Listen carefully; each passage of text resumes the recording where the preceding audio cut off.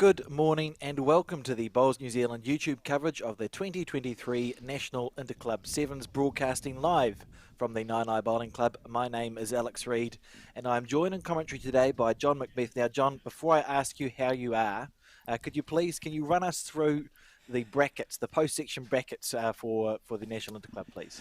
Thank you and good morning everyone. Alex, the Stoke team beat Auckland in the first round of post-section yesterday afternoon. That was a fine win by Stoke, but not unexpected. The unexpected win came in the next bracket there, where the playing through champions Elmwood Park were beaten by Temuka winning the singles and also the four to progress to this stage where they will play Stoke.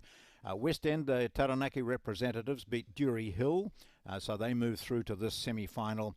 And of course, one of the favoured teams, Gore, beat Manawatu's North End. So the four teams going through and playing each other, Stoke against Temuka, and the match will be concentrating on West End against Gore. That's a brilliant segue, John, to our singles players. We can see them there. Who are they? Well, we've got Dean Elgar standing on the left up at the mat, as we just saw briefly there. He's a West End representative, a very experienced player. This is him now. Has a lot of success behind him. He looked pretty much on edge. I saw him sitting by himself, stretching, getting ready for this game against the current national singles champion and newly announced New Zealand representative Sheldon Bagri-Harley of Gore. So there's a good opener from Dean Elgar. Conditions absolutely perfect. I mean, they've all got their sunglasses on, their caps or hats out. Sunscreen has even been out. No wind at all. The sky is just clearing nicely. A bit chilly this morning, but warmer outside than it is inside here at Naenae. That's not unusual. Yes. But,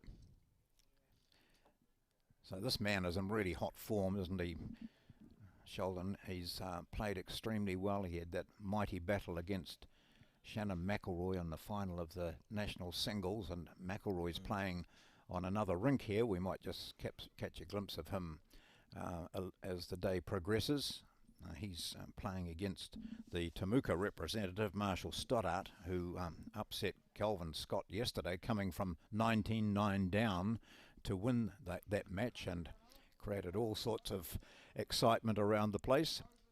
Can imagine that must be, for Marshall, that must be one of his biggest wins of his career, wouldn't it, John? He's a six-year bowler, just gone out of his junior ranks. He was nervous. He was forced to drive on two of the first three ends and drove pretty well too, but all the while it did seem that Kelvin Scott, who's, we know, vastly experienced, and he was just putting them in there. And then at one stage, I think I've still got the card here, Scott dropped a 4 to Marshall, who suddenly went from 16-5 it went to 16-9. Scott replied with a 3 and then never scored again.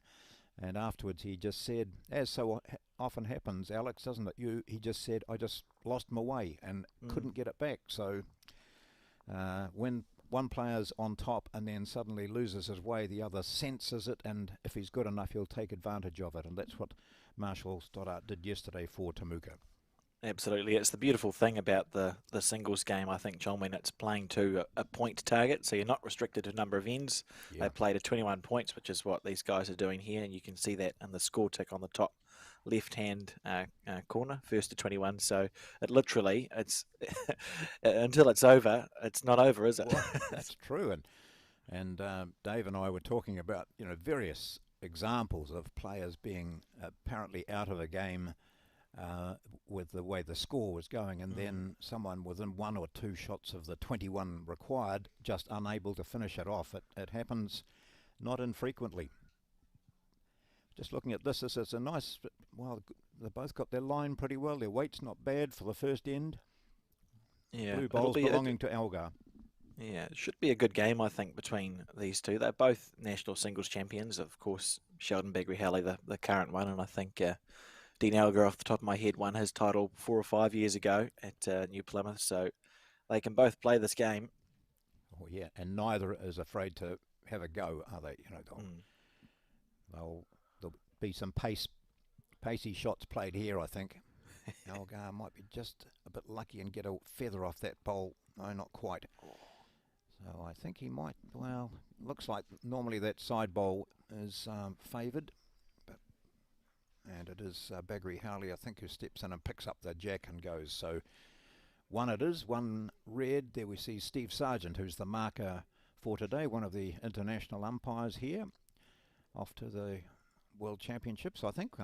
He and David Burridge, who's also here from the Wellington region. Sue Way is marking one of the other games, so well represented here with top umpires as markers for this game. So the start, first end, and it's not ends that matter, but it's Baggery Howley who scores a single and leads by 1-0. He leads off on his forehand side there. As you said, John, Sheldon probably the informed man of bowls in New Zealand at the moment, I would say. He's just been announced in the World Bowls team, skipping the 4. Look at that, just trailing it on the forehand side. Certainly, if he gets his tail up and confidence going, he's hard to beat, and I think that's how he's feeling at the moment. Well, it's an interesting team selection, wasn't it? And I know there's, one or two players around here. I can see one of them today, who's not far away from us, who was a bit stung by an omission. We've got the current world champion singles player standing here and wasn't deemed good enough to make this team. So competition's hot, obviously. Yeah, I think it's representing your country. It brings out the passion, doesn't it? And you can only pick 5 people. So I think as long as people continue to care, that's only got to be a good sign. And Sheldon Baggery Howley looking to make it 2 right on the jack. They've started off well. Now that jack had moved a wee bit, so Baggery Howley didn't have to make any change, but certainly Elgar had to just tighten up his line a wee bit, seeing the jack move. I don't know if there'll be much talk between these two. It's not in the nature of some people to talk at all. They just like to concentrate on their bowls, and in other combinations or matches you'll see quite a bit of chatter, but this is now at crunch stage, isn't it? There's a lot at stake. Absolutely, and I think it will be interesting to watch because Sheldon does get quite animated. Well, that's a lie, actually. He's known for getting quite animated. And then I thought, John, the New Zealand singles final that you and I commentated with Sheldon playing Shannon McElroy, he wasn't. He just got down to his work. So maybe we'll just wait and see what Sheldon turns up today. He's wandered down to the other end, down to where the jack is. He's holding a couple of shots. He's looking back up at his opponent, Dean Elgar, who's down to the shirt now.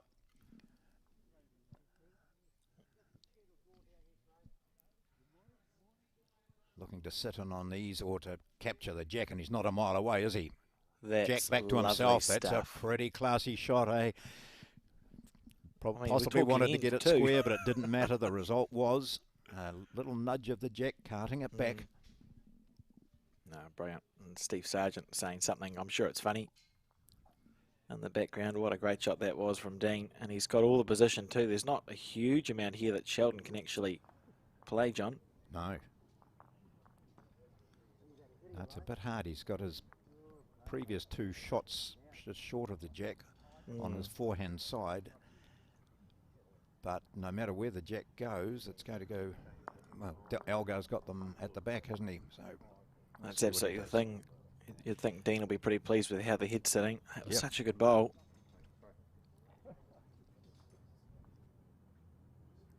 Is he going? Is that his quick look? Maybe. Yeah. Something square from Sheldon Baggery Howley. Oh, he's made contact. Did he have any what touches happened? in there?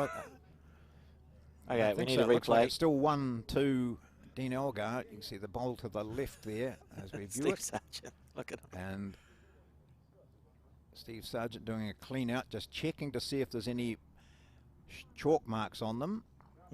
Where There must be one left then, but we think John. He's having a. What's he going to show us? He's going to show us a red, I think, is he? He's going to tell us that it's. No, it looks like Elgar who's got the shot. He's trying to make it 2 here if he hasn't got the shot.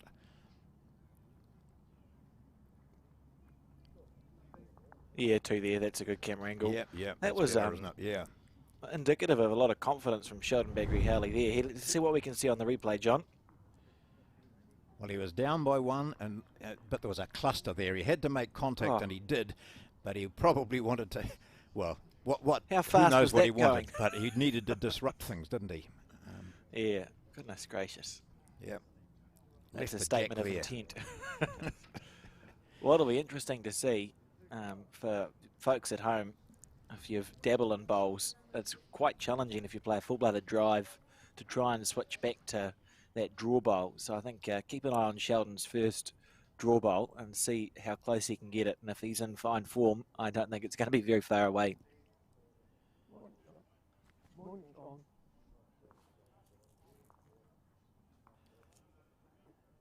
In the meantime, we're just looking also at that Piers match.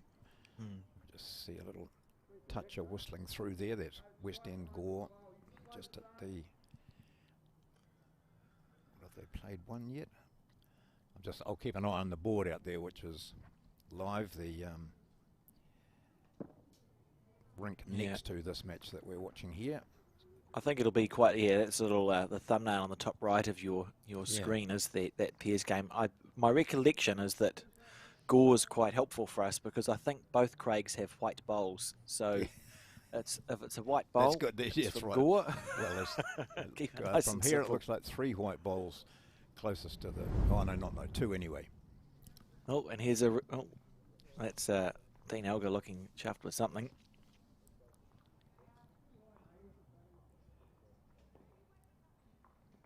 Well, we kept an eye on that first bowl from Sheldon after the drive, and you can see it's not in shot, so he was heavy with that.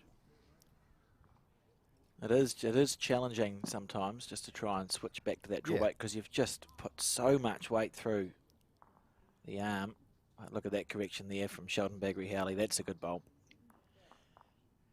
And we'll probably be repeating myself here, Alex, but I always find it hard to read the weight of the design of bowl that Sheldon's using. You know, the multicoloured. They seem to. They look to me as if they're going to be short all the time. They're slowing down. It's just that, you know, it's I don't know, an image that I get. Now I find they go on forever, don't they? You know, because it just sort of tick over, and you're like, well, are you going to stop? And speaking of the bowls, I think these are new bowls from Sheldon Bagri-Howley. They're different colour. They used to have like a blue-white split, and I'm pretty sure when he made his debut, well, not his debut, but when he played for New Zealand at the Multi-Nations, those old bowls had a big chip missing out of them, and it was decided that they wouldn't pass muster. So he's got the same model, but a different colour here, these XGs. Unless my colour blindness is coming into it here. No, I don't think. Not a different colour. Now, interesting green, isn't it? Here, most of the bowls have finished narrow. You see that 4 of the 5 that we can see have been narrow. Elgar takes a wider line this time, but has missed out on his weight.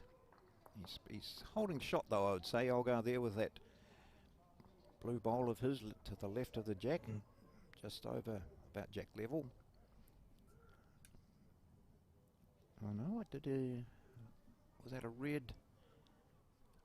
I thought I saw a red lollipop go up from. It's keeping your eyes peeled. Yeah.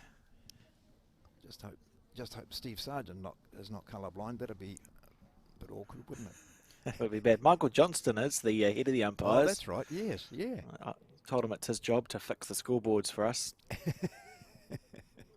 Here we go, Sheldon Bagri-Howley. He's on a searching line here. John looking for the jack, looking to trail it back. Oh, goodness gracious, that wasn't far away.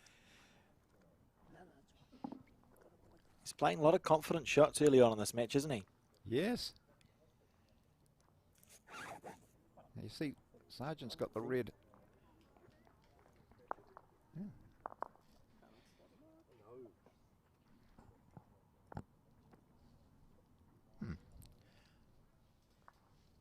I thought, I'm confused now, because I thought Algo was blue. What have we got up there? No. That would be confusing. That would be, yeah. So I West think End is red. So it looks like the West I went down End's and asked red, Steve yeah. Sargent what are the colours, and he told me the other way around. So there you go. That's specifically to sabotage our commentating situation, yeah. John. I went down It's and that said, one. Steve, now who's got what colour? Anyway, there we go. 3-1 to Algar after 3 ends. As we keep saying, ends don't matter. It's first to 21. The beautiful thing about being the commentators, John, is that we can say that narrative, and Steve Sargent can't say anything about it. Well, the Temuka team came to me this morning, Alex, and said, we listened back and watched the commentary and the coverage. It was great, except that you got the names, the positions all wrong. And I said, well, that's what I was told, and I didn't say. Dave Worsley read them out to me, and they said, no, we heard that. No, but you just, they were around the wrong way. So obviously Dave had taken them from the sheet, sent them down to me, and I didn't know the players at all, so you just go with what you've got. They weren't worried about it at all, but they provide a bit of fun for them. We all have different ways. I noticed that when we went to Australia, they write their fours teams from lead through to skip lead first. Yep. And then some of us write it skip first, and it seems to be, there isn't a set system, so when we ask for the names and you just get the list, you go, it must be singles and pairs, skip, so on and so forth, but not the case. And look at this here. He's settling in well, Dean Algar. That's 2 very good bowls there.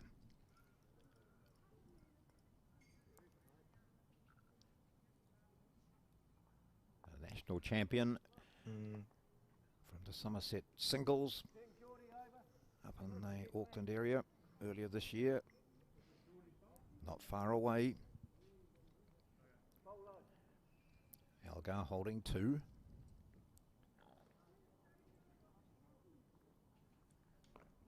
I'm quite happy just to pepper them in there, isn't he, Dean? Yeah. You know, he's found his line and length. He'll just keep putting them down that line. Look at that.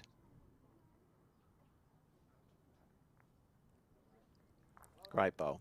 Yes. So 3 includes a toucher.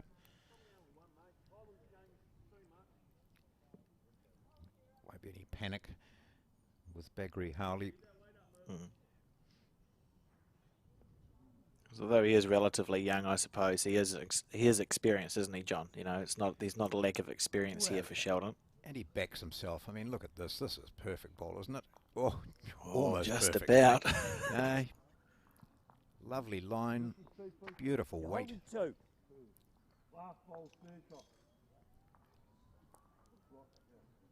Yes, that ball.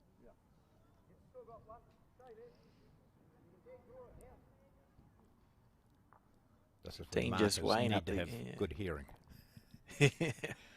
And be confident with their calls. That's Yes. one of the reasons I don't enjoy marking. So if they ask you who's holding the shot and you tell them, you just cross your fingers that something changes or you're right. Yeah. It's nothing worse than making the wrong call. And because it doesn't help much when it's a measure, you know. So then you got to say, do I actually have complete faith in my marker? Is it a measure, or can I go up and have a look and determine it myself? I often ask if they had to put their house on it to just that's tell me right. what they favour. About 3.5, 4 inches.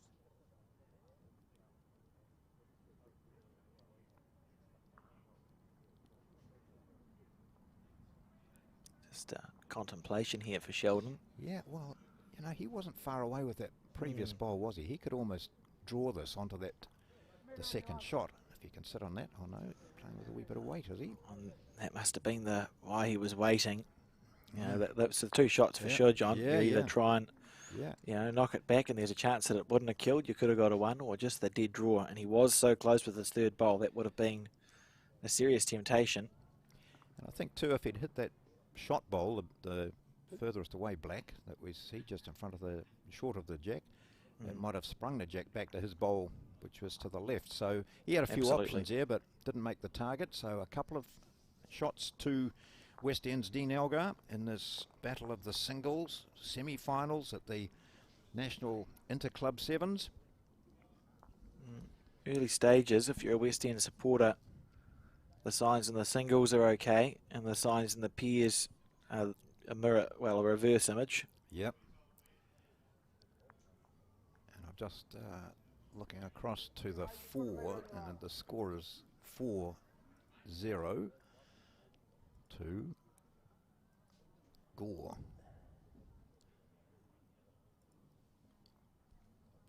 Singles match, without me knowing who's leading, it's 5-4. That's McElroy against Stoddart.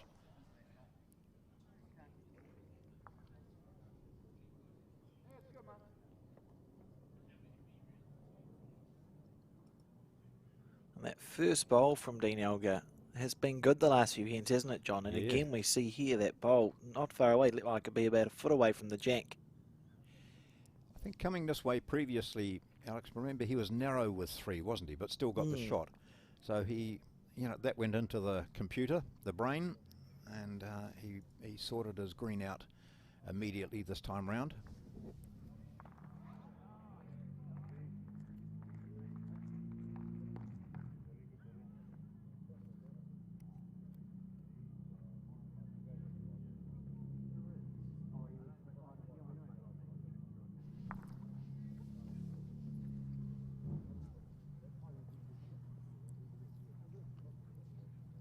Scoreboard reads 5-1, West End's Dean Elgar. Bagri Howley a big wide there, but coming in, just testing that side, just working it out. Sometimes you find that with players. Sorry, John. Yeah. Keen to talk. Sometimes you find with players, they, you take your green just to make sure that you can't get stuck out wide. You sometimes see bowls go drifting, don't you, when they take too much? So that was about the green Elgar took previously coming this way, wasn't it? He was narrow with 3 of his bowls. His first one coming down this way on this particular end, which is the 5th. He was right on it. That's the bowl at 6:30.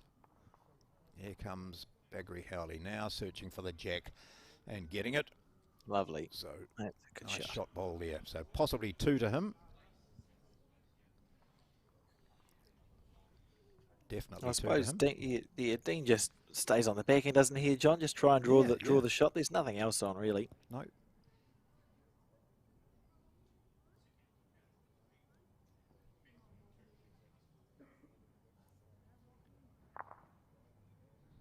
All sorts of options here, aren't there? Or results. You can be, so long as you're in that zone. There's the little feather off the front bowl of Bagri Howley, or you sit on the jack, or you just nudge it back to yourself. Just needs to get that green right this time. Here he goes. Is that a sign of I like this? Yeah.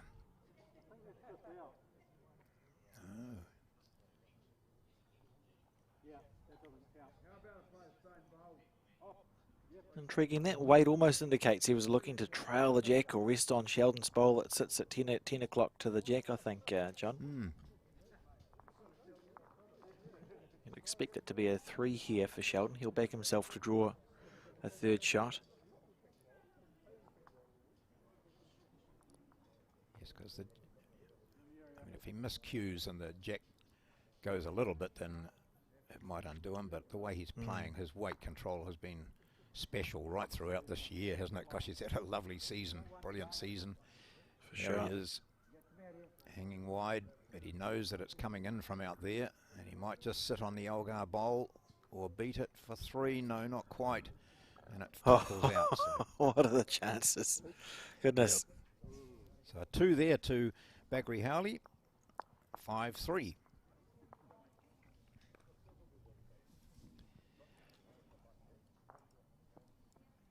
5-0 to Gore after 3 ends, or playing the 3rd end of 18 in the pairs. And I think it's 5-0 in the 4s as well. Just can't, this player's standing across the scoreboard.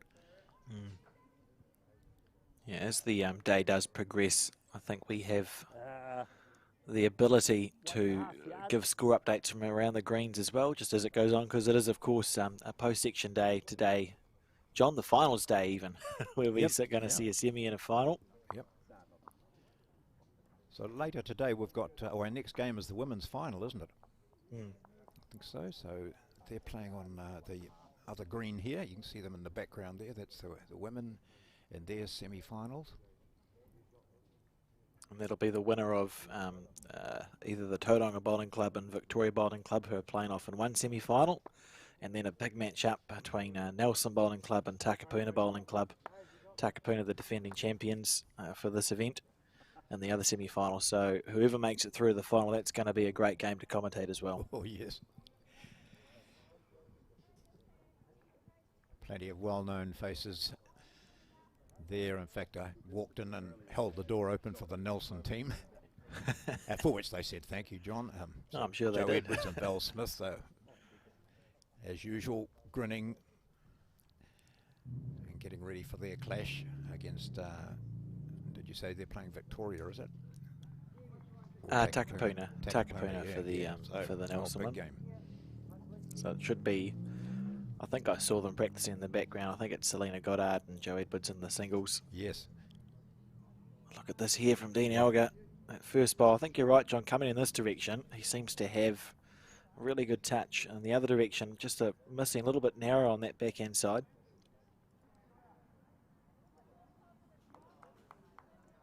It'll be interesting to see, keep this in mind, whether he changes his hand going the other way next time. Oh, really loose. it's a wild one from Sheldon Bagri-Howley. He'll be disappointed with that.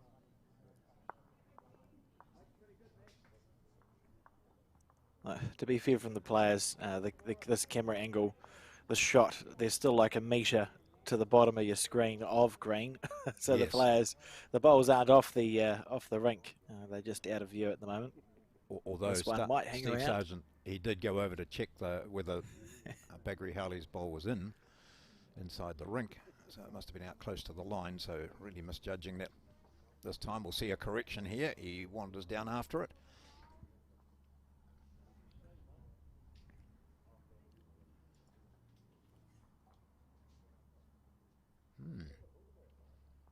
Interesting. This could be a really, I mean, the pressure on Sheldon Bagri-Howley now, you can actually see his three bowls in that shot there, one to the far right and the other two to the left. As a player, you really don't want to be under this sort of pressure, having played those bowls, I think, John. You know, they're a little bit scattered here, particularly for a man of his ability. But what's got to happen is that Elgar has got to sense that and take advantage of it. And I think he's got three now. I just looked at Bagri-Howley walking back, and he was shaking his head, and it was signs. What I saw from Kelvin Scott yesterday, when he had a couple of ends exactly like this, had to pull out a really good shot with his last to get in and save a handful, or 3 or 4 shots, and he was shaking his head, and it had a period where things just didn't work for him. So Bagri-Howley has changed his hand. Oh, what a pushed the jack shot. back and pulled off a good save, really good save. 3 down, but with so much room in which to draw. So he won't be shaking his head now, but will be wondering what on earth he did to be so wayward with his first 3 balls.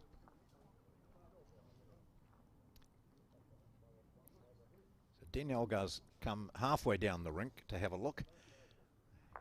He would have 3 seconds, presumably. Yeah.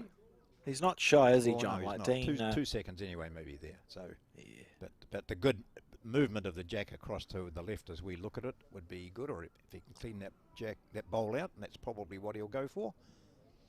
Now he's Absolutely. right down on the head. Just getting the angles right in his head. You can see those the 3 bowls.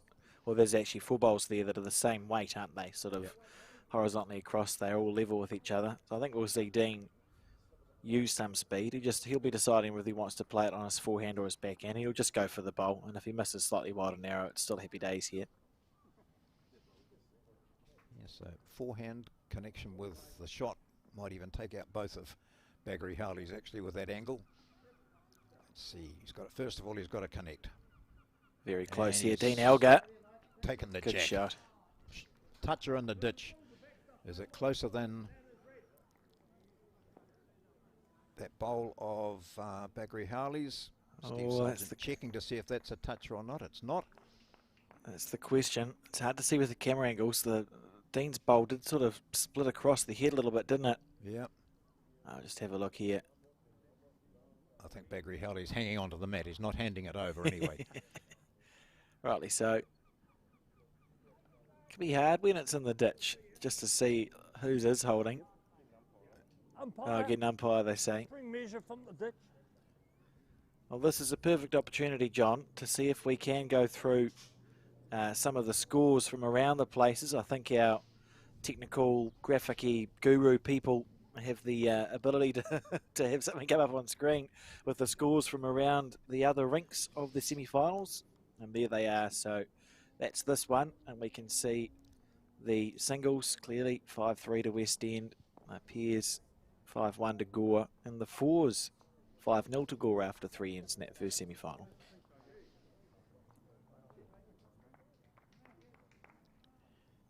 The other semi-final, you take it, John. Temuka down 8-4, so McElroy leading for Stoke in the singles, Stoke leading 6-0 in the pairs and 2-1 in the fours. It's an interesting semi-final, isn't it? Because Temuka, the giant killers, defeating Elmwood. It'll be interesting to see. It can be sometimes challenging to carry that through. Yeah. And here, this women's semi-final, Tauranga and Victoria in the singles, they lead 8-2. The pairs are all tied up 4 apiece, and the fours 2-1 to Tauranga, and that after 3 ends. So early days really in that semi-final as well. The match we were talking about earlier, Nelson against the defending champions Takapuna, who Selena Goddard leading Joe Edwards 8-0 in the singles, but Nelson leading 4-2 in the pairs and 2-0 in the fours. Intriguing. It's going to be interesting to watch that. These events are so, as the player umpires just sort themselves out, these events, you know, the pressure is just unbelievable. And as the games progress in this post-section environment, I don't actually recall an interclub or an intercentre that we've covered in the last 2 or 3 years that hasn't come down to like last bowl stuff, John. It's very exciting. Oh, yeah. Now this is interesting because we saw both Elgar and Bagri Howley look at this. I think Bagri Howley held onto the mat. He thought he had it. Elgar didn't. He called for a measure. And now we've got 2 umpires here. Henry Yee to the left, and I think that's Anne Burridge under the hat. And they're just Steve Sargent, who is a senior umpire, is keeping a close eye on how things are done, I think, from the background. They're always awkward, these, aren't they, when the bowl's in the jack's in the ditch. Yeah, the string measures. The oldest ones. Looks like that's one to Dean Elgar to me, though. He's not reached Sheldon Bagri Howley's bowl.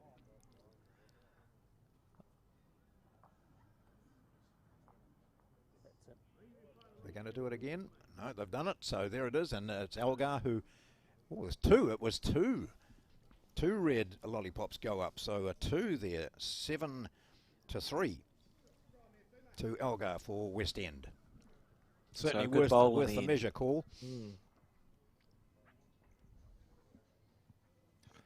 Now, let's see if Dean switches to the forehand side or persists. He is. Oh, no, he's... Oh, I thought he was too. He was too. Square on the mat. And he's taken more green, though, so that's the other option, I suppose. If you've consistently been missing narrow, just make sure you give your bowler a chance to turn back in, and that's what he's done here. That's a good first bowl there from Dean Elgar. Yep. I'm talking to Marshall Stoddart, who beat Kelvin Scott yesterday. Alex, I sort of posed the question, did you think about changing hands earlier, you know, because he was really struggling on one end? And he said, well, I had in the warm-up, you know, the trial ends, he said, I played that hand and I pinged the jack each time. So with my 3 bowls, well, 3 out of 4 were right on it. And he thought, well, that's the hand I'm going to play going this direction. But he said, as the conditions changed a bit, I wasn't nailing it, and in the back of my mind was, well, I know I can do it because I did it in a trial end, so it takes a couple of ends, doesn't it, before you make the decision to change. And eventually he did, and it worked for him. But also, yeah, both players found it a bit tricky out there. Oh, this is good correction here from lovely bowls. He must have been listening to the commentary, I think, John. Go on, right, I'll show you. Yeah.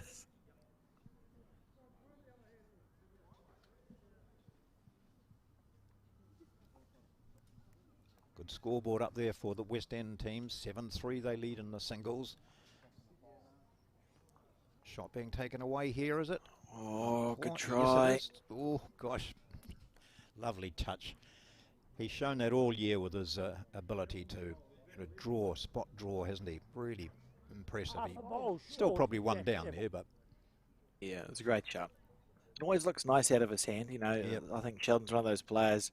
Almost every bowl he plays, you think, if you're playing him, you think, oh, that's really close to what it's supposed to be doing. Dean on the forehand.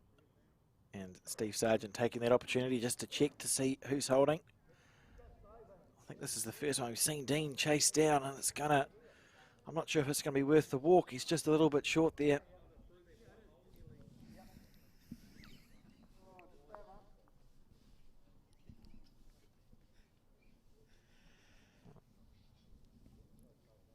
forehand this time from Baggery Howley, down by 7-3. Beautiful delivery. Yeah. Steering this one down as it comes back into the head. Willing it to turn, willing it to turn. Good shot, well played. It's a lovely head for Sheldon because he's got those two bowls that sit at the 7 o'clock mark to the jack. And if you look where Dean's three bowls are, none of them are past it. So if you're Dean, you're not thinking to be aggressive here, are you, John? Because it's just like, I can't see it going well. No, any movement of the jack towards the 2 metre mark is going to be in favour of Baggery Howley. I suppose the only reason Dean might be aggressive here is because if he is, Sheldon can't be. But you need to back your collision bowl to follow through perfect, or you could, you know, it's not a great look when you hit it and suddenly you go from 1 down to 3 down. So we'll see what he opts for here. I think he might be considering some sort of way, just the way he's standing on the mat, John, and on the backhand too. So he's down on the head. Baggery Howley holding a shot. Oh, this is good from Dean. That's smart. Well, if he gets a wee feather there. What a lovely bowl. Well, that's a good position for him too, isn't it? Yeah, it's a he great might not shot. have the shot, but he's just sort of almost cut down that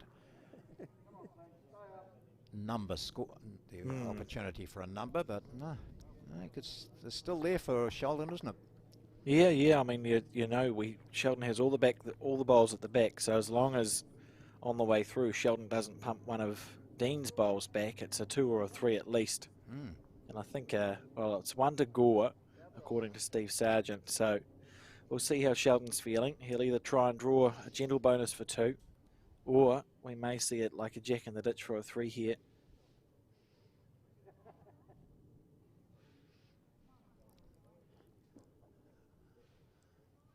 Even just a trail of the jack, eh? If he just pushes Any it movement. through half a metre on. Let's see what he does. Oh, gosh, it looks like it's a wobbly, doesn't it? Coming down here. Watch it keep going as well. Or just drawing for 2. Is he drawing for 2 That's and getting beautiful. it? Oh, what a bowl. Hey, that's pretty good. Unbelievable stuff. Just get down and draw it for 2. Who cares about moving the jack? But Yeah. Oh, classy there from Sheldon Baggery Howley, and eking back 5-7 now the score on this race to 21. And look at Sheldon, he's going for walk off our screen, so that mat's coming right up. The next part of the trick is to throw the jack into a legal space, or it's not worth the walk up with the mat. Well, if it's not, the mat will go back, I'm sure. Yep, this is good.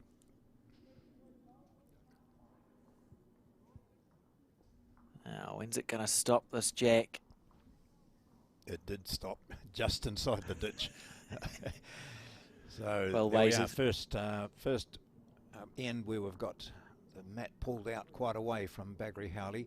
And remember, that's possibly because coming this way last time, Alex, he had 3 bowls that were all over the place. We needed a wide shot to fit them in. But then he drew a pretty good one with his last. Yeah, and persisting with that forehand side now. I think Sheldon's did the experiment of playing the backhand side, but just to the right as we see it.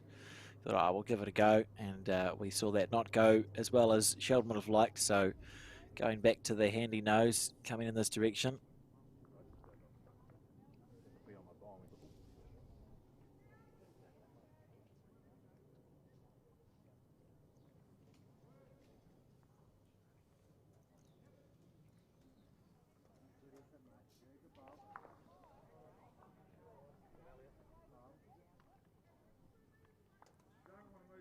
Probably safety, yeah.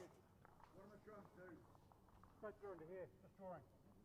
I can draw underneath my bowl for another shot. West End have scored in that pairs match. They've played 3 ends now. It's 5-1 to Gore.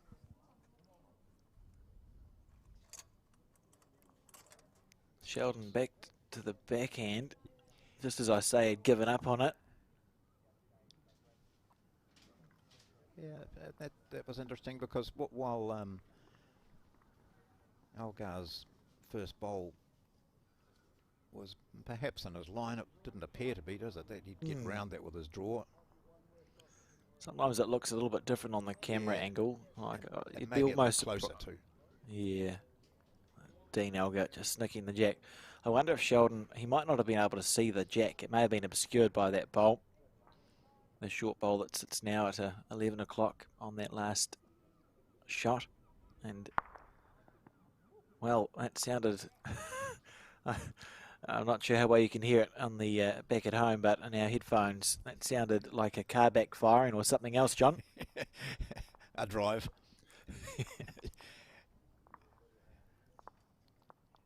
Bagri Howley now. He's 1 down on this head, trailing by 7-5. Willing it down, not to be. Just looking to sit it, wasn't he, and stay. Just looking at that other singles match, remember we're in semi-final stage and the other competition is between Temuka and Stoke. Temuka, the South Canterbury champions, and Stoke, the Nelson. They had some good battles yesterday, and it's Shannon McElroy playing against Marshall Stoddart, the giant killer from yesterday, and a 9-6 McElroy leading there.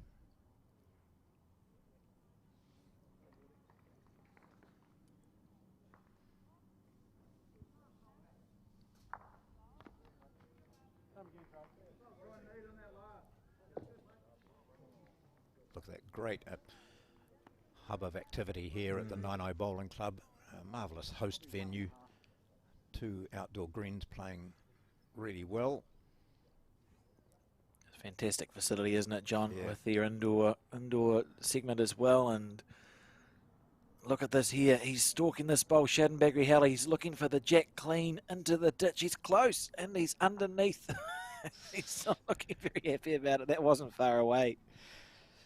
Goodness gracious me. That was his 4th bowl though, wasn't it? So Elgar Yes. now has an opportunity to grab a couple out of this. Has he got... and all he has to do really is to sit on those 2. If he's slightly over, he just needs to be up there and sit on those back 2 of his opponent. A player of Dean's ability, he would have looked at that and thought, well, you know, I can draw that. he'd be surprised if he didn't draw it. And he hasn't surprised himself because he's made it count. I think he's made it count. Let's make sure there's no bowls here underneath our camera angle that we couldn't see. So is that 2 conceded? Yep. Ooh, looking at 3. Just checking for the 3 and 3 there. It's a 2. Just a 2 I see from 2, Steve Sargent coming back with the lollipops held in the right position. They trained for this, you know, Alex. And how lucky we are to have them as Dean Elgar ekes towards. He was looking to be the first man in this game to get to 10 points into double figures, but he's going to have to wait to get there. Only 2 there, so it's 9, should be 9-5, I think, to the singles player from West End. And West End, I was wondering if you look in our Interclub program handbooky thing, West End, and there's another one, they have a dash and then what district they're from, so it goes to West End, Taranaki. That's because I think there's about 3 different West End bowling clubs in New Zealand, John. I know there's one just down the road from Ponsonby Bowling Club, and I feel like there's one in the South Island, so it's obviously a popular name. Absolutely, yeah. I'm surprised there's only 3.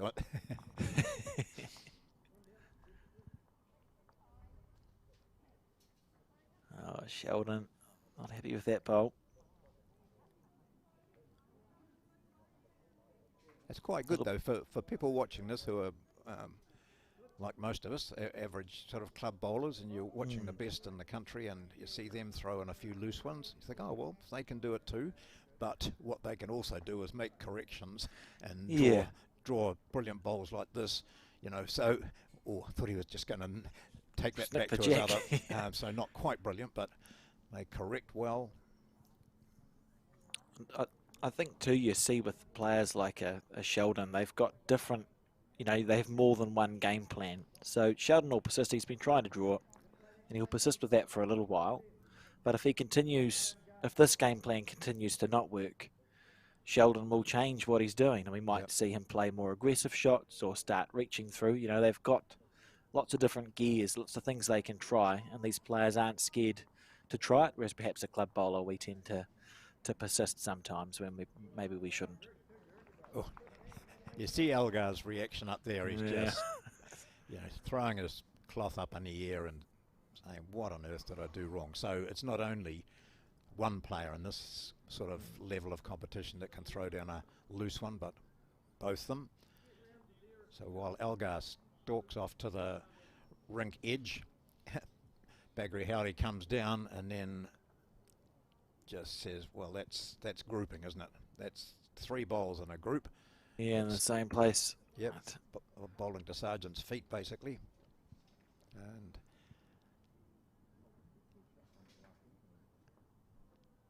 And these are the occasions, Alex, aren't they, when, you know, you would say that Bagri Howley is the favourite here, although, you know, Elgar is a top-notch bowler, but the form player around at the moment is Sheldon Bagri Howley.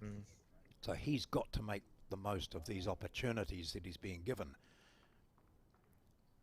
And if you'd said to Dean, you're going to be holding 4 and they're going to be, you know, that distance away from the jack, I'm not sure if he would have believed us, John. No. So this will be interesting here from Sheldon. There's nothing to hit. He just has to try and draw this.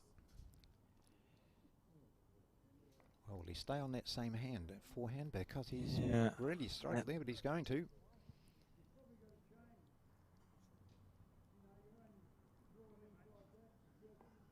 Look to be a tighter line this time, is it?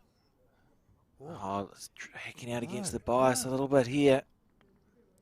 That's not going to come in from there. That's in exactly the same spot. So he will be absolutely gutted with that.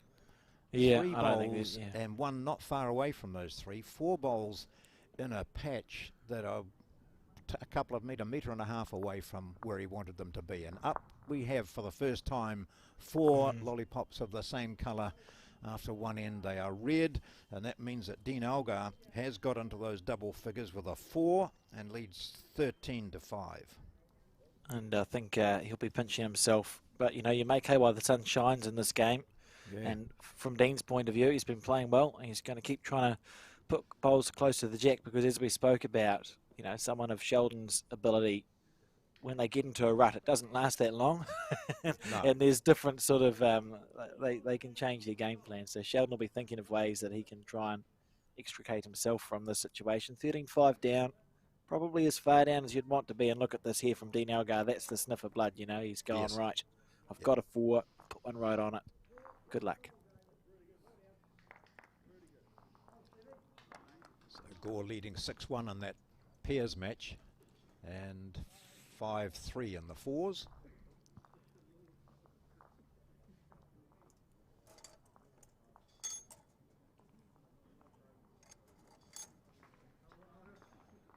McElroy leading 10-7 against Stoddart in the singles match. Stoke against Temuka. But we'll get a rundown of all the scores. You see in the background there, that's the women's teams in action. Semi-finals there. I think Elgar was probably thinking, I don't want to give him a target. I want to have a second shot that's just a wee bit wider, but not that far.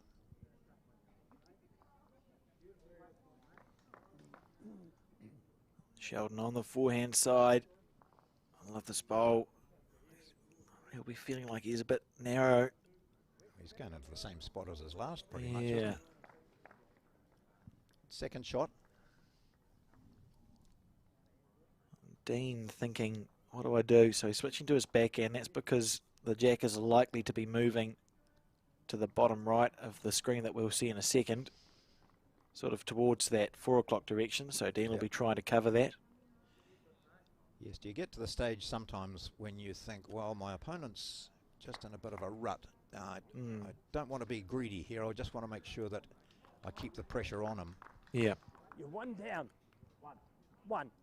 And that's quite a an experienced bowl from Dean, because, you know, it's understanding that he's 13-5 up. Why would you stack the head up and make the target bigger, as long as you can keep ticking over the points, eh?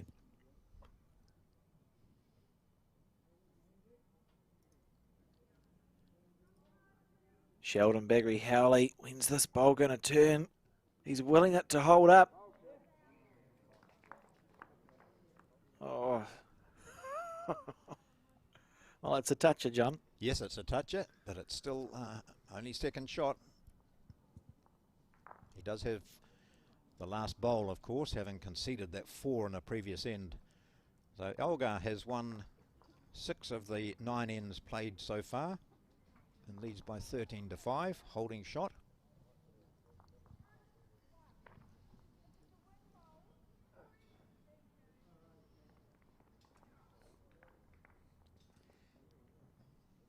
Do you think he might just not be short here? Yeah. Play that defensively, you know, just get one up around even the 2 metre or something like that. I think so. It's like we've spoken about. You know, Sheldon's not. We know he's not going to keep missing. No. And we've only seen Sheldon be aggressive, properly aggressive, once in this game. It was on end 1. So it is about just sort of trying to manage this, I think, for Dean. Even if he can get a third shot here, that's a very good bowl, because you're guaranteeing you're only going to drop a 1 if you get chipped off. Somewhere around the 2 metre mark, yeah, that's good. Yep. So he's now got the back bowl, and it's up to Baggery Howley. Does he persist? Jack's not quite so accessible for him here with the shot he was playing previously, because he moved it back a little bit. If he gets rid of that shot bowl, is he holding second and third, or just second shot? Just second, I think. This is a big bowl in this game, I think, to get his confidence back. This is very close here from Sheldon. Yeah. This is very close here from Sheldon. That's brilliant. What a shot. Yeah, brilliant. So from 1 down to 2. Pressure bowl.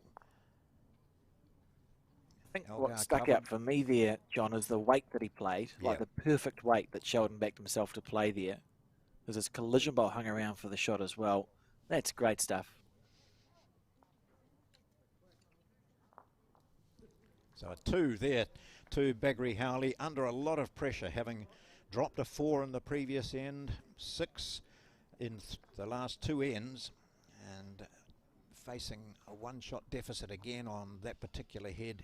Drew the perfect bowl, played the perfect bowl to sit out the shot, and he already had second shot, so a couple for him. It's 13-7.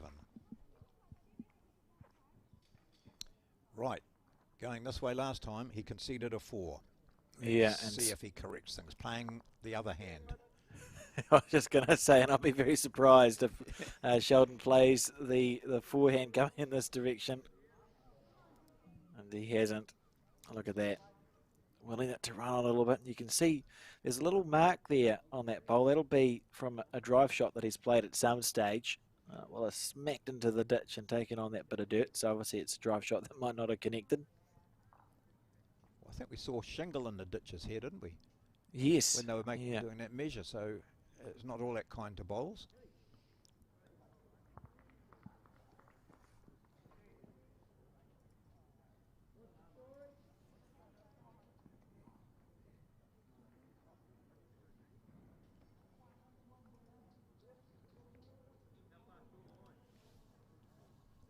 Looking at that pair score, 8-1.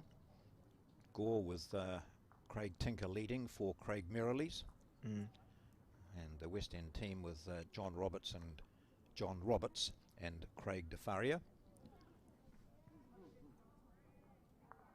We will endeavour, I think, maybe after this end, I think we'll see if we can get some scores from around the other semi-finals. There are three other games being played. Well, games, there's more than three. 3 other rounds, I suppose you'd call it, being played today. So what's the points? Oh, here we are. Elgar having a go now.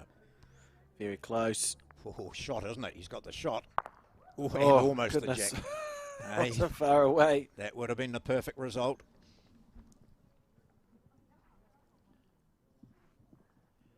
So the point situation, Alex, remind for singles, pairs and fours. Yes. With the being three games, you can't sort of draw or tie the number of matches. That's so what's right, the points? yes. So because we're in post section, they're sort of like sides taking on sides. So what the club needs to do is to win 2 out of the 3 games. So Right. you can't get a draw the game if it's drawn, you play an extra end. And if you win 2 games or more, you've won your match and you progress to the next round of post section. So they're all worth the same amount of game points, and it's the nice simple equation. You know, your club needs to win 2 out of 3 or 3 out of 3, and onwards you go. And look at this here from Dean Elgar. He's very close, John. Oh, he's got it again. Oh, Oh, it still doesn't get the jack. Square through. Looking around in disbelief there, Dean Elgar. That wasn't far away at all. He's standing there with his hands on his hips. I can see. He's just wondering what I have to do. He's been clean with the shot both times. Still got some chalk on the bowl. He's or spray. He's kicking around at his feet from a toucher on the previous end. Save the toucher for last, eh? Is that the case? Maybe. Yeah. Is that my lucky ball?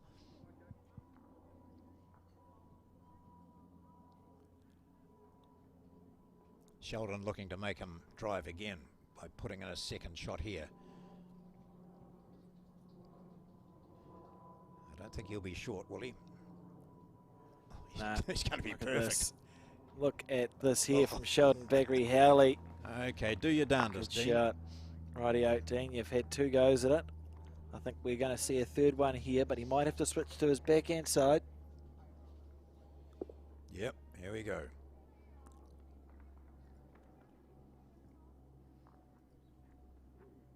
Not He's a mile close away, here, is he? Dean Elgar. He's He's got close jack here. this time, has he? He has, and kills it. Oh. 3 good Elgar. drives here from Dean Elgar. He's got a toucher in the ditch. Where did the jack go? Is it still in?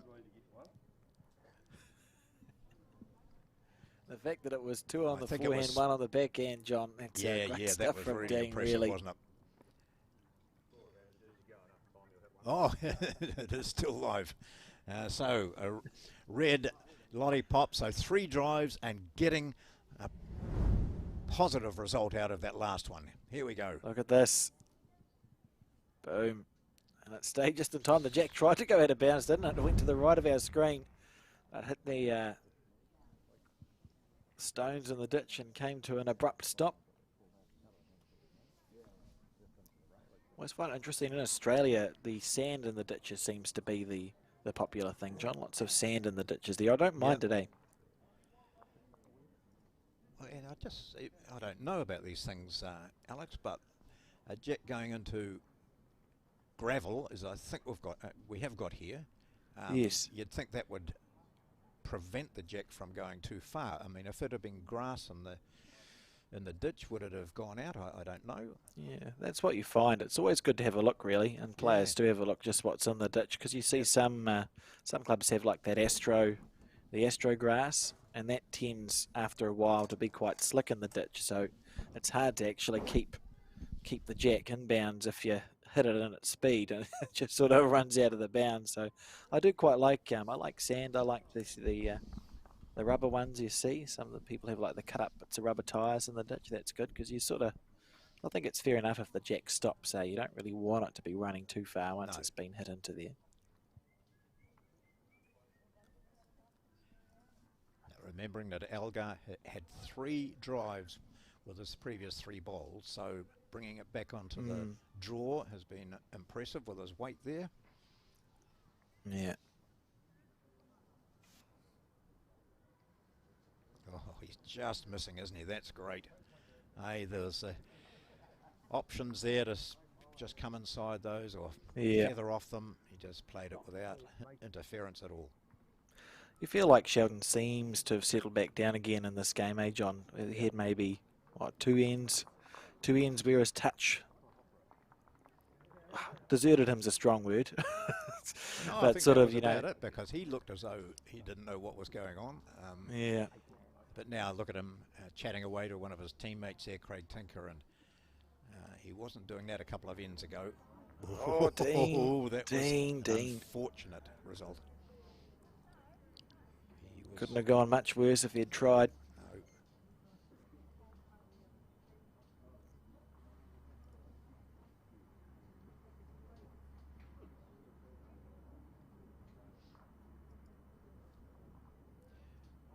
This is Bagri Interesting.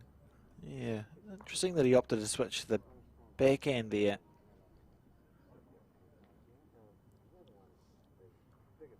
Maybe just wary of the drive, I wonder. Was he Yeah. searching a wee bit there?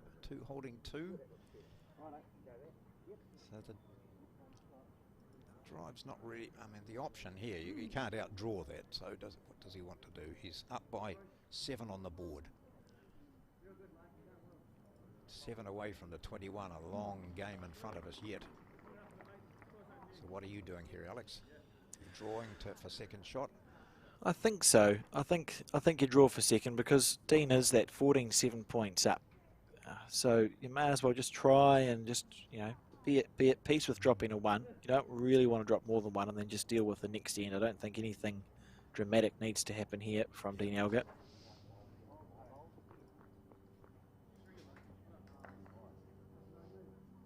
Oh, he's played this pretty well too, hasn't he? Oh, who said he couldn't outdraw this? He can't outdraw that, says John. Oh, what a bowl! Oh, well. An unfortunate result believe for it him, sprang really. so far. Gosh. That's He's still unbelievable. one down, is he, or 2? 1, Oh, 2, holding 2. can you imagine drawing a touch of John to squeeze the jack out and drop what's probably going to be a 3 now from Sheldon Bagri Howley with his last bowl? That's a bit. Oh. I don't have much else to say about that. That's a bit stiff, I think, from Dean Elgar. It was a good shot. That's almost outstanding, yeah.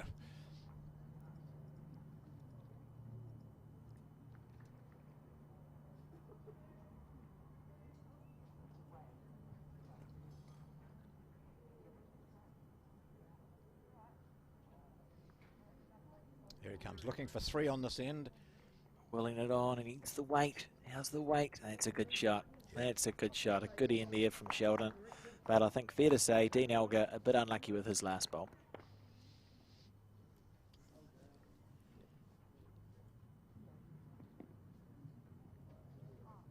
Sheldon Bagri Howley went a couple of ends without scoring. He was down 13-5, picked up a 2 to go 13-7, then dropped a single when he was handily placed. Elgar driving him out of the match, really out of the end.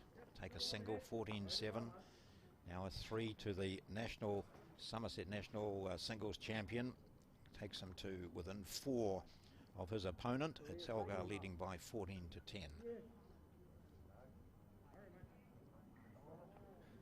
We'll see if we can go around the traps with some other score updates in a second, John, if we can get that up. And there we are. They were ready to go. So we can see clearly the pairs was already on screen 9-1 and the singles, but the fours, interestingly, Gore leading 6-4. So as it sits, as we spoke about, Gore's winning the fours and the pairs.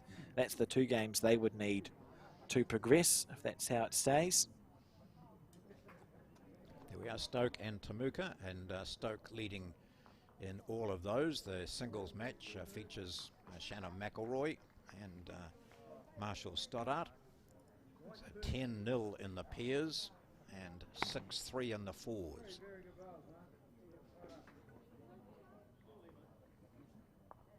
Now across to the women's event, and we can see Tauranga in the singles leading 11 points to 7 over Victoria. And the pairs, they're leading 10 points to 5 and trailing the fours 4-5. So early days there still in all semi-finals, but Tauranga with a slight edge over Victoria at this stage.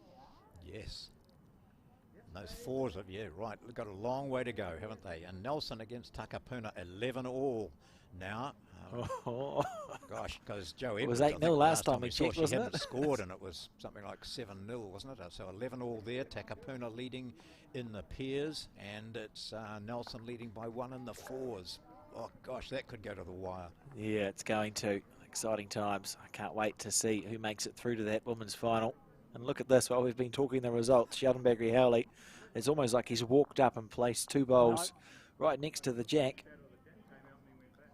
No. Half an inch.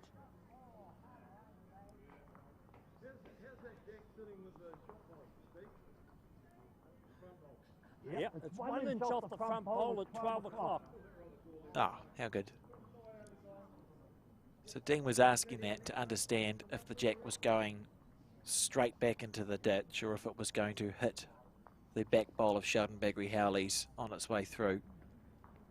Here comes aggression. That's interesting, isn't it? That I wouldn't think that was a question the umpire could answer, but that's excellent information coming back, isn't it?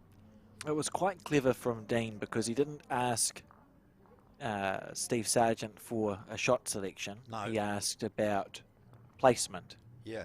So that was clever from Dean, and certainly great information. Unfortunate, of course, that Dean Elgar asked the question, played the shot, was a bowl narrow, and has now chipped off his back bowl. Yeah. So that's not gone brilliantly for Dean Elgar, and because it is going clean back, I don't even think a kill's on here. So we'll see what he opts to play, but this could be a tough end to get out of.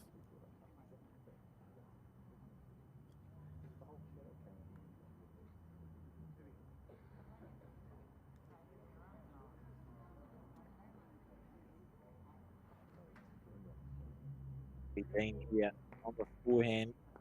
So because he's removed his back bowl, decided that dead draw is the call. That's fair enough. He's got beautiful green there.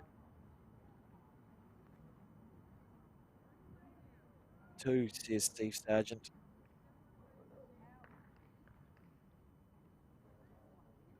We will expect to see Sheldon Bagri-Howley draw a third, but he'll be aware that he doesn't really want to make a target on the left-hand side of the screen as we see it. So Sheldon may play the backhand side, which is to the right of our screen.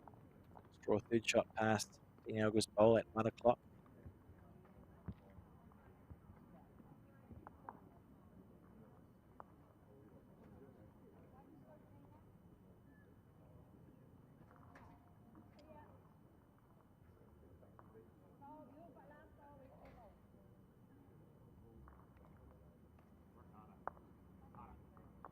Great shot here from Sheldon Bagri-Howley. Great shot. Look at that. Beautiful bowls. And it's still, the jack's still going clean back through. The one thing he didn't want to do was set a kill up here.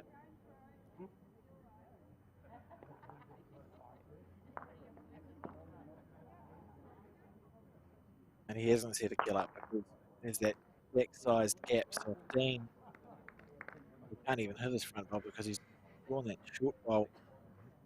This is a tough end to get out of here for Dean Elgar, leading 14-10 in the race to 21. You see a little shake of a head. He almost has to sit, I think, on the forehand side. That second shot bowl of Sheldon Bagri-Howley that sits at 8 o'clock. You sit that through, you'll only drop a one. And, certainly, well, it doesn't even look easy, but it'll be harder to play.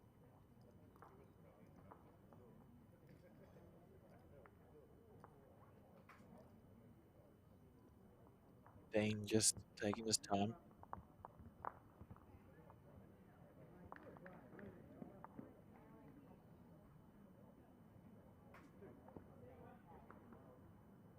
Still just weighing up his options.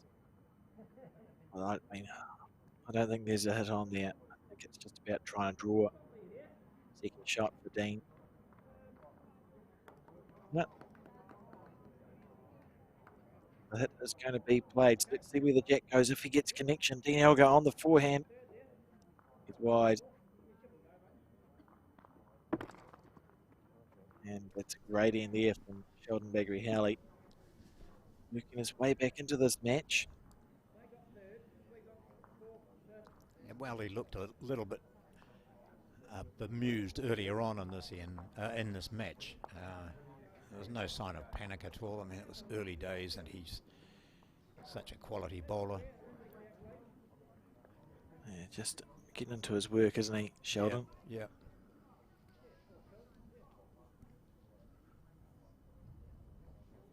I'm not sure if they've got new shirts. I don't recall seeing those shirts, the Gore Rams club shirts they've got on. I wonder. No. That big bolt of green in there, isn't there? And I think there's a ram on the back. Yeah. It's quite like them. I think they're quite good club shirts from the Gore Rams.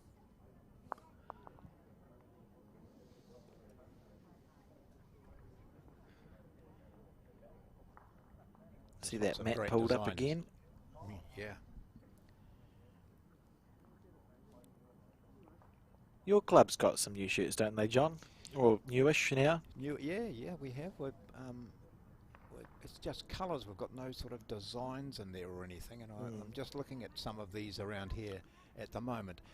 You know, sort of special shirts for when you're out doing, representing the club at an event like this. You think, and I know some of these clubs have. They've come up with, special shirts for the Interclub, and I think that's impressive, isn't it? Yeah. The days of white have just really gone, haven't they? You literally see more people dressed in whites for social bowls now than you do for the real thing. That's right, yeah.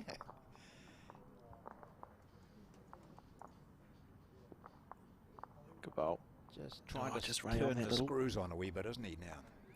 Yeah, we've seen a few ends where he's just placed those bowls, just peppering the jack, Sheldon Baggery-Howley.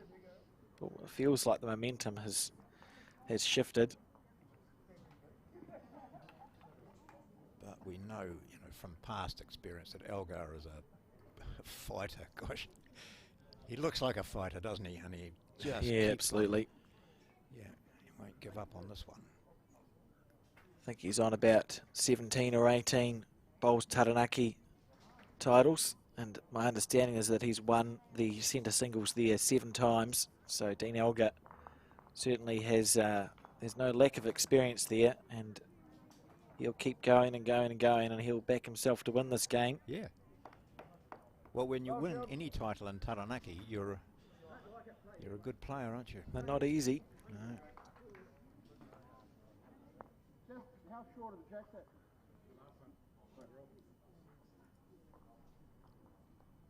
Forehand again. So the option here he can sit out Baggery-Howley's shot. Close. Yeah. But unlucky, really. That was a good shot.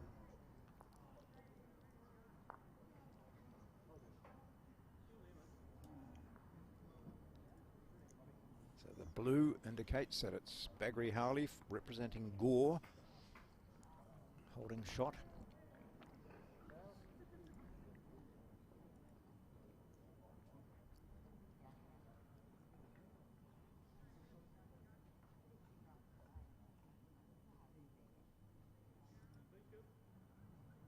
Looking to put a second one in here. And also to cut down a little bit of Elgar's options. Oh no, he's just going to put one in there, isn't he? Or he's going to... Oh, it's hard to tell, isn't it? Is it going to keep going? I just wondered whether he could see that Elgar's next shot was to play that same hand and maybe sit out the bowl. Sitting out the bowl might have given him a couple of shots, wouldn't it? Certainly. Elgar's got second at least. Yeah, I think that's what Dean's sizing up. Yeah. You look at this, Dean's definitely got second shot at 10 o'clock and maybe third shot at 11. Yes. He'll be looking at a way to remove that shot bowl. You could just about play the forehand side, I think, John, to the left on our screen, just reaching way, just overdraw even. That's a hand he's been playing, isn't it? So he might favour that. The other one gives him the option, the other hand gives him the option, I suppose, of, the jack coming back to his other bowl, but gosh, it's not as attractive as the one you've just mentioned. Oh, yeah, it was fine until Sheldon put his bowl there, wasn't it? Yeah. Once he put his bowl there, it sort of clogged it up a little. And Dean, that you can see the cogs turning, can't you? Yeah. Yep. Forehand, your shot, Alex, that's it. Chance for 2 or 3 here if he plays the perfect bowl. Baggery-Howley steps in, picks up the jack. He's not a mile away. He's not a mile away. He might get a He can slice get an ahead edge and off use that bowl. Yeah, and didn't quite work for him. Just about perfection, Yeah. but not quite. We're seeing some classy bowls here in this match between Sheldon Bagri-Howley and Dean Elgar. And it's been sort of undulating, hasn't it? We had 5-3 or 5-1 to Elgar. Started really well over those first 4 ends, 5-1, and then 13-5 to Elgar, 14-7, and now it's 14-all. I think 14 all. That feels like a fair reflection of the game, John. I think they've had both had times where they've been the dominant player here, but I think 14 all's about right. And I don't think I'd like to pick a winner from here. You know, I think they're both capable of putting 2 or 3 ends together of just genius. Yep. I don't know. I know. I suppose if you're Dean, you'd be feeling like now's the time to get back on the front foot, though. If you were to pick something, because he was the one who was in front and Sheldon scored up to him. But 14 all, it does feel about a fair reflection. Coming this way last time, Elgar was driving, wasn't he? And also the previous end, he drove 3 times coming in this direction. So this has been an awkward end for Elgar of late.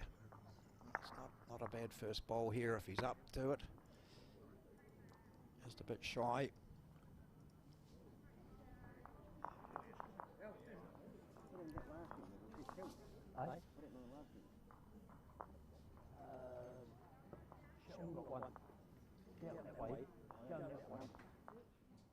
Have the mics on. I don't know how well folks at home can hear, but we're lucky, John. We sort of have that mic where you can hear a little bit of what the players and the markers are talking about.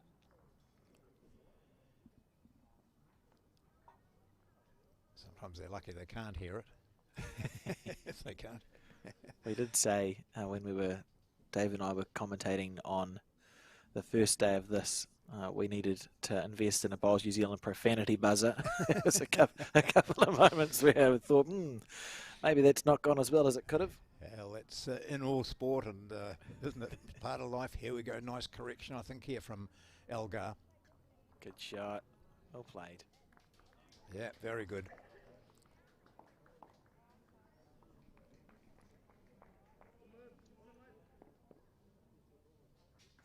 all. Getting a bit tense out there now. You see Elgar way down the other end, just strolls across into a vacant rink and then has a look to see where this one's gone, and he'll be annoyed to see that it's gone in very close, closer than his.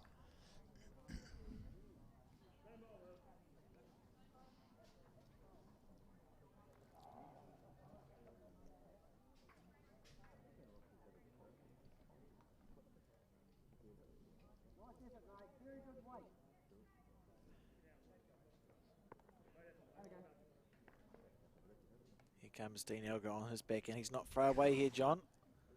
Where's the jack going? Where's the jack going?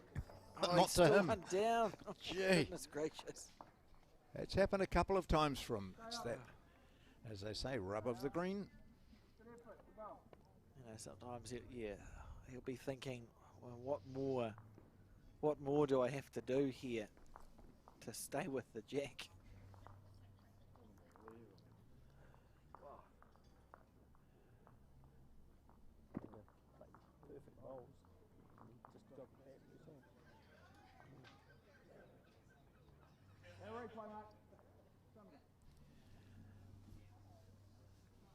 Just having a look across as we wait for this next shot to the other singles. That's McElroy against Stoddart.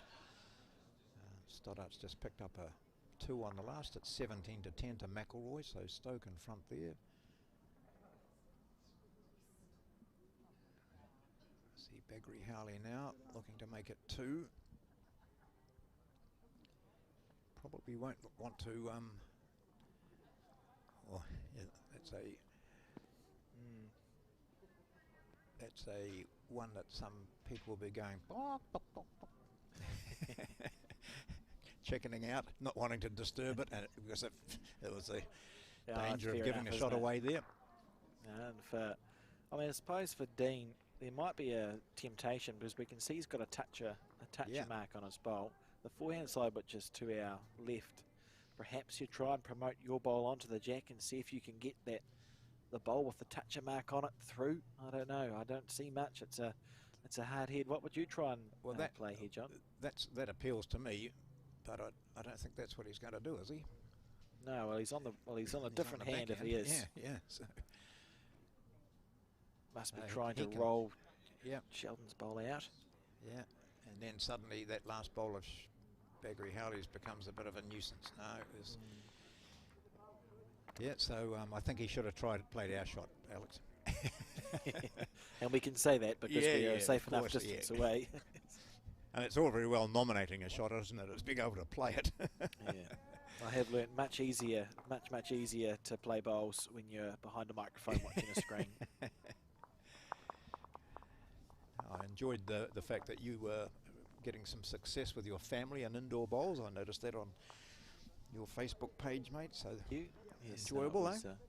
Yeah, it's I think one of the special things about both codes is that you can play with your family, and it's it's hard to beat the feeling when you get to win a title with family members. It's pretty special. So that was a satisfying Easter weekend for me for sure. And we see quite a lot of father and son, mother and daughter combinations playing. I think the Gore 4 have got a father and son, haven't they, playing in the 4? Yes, they do. Yep.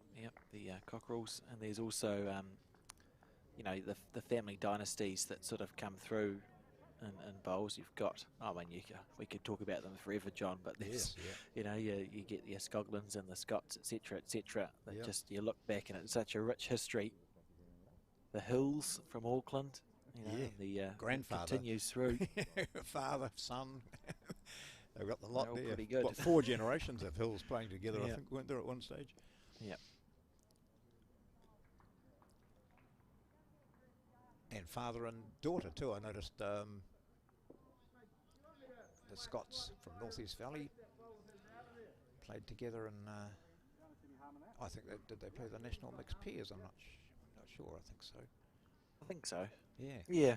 No, we'll say it with confidence, but I'm pretty sure you are right, yeah. John. I think they did play the national mixed pairs. I just love that about the sport, and I enjoy how long the careers can last in this game. If you think Dean Elgar's been at the top of the sport for 20 years, probably Sheldon was literally not walking.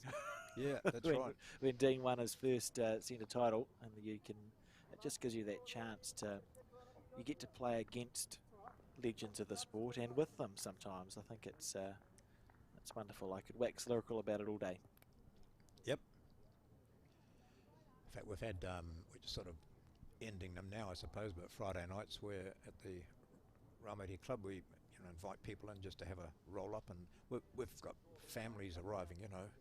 3 generations of grandfather brings along son or daughter and their kids, and they can be as young as 5 or 6 or something, and they just have a good time there. So it is a good family sport, isn't it? You can have an entire family there and just play together and enjoy it. Absolutely.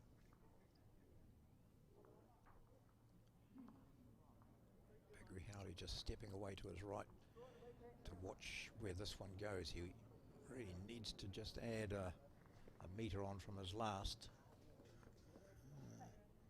He might be a couple down here, I think, is he? He is. I just thought of that. We haven't seen this loose head building from Sheldon for a few ends, and he's going for a walk up as well. I think that's a good decision. I saw that middle patch of the game, a few ends where Sheldon was just struggling to find that draw, and he then tightened up at this end again. If you look at those 3 bowls, there's a bit of a space between them, isn't there? Yes, yeah. Well, I've seen him dead draw when he's needed to.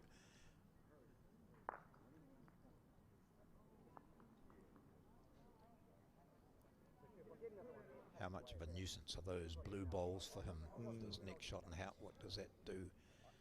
He can come round that one on the left, I think, can't he? He wasn't far off with that. That's a good line. Get around that for a draw. Which hands he been favouring going in this direction, Alex?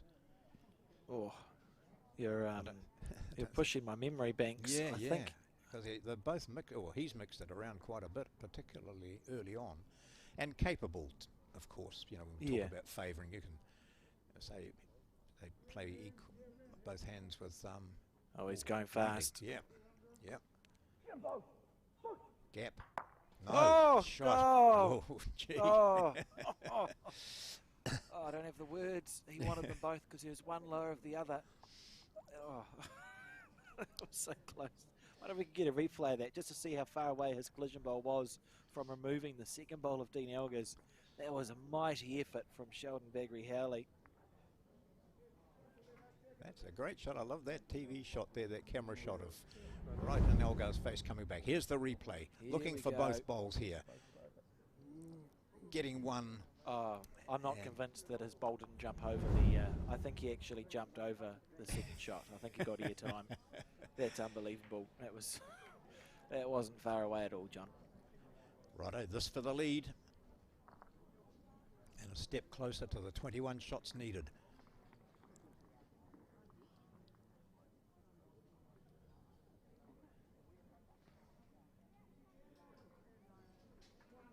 Striding down after it. West End's Dean Elgar. Looking to get a shot, a second here. Oh, is he? Is he? He might just have done... Swooping across. No, he hasn't. He hasn't, no. So a single there. He'll be disappointed that he didn't capitalise on that. Steve Sargent's made his mind up. He's just waiting for the two bowlers to agree. Is it one? He's kicked one out. That's it. Sargent waits because he can't. He knows what it is, but he can't make the decision and advise people until the two bowlers have agreed. It is a 1-2 Elgar. The scores are tied again at 15 all. What a great game this has been, John. You did right. We've seen some superlative bowls, and then we've seen these top-class bowlers have ragged ends, having to use their whatever they use for bring their mental attitude right and to get over some bad bowls. How do they reassess, readjust? And that comes into play. The measure going on the Piers with Gore up by 9-2. And as you said earlier, the white bowls all belong to the one team. I was very pleased. I was very pleased when that occurred to me because it just keeps life simple, doesn't it? You go, right, well, we know we know what colour they're playing with, it's fine.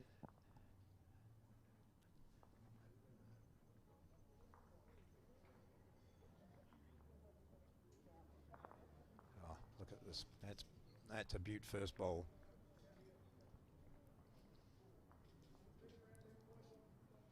Interesting, eh? Elgar picked one bowl up and then put it down and picked another up. It's fascinating watching the players in the background and their sort of, not even their pre-shot routines, but just, you can get quite a lot from how they're acting in the background, can't you, John? Yeah. Just keep an eye on them. He's coming down after this a wee bit. I think he likes it. Down to the weight now from Dean Elgar. He's pre-chalked his bowl, so he's expecting a toucher. Just falling that little bit short.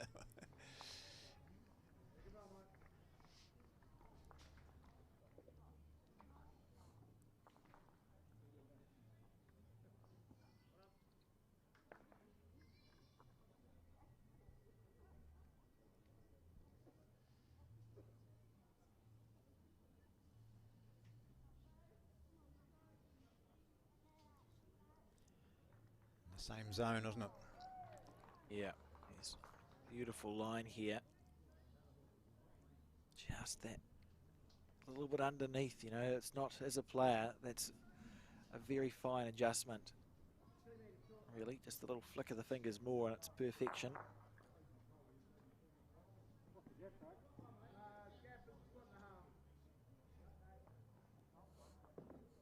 Second shot here, Elgar. He'd love to just get inside this shot bowl or touch it and sit. Oh, how unlucky that was. Just found a gap that was vaguely there.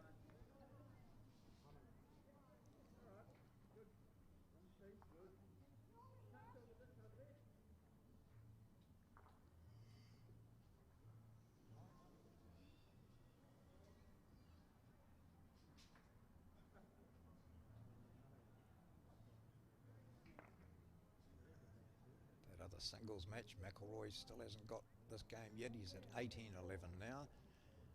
As we see this, another bowl just being a bit short. Not in Algar's Road. He'll look to play that same shot again, do you reckon? I think so. You know, it doesn't look like it's changed. No, he can just unless he sit gets the to shot. the end of the... Yeah. What are we, 15 all? So there's 6 points. You essentially erased a 6 here. A bowl to come from Sheldon Bagri-Howley. And Dean, he looks like he's weighing up another option, doesn't he, John? Yeah. Perhaps try to remove the shot bowl. He's just having a look there. He's thinking, right, 15 all.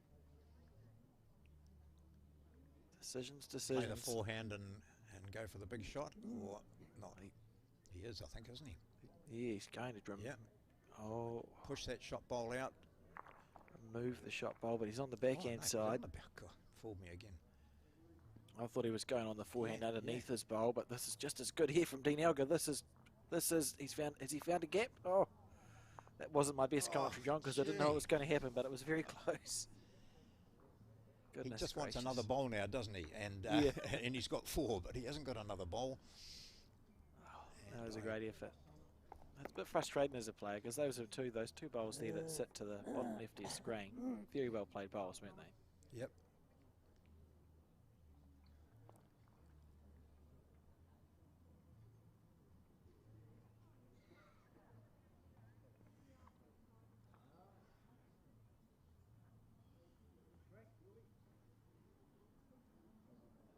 What's in it for Bagri-Howley with this shot?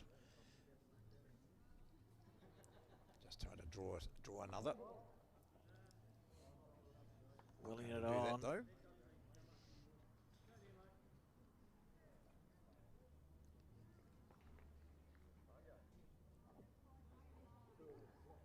The mat changes hands, so it's a single for Sheldon Bagri-Howley, representing the Southland province, out of Gore, of course. The Gore club up by 16 to 15. So Gore up in the singles now and the pairs, and I think probably still on the 4s.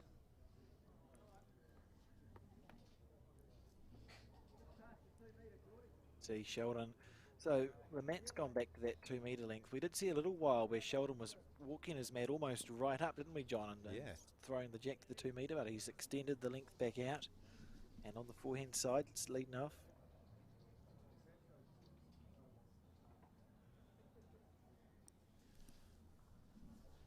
I think it feels like it's time for another update, John. So we'll have a look around the traps and see if we can get a feel for how the other semi-finals are going. We'll start off with this one here. So we know the singles is 16-15 to Gore. The pairs is 12-2 to Gore. And the 4s, 11-7 to West End. So it's resting on a knife edge, really, this semi-final. And I was just standing up while we see the Temuka scores coming in. And I just watched as Shannon McElroy was holding 2 and looking to go out with a 3, but didn't manage it. And it's 18-11 Stoke leading Temuka in the singles, 14-1 in the pairs. And close, 10-9 Temuka now leading over Stoke in the 4s. And then we move then to, it's getting close as well to the women's semi-final. Tauranga 20 points to 10 up in the singles match. So that's 21, remember, is the target. So close to a finish there for Tauranga. And the pairs, they lead 12-10 after 13. And the 4s, they lead 9-6 after 10. So that one, well, it's another one on knife edge, really. It looks like they're going to win the singles, but the 4s and the pairs, anybody's game. Yep, still a long way to go in those. And then the final match is Nelson against Takapuna. So Joe Edwards getting ahead after a scratchy start, up by 18-12 in the singles, 3 away from victory there. Takapuna leading in the pairs by 3.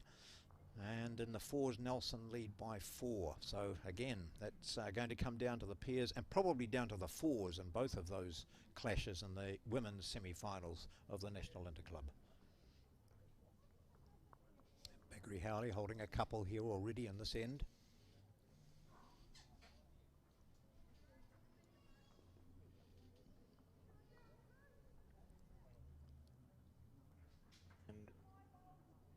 Just what's the weight here, John? Is he just sort of preparing Well, himself? he's been drawing this quite well, hasn't he, really? Yeah, he's got 2 bowls. Yeah.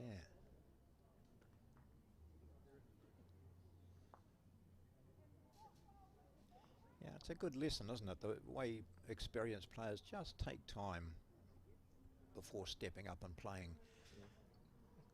you know, crucial matches. And he was short with his first, and well, you can see his second, his other one is way out here. He's just looking to get inside these and draw it.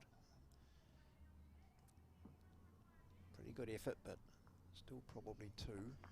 It is 2.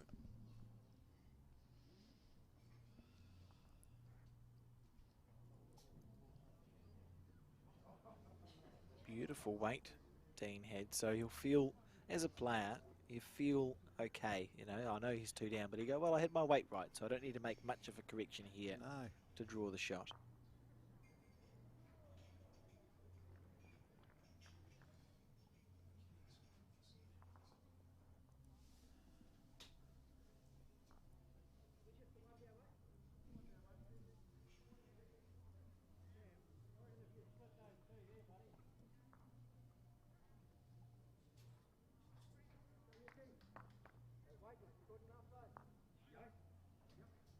Sheldon on the forehand. How's your weight? Oh, he's just sort of scratched his nose here. That's probably sign language for something. Yes, he's just allowed Algar an opening here, hasn't he, to snatch this end and go back to level. Feels like a big moment in this game.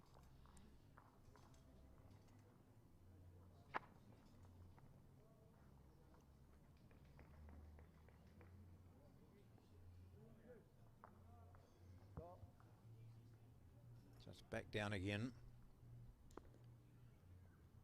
It's probably more for not. I mean, he's not really deciding what shot to play here, Dean, because it looks like it's just a nice simple draw on the forehand side with the same weight he just played. Usually, when the players take this sort of time, it's more just to get it fixed in their head, isn't it, John? So that he knows what he's doing. It's not really a decision-making thing. It's just going like, look, I need to get myself set so I can play the shot to the best of my ability.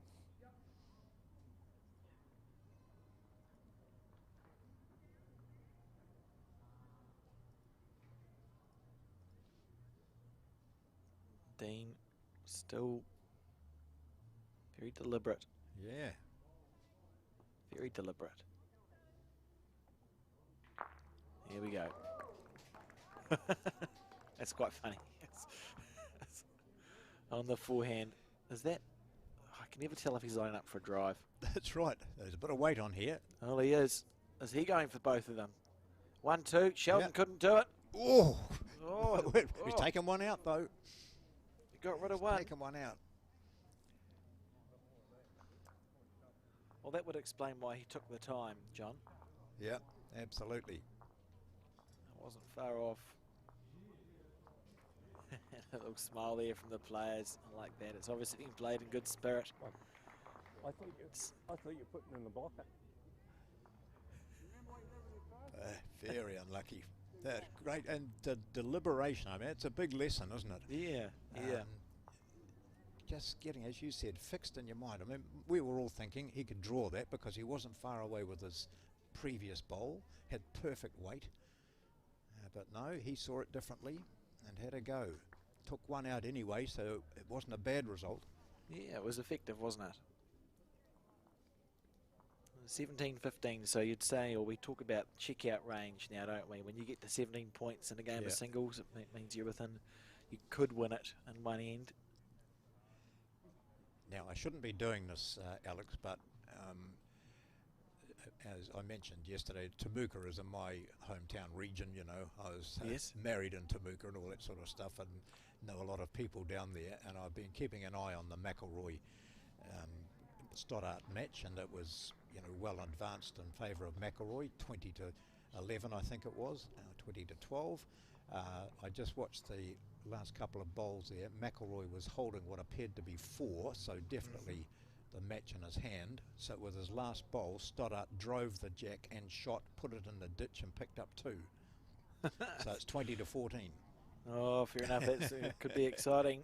Giant killer continue. You know, considering what Stoddart did yesterday against Kelvin Scott, and he drove well early on in that match, and you know, but it was 19-9 down or whatever it was. Yes, I've just got the card here. Found it. 19-9 down and got up to win at 21 or 22 to 19. But that was all over this game here when I just glanced up and saw that shot, and you possibly heard the smack and also the applause from his teammates. Well, that would make it make sense. And Sheldon Bagrihelli had a false start, caught his bowl, and now delivers it on his backhand. 17-15 up in this race to 21. Yeah, not over, is it, by any means? No, it certainly isn't, and we know that they're Gore is in front in the pairs, and I mean at 13-2 you would expect Gore to win the pairs, so let's just for the sake of the argument tick that off. So they've won the pairs, let's say, unless something dramatic happens.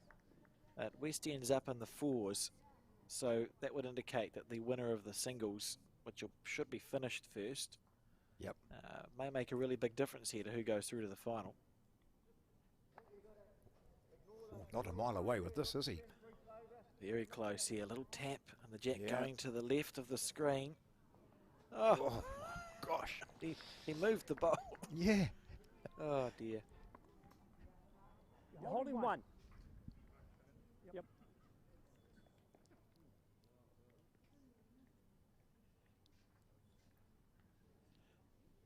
Bagri Howley comes down, asks the umpire. He's not entitled to come down at this stage, but he can ask the umpire or the marker, and you know, I don't think anyone's ever said no, sorry, you can't come. Oh, there would be some officious people possibly say no, don't need to come down. I've told you you're holding 1 and it's touching the jack.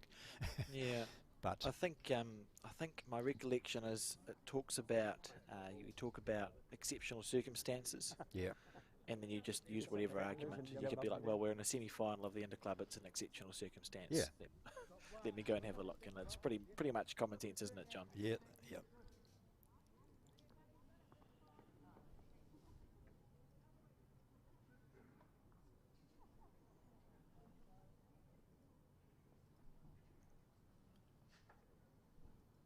Sheldon on the forehand with that resplendent, the Gore Rams in their new club shirts.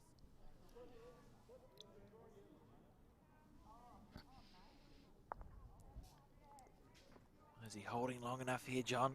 Be careful. Now you ask it to turn. Oh, now you don't want to squirt the jack, do you? You go 2 down. Yeah, you sort of ride it for a little bit in those situations, and then you go, okay, you can swing underneath the head now, please, Bob.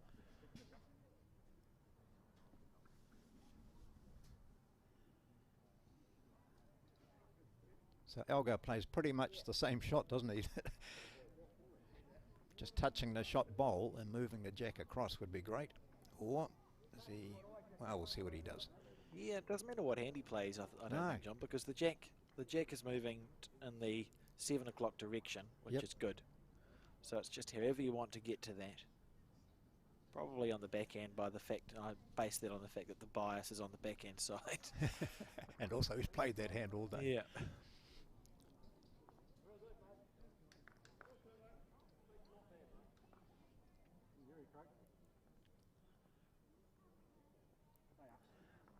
Just seen McElroy put a block in, which tends to suggest that he's holding shot and therefore game. Oh, here we go. Willing it to Same hold. shot again. Oh, he might get the... No, is it going to fall in for him? Well. It's thinking about it. Now, what's interesting here is that it's a shot for 3 or 4 for Dean Elgar. So Sheldon's thinking, I'm holding 1 for a second. But Dean's got a bowl to go, and he's probably going to get it, so I could drop a 3. The question for Sheldon is he's quite a proactive bowler. He'll consider playing the split himself on the forehand and remove that shot for Dean. But then, I don't know, John. Well, I'll leave it for the players. He's asking the 2 Craigs up there, Craig Merrill's just pretty much saying to him, play the forehand. the reason he would play that is because he'll feel like, even though he's holding one, he's not. He'd feel like that's a too easy a shot to leave for Yes, yeah. Dean Elgar here. So it's sort of, you have to just push through the fact that you're already holding one and pretend you're not. Play it as if you're down here on the forehand side.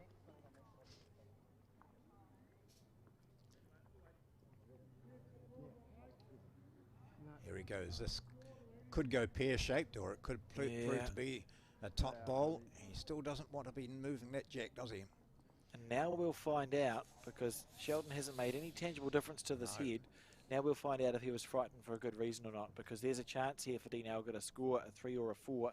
Yep.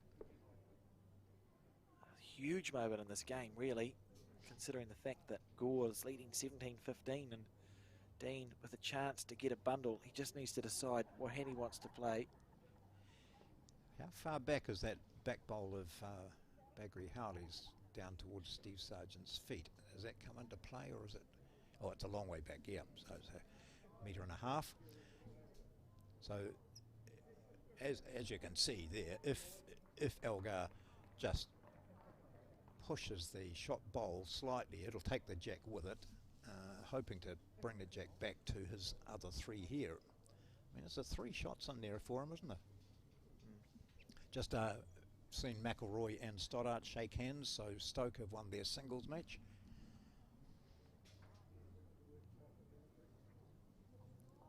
Here we go. So he is playing the forehand, so he sees it and he reaches it and he just cuts under it. Whoa. But, oh gosh, potentially there. John. Yeah. 1-2 Baggery Howley. They both chat about it coming down, discussing what they were thinking. Yep. And probably Elgar was saying to Baggery Howley, I thought you were playing my shot for me. Yeah. Gee. The head remains untouched. The score moves by 1 in favour of the national champion, Sheldon Baggery Howley. 18-15.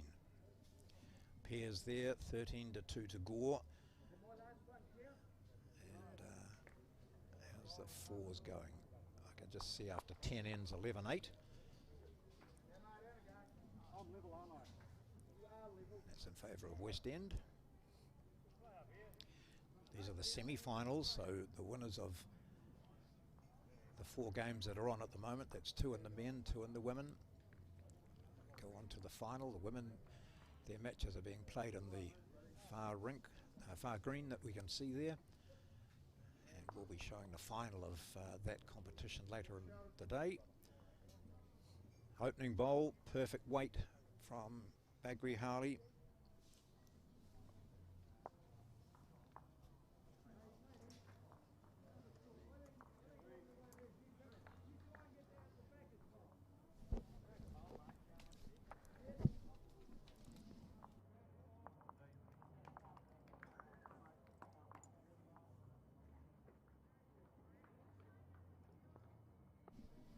Sheldon on the forehand. Oh. Oh, I think based on that, I don't think we need to look where the bowl's going to finish on, because that was pretty clear. Yeah, that's exactly when he let right. it go. The look to the heavens. So I've just had the scorecards handed in, Alex, from that Stoke Temuka match. It was 21-14 in favour of Stoke. That's Shannon McElroy. He was on 20 for a couple of ends, and it was, you know, even though he was in control for most of it, he was up in most of it. Didn't sort of break away until a bit later, and then we saw some good saves from Stoddart. The other match I have for you, Nelson against Takapuna. Joe Edwards and Selena Goddard. Sorry, my microphone had just slipped away. So Joe Edwards and Selena Goddard, and Edwards winning that by 21-12. But early on we saw a score which said we're going to see weight, John. Sorry to interrupt you, but look at this big weight from Sheldon Baggery Howley. He's got fresh air. He's got fresh air. Just about hit the camera there. It was half a jack width So Every yes, time Selena I'm in got this up was game. up 8-0, but Joe Edwards has won at 21-12. It's unbelievable there. Yeah.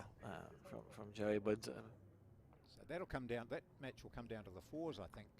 Alex. Yes, yeah. Oh, We'll have a look this, at the this. Moves the jack Dean and Elgar. 3. Brilliant stuff. And there's a bowl to come from Sheldon Bagri-Howley, and bets on him being short, John. Ooh. Unlikely. Or him missing. It's a fatter target for him.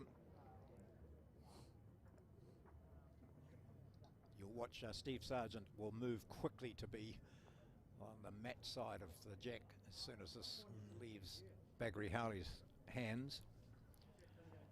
Or hand. Here we go. Down 3, but 8, Not going. up by 18 to 15. Going fast.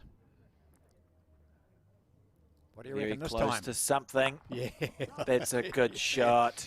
That's very good. It's a nice target for him, though, and when you're the sort of accuracy of Bagri-Howley, then you go to hit it. He might have also got the shot here with that back bowl of his. Yeah, it's a good bowl. Now, that'll be interesting to see whether it's a drive from Elgar as well here. Let's see who's got... Or he did 2 of his bowls go? I'm not sure. Oh, no, he's got 2 on there. So Oh, I can see 2 of them on the rink. Yeah, so that shot bowl will be worth 2 for him. Because it's not a toucher, is it? No, it isn't. So it must be, I would say that'd be the shot selection for Dean Elgar.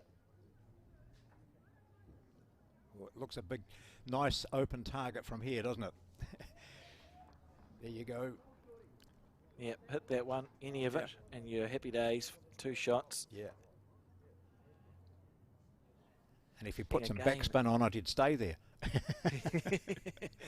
Oh, that's asking a bit much, I think, John. Snooker shot. Here we go.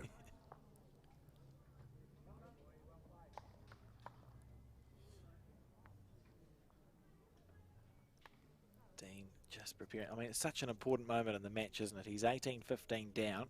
He's got a chance for 2 to make it 18-17. This is the difference between the difference, or for the difference. He has to be Oh, he's going to underneath hit his the own. line. Does he? Oh, he did hit his own. Things went flying everywhere, but it Yep. wasn't enough. And I think it's going to be 1 to Sheldon Bagri-Howley there. Oh, thanks. I wonder where it went. Well, it's been a series of 1s. In fact, the last, the last One. multiple score was back on the 13th end, and we've played 21 now, so when Bagri-Howley got a 3. It's been 1s ever since then. Gee, here we replay. He wasn't far away from it, was he? But not close enough. And within 2 now, Sheldon Bagri-Howley. So I suppose the question is, is there another twist in the tail of this game, or can Sheldon finish it off? Well, there's been a couple of chances. Dean Elgar has sat with numbers, and Sheldon's been able to salvage with his 4th bowl. I think we'll just see if we can quickly go around the traps, because I think there's been some moving and shaking in the other semi-finals. So we'll just have a look there. So in this one, we know the singles match is poised on a knife edge, and the pairs 13-2 to Gore. The fours 12-8 to West End. So that probably, well, it'll depend on the singles and the fours really. In the other semi-final, I think we have a winner, John. Yep, we do indeed. Temuka losing that singles match and also the pairs, but winning the fours. But that means that Stoke will go through. Some pretty impressive performances all round. So Stoke through, beating Temuka. The other semi-final, we've seen still no movement. I think that singles game's probably over. We just haven't got the update yet. But 20-15, Tauranga in the singles, 16-12 up in the pairs after 16 ends, so 2 to go, and 10-7 up in the fours after 12, so 3 to go there, getting near the pointy end. Yep. And here we go. We heard that final result of the singles, 21-12 to Joe Edwards from Nelson. Takapuna winning up in the pairs, and Nelson up in the fours. So it's going to come down, well, maybe down to the 4, which will be finishing later. Takapuna, of course, the defending champions in this event. So we see Dean Elgar on the back end, and he's in. Well, he's not in trouble, but it's it's the time where you need to. You can't really afford for Sheldon to score another ends worth. You're on 15, and Sheldon's on 19 points. So important for Dean to try and find a way to score. And Sheldon's got 2 good bowls here. And that's one of Dean's rougher deliveries in a while. Looking at the scoreboard, looking to see that Bagri Harley has scored a single on the last 4 ends, and he had to, Elgar had to save with a brilliant bowl to pick up a single on the end before that. So it tends to suggest that Sheldon Bagri Harley has been dominant over the later stages. That's the scoring of it, but really Elgar's been in this right throughout. Here he goes, playing that backhand again, just wanting to be up there and onto that shot bowl. Such an important end. Well, I feel like I've said that a few times, but it is Dean Elgar. Now look at that, that's a good shot. Good. Yeah, yeah, that's cut out the 2.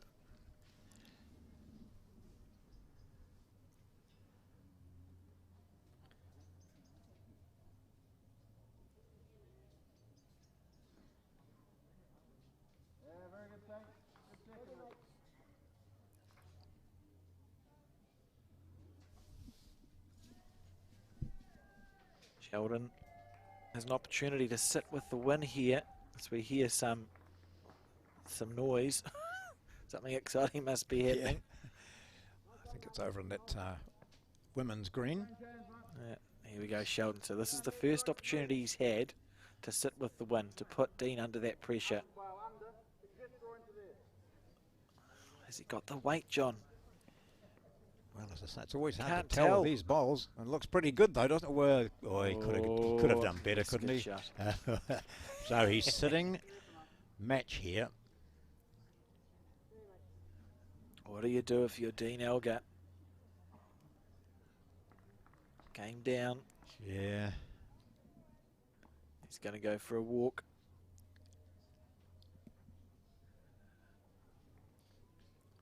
He's somewhere. Where is he? Oh, here we go. There he is. He's been down. I was just trying to figure it out for myself. Well, you know, he hasn't got the back bowl. He's play the second shot onto the shot and maybe dislodge them both.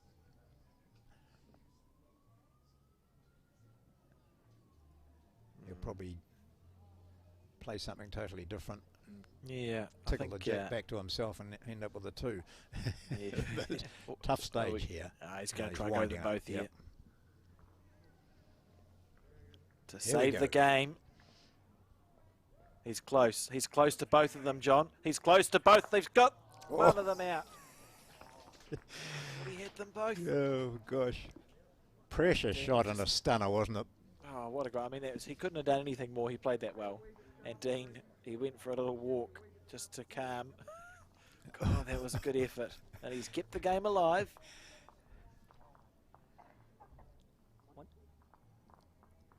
He hit it too well, probably. Yeah. Because it was there for him to take both. And if he got both, he would have had 2 shots.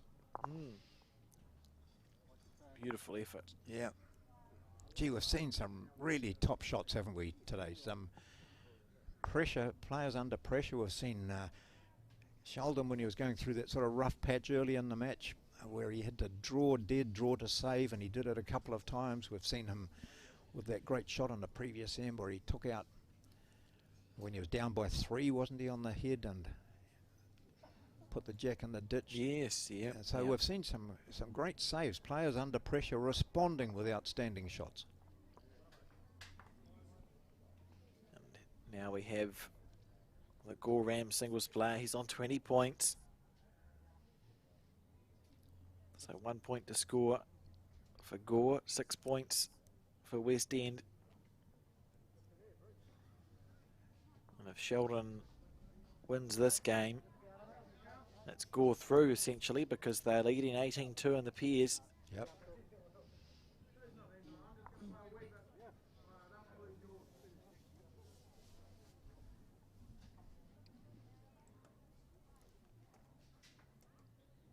Not the same pressure for Elgar this time, because on the previous end it was almost a front toucher from Bagri Howley to start, and good shot. Yep. And there we can see, John, the fours game is 12-11 to West End, so the singles match so important for the West End hopes.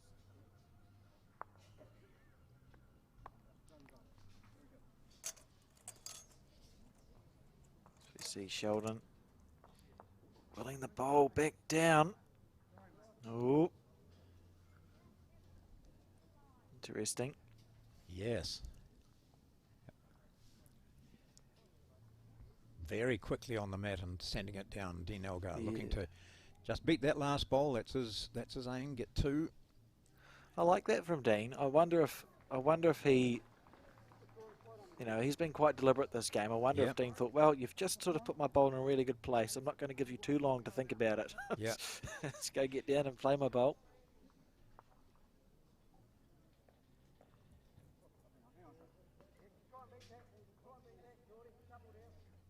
Bagri Howley Distracted Sheldon there. Yeah, yeah.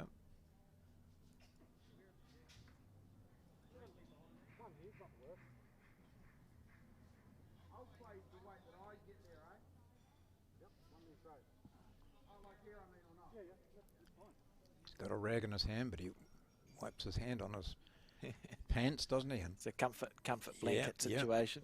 yeah, here he goes. Searching for that one shot that will take him out.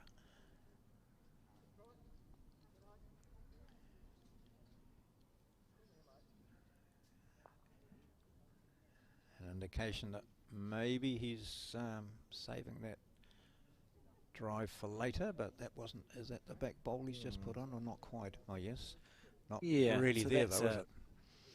Oh, it'd be hard pressed to find it. Dean does need to get second shot here though. He'll be willing this bowl down. He's done it. That's a good bowl there from Dean Elgar. Now, Sheldon tried to get rid of 2 bowls earlier on in the match and missed it by about 3 cigarette papers. I don't think it's on. I was just trying to get excitable, John. It'd just be nice to see both those bowls go, but I just don't. I'm not sold that it's a. No. No.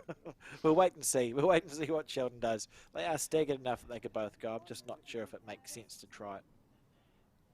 When you're sitting 1 away from victory, maybe he'd like to draw this out, or draw second anyway. Yeah. That's a mature shot selection from Sheldon Bagri Howley. And he's not far away here, John. If his bowl holds just another second or 2 longer underneath. That was a great effort.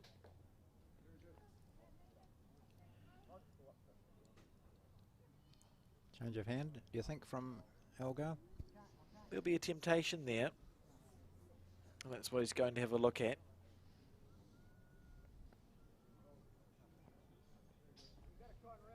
Having a proper look at it. And bring the score 15-20. So 2 heres, or multiple here is essentially required from Dean, isn't it? So looking for 3, an opportunity for 3.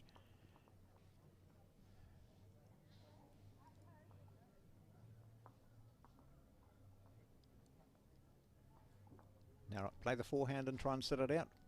Sit on it. Oh, I think that's we're just reading his mind there. He's just thinking, like, do I play the forehand side? Yeah. That looks to have less risk. No. What do I know? Exactly, says everyone listening. Yeah. It went down to check exactly where Bagri Howley's bowl was placed. Oh, he's not happy with that. Oh, no. Looking to backdoor it even, but no, not a good shot. So just a single. But he scored. First time in 6 ends. 20 to 16. Yeah. Will we see a change in length, do you think, John? Will Dean change the... Well, the way he's putting the bowls back, it doesn't look like it. He's going to stay down there. He's leave the mat down there, although he hasn't decided yet. No, now he does. He walks up a couple of paces, but it's where the jack ends. Where's the jack going to go? It's going to go shortish or down to the 2 metre. Here we go. So Steve Sargent reads it. He goes up a bit. It's almost 2 metre. So Still going. yeah. Interesting. So it's not really a change in length. No. It's a little He's surprising. comfortable with it. That's the thing, isn't it? Changing the length, hoping that your opponent's not going to be comfortable with it, but also hoping that you are. Yeah, it can be a brave call. Yeah. What have I done? Dean here. He's thinking that First already. bowl. Yeah. just Or maybe overplayed this is that the one. plan. He's going to pack them all down the back and put the jack in the ditch. That'd be impressive. Well, coming this way last time, Sheldon's first bowl was almost a front toucher.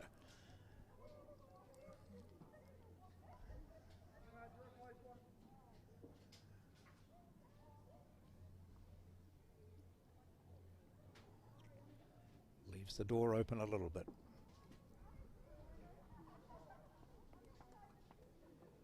On the backhand again, looking to make the correction. It came out smooth. Now you wait for it to turn, John. Yep. This is close. Oh, top bowl. What eh? a Aye. bowl. Yeah, yeah. And he'd already pre-chalked it. That's right. Great shot. You just feel like this game's got some life left in it, don't you, John? 16-20. It certainly has. I mean, who wouldn't want to see it go to like a 20-all situation? I think Sheldon wouldn't like to see it go to a 20-all situation. That's a very good answer to that question. Sheldon just falling short, so Dean here. Chance.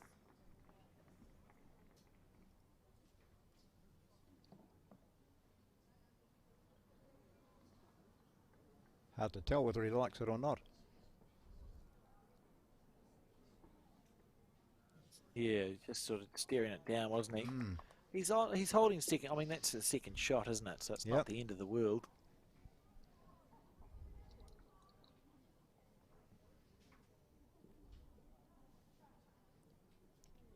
Look at the time that these players are taking, or not Elgar at the moment.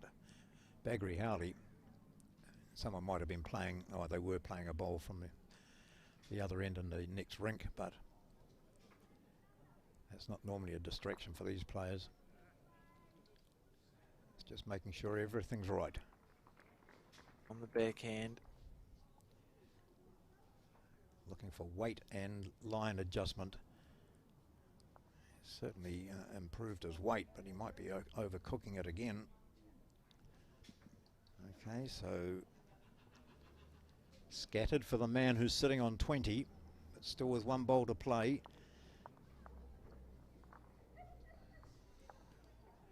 Might get into familiar territory, Alex, where Elgar's holding 3 and Bagri Howley has to play a top shot to cut it down.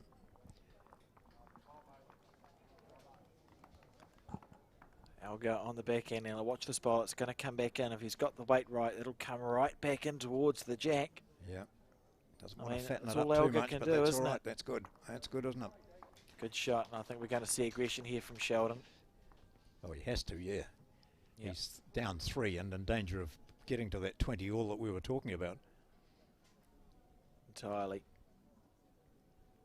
After this end, well, we'll just wait and see, because Sheldon might win at this end. Yeah, absolutely. That's a big chance for him. He's got an opportunity. He's got those 2 bowls handily placed bottom right.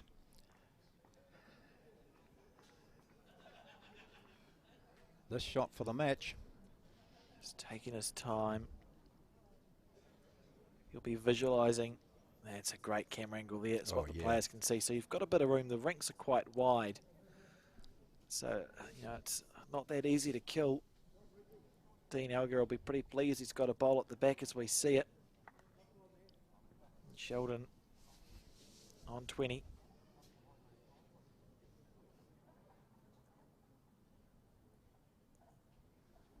Playing weight so that his bowl stays with the jack. Around the front one. He thinks he's close here, John. Yep.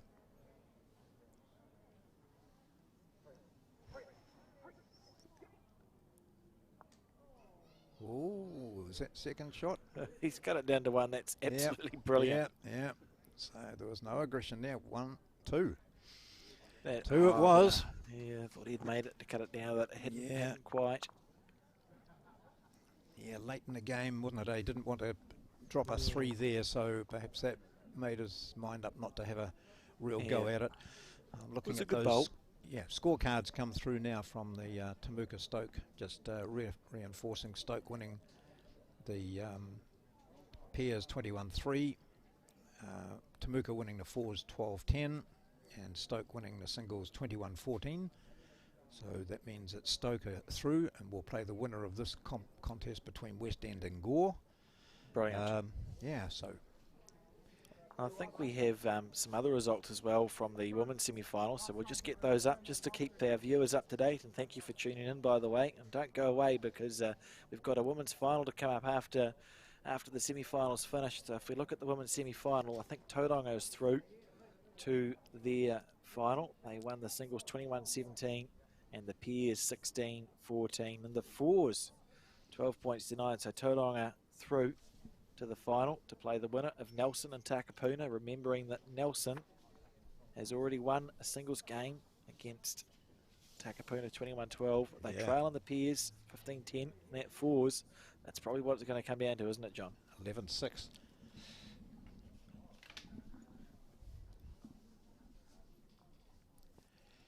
Bit of a thrill yesterday, Alex, for the famous Raumeti Club. They played in this, and they were in their last game was against Takapuna, and while they lost the singles to Selena Goddard, Audrey Stevenson playing the singles, and then they also lost the pairs. Great combination in that Takapuna pairs, and then they won the fours against that Takapuna combination with the last bowl. Really outstanding performance. So they were chuffed. That was a victory in itself, beating Absolutely such a high quality team. There we go. Now, this is still looking for his single, taking the wide track. Yeah, he won't be narrow, will he? Look at that, though. Look at this at the end of the track. Now, Stephen, who's holding what? That's the question. It looks like the bowl at 6 o'clock might be the shot, doesn't it, John, from this camera angle? But it's hard to tell. Yeah. Oh, it doesn't look so much like it is now. No, my feeling is that Bagri Howley's got the shot there, but let's see. It's drawable, of course. Dean Elgar on the forehand. If he stops now, he'll be right. Oh. So there you go. That's You're one down. one down. So it is One to 1-2. West End. Yeah. So Elgar holding shot. Which one, Stephen? None of them look like they're closer than Sheldon's bowls, but I think it's that one you thought initially, one of the earlier the one at bowls. 6. Yeah. Yeah, I can. Yeah, the one at 6 o'clock we think is the shot. How's your weight, Sheldon? Those bowls that just seem to run on forever, not to be. And Dean actually has a chance here. It must be tempted to trail the jack. Trail the jack towards your bowls. In that sort of 4 o'clock direction, John. Sit there for 4 shots. That'd be a pretty good bowl, wouldn't it? You'd be holding the win. That's exactly right. He doesn't need 4. No, Trail it for 3. Four's He'd be greedy. happy. Yeah. There we go. A major bowl in this game. Dean Elgar. We believe he's holding shot. He's got an opportunity, if he plays the perfect bowl, to take this game. Sheldon Bagri-Howley gets up close to the action. That looks to be a pretty good line. Or is he just going to undercut it? Away. But Look at that maybe duck. 2. If he's already got shot, he's now got 2. Yeah, good bowl. I think So, he is holding 2 there. Do we have the dreaded 20 all? No, it's just 1, he says, Sergeant. So, And as Sheldon surely will back himself just to draw the shot and the win here, John. You'd think so. Of course, after this match, we will cut to highlights, but hang around because we'll come back to watch the end of the pairs, and that will enable us to tell you, the viewer, who's through for the other semi-finals. Just noticed Dean Elgar when he came down, he pointed at his bowls behind the jack. That was the shot he was looking for. He wanted to haul the jack back. So that was a major opportunity. Yeah. Pressure now is not so much on Bagri-Howley. He just needs to draw this. To draw this. He looks close, John. Narrow, doesn't he? But he's a big gap to come into around here. If his weight's perfect, he's played the perfect bowl, and he's won it. Good shot. Yeah. Great contest between these two, Dean Elgar and Sheldon Bagri-Howley. But it is the national champion who prevails, getting that single and winning by 21-18. Some great shots in this match. A superb game between Dean Elgar and Sheldon Bagri-Howley.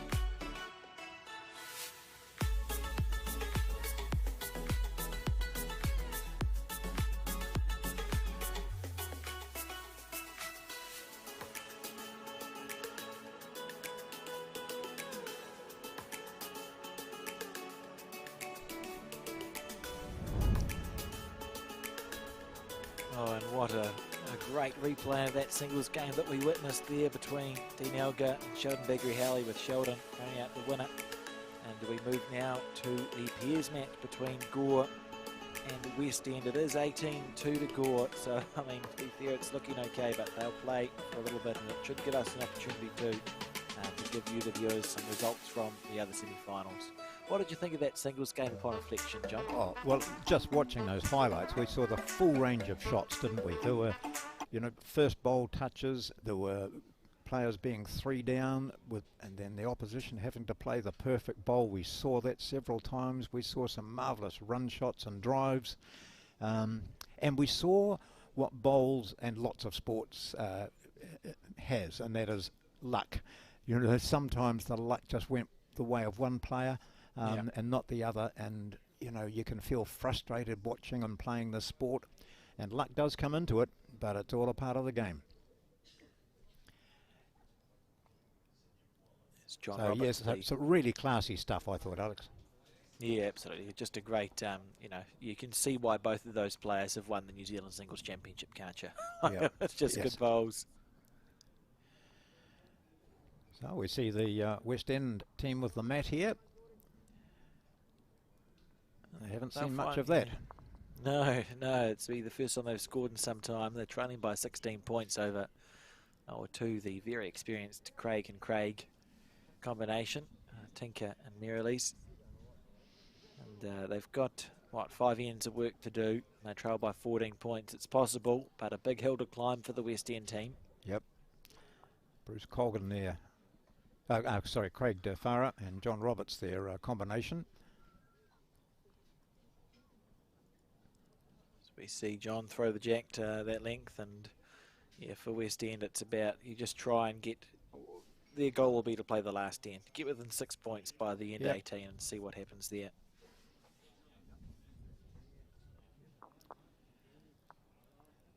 A reminder that we know that in the final already is Stoke for the men's side and Tauranga on the women's side of the draw. Those are the 2 finalists we know of. The other 2 are yet to come.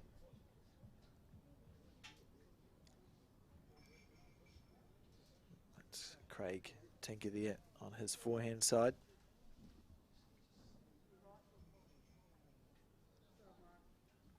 I can imagine John Roberts, who's on the mat now, saying, when he was given the jack, saying, forgot what this felt like. We've all been there. Yeah. Craig DeFaria teapotting, just watching this bowl come into the head. Just made it past. I think that's the manager, the Naenae manager in the background there, John. Yeah.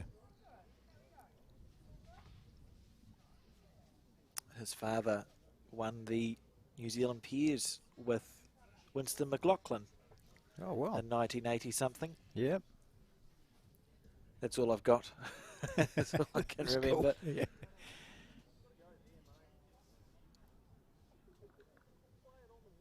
So the managers of these 2 teams, Claire Hendra managing the Gore side, and Ross Henderson, the West End team. This is a nice bowl coming in. Good bowl.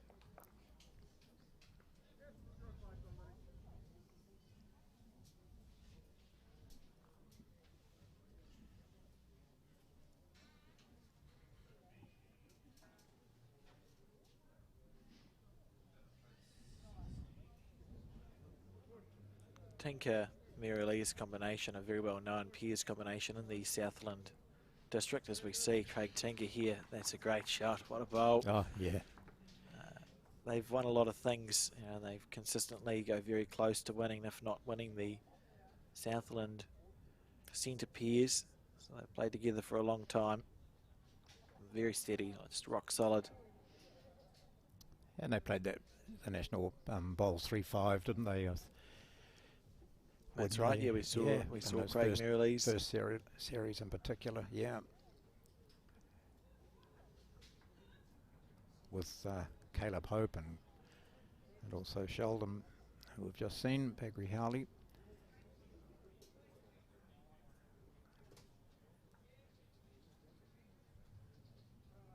Craig will be disappointed with that. It's actually quite good. Both these peers teams essentially have the same colour bowls, don't they? Hmm. Mate, I'll leave that. Make him play it. I'll just 3 Craigs in it. So it's easy to remember the name. Yeah, that's right. Keep it nice and simple. And yes, if you are tuning in to watch this, I'd just like to take this opportunity to thank you for tuning in to watch the broadcast, and a reminder that if you have not clicked the subscribe button, please do on the YouTube channel. It means you get notified when we go live with our broadcasts. And just a secondary reminder, if you could tell your friends and family just to be wary of scams, because we've had some issues with some individuals sort of trying to copy the Bowls New Zealand Facebook page and sending friend requests and asking for money and all that sort of stuff, which is just very disappointing and quite frustrating. So you've obviously found the right place because you're watching us on YouTube. If you could just let everyone know that is where the broadcasts are, we'd be much obliged. Yes, I must admit I was a bit suspicious when I saw Bowls New Zealand and wanting sending me a friend request. I mean, why would you do that anyway? But then I realised that no, I'm in there as well anyway, yeah. So that made me quite wary of what's going on. Yeah, it's just you're on the side of caution, I think, is the call, John. He's got some people who don't have much to do with their lives and they enjoy spending it trying to trick others into giving them their money. Yep. You know, I sold something on one of those trade things on Facebook, and I spent most of my time trying to work out, you know, what these people were about. You know, people responding to it and just being stupid. Yeah. Yeah, that's right. What have they got to do? Yeah. Why are their lives so sad? Got to be something more interesting. Yeah. So West End really needs to try and find a way to score a point here. They know they will have seen Sheldon's won the singles. And if they've got to have any hope, they need to have 2 wins. So the Peers needs to find a way to win. They need to find a way to score 14 points and 4 ends, 5 ends. It's a big ask. But, well, Craig DeFari is really, really annoyed with. You can see his 2 blue balls way out to the right there, and he just hadn't read the green. We know what he was trying to do, but didn't quite master it. Oh, they're shaking hands here. They are shaking hands, and the West End team have said, that's it, we are down on this end here anyway. We have lost this end. We're going to pick up the mat and kick our bowls back. We've done our best. We've achieved plenty by getting through to the semi-finals of the National Interclub. We've been beaten by a very good combination of Craig Tinker and Craig Merrilees. But that's it for the West End pair. And with Dean Elgar having lost the singles, no matter what happens in the 4, it is the team from Gore who will go through to the final. And what a game that will be. A match-up between Gore and Stoke, which means that we will see the finalists in the Somerset National National Singles meeting again, Sheldon Baggery Howley and Shannon McElroy. But that's for later in the day. Absolutely, and yeah, on that note, just if you are viewing, we know that, as you said, it's going to be a Gore and Stoke final in the men's. We know Tauranga is through in the women's. The other semi-final is still ongoing between Takapuna and Nelson. My understanding is that it's going to come down to the 4s match. So because it's only one link that we sit on, there's going to be a holding screen that it'll tell you as a viewer when we return. But with a bit of luck, we'll also be able to put who does make it through to the final on the women's side. So on that note, it's 11 o'clock in the morning, so I'd suggest everyone, let's just pause, go get a cup of tea and a biscuit and come back to watch the final of the women's.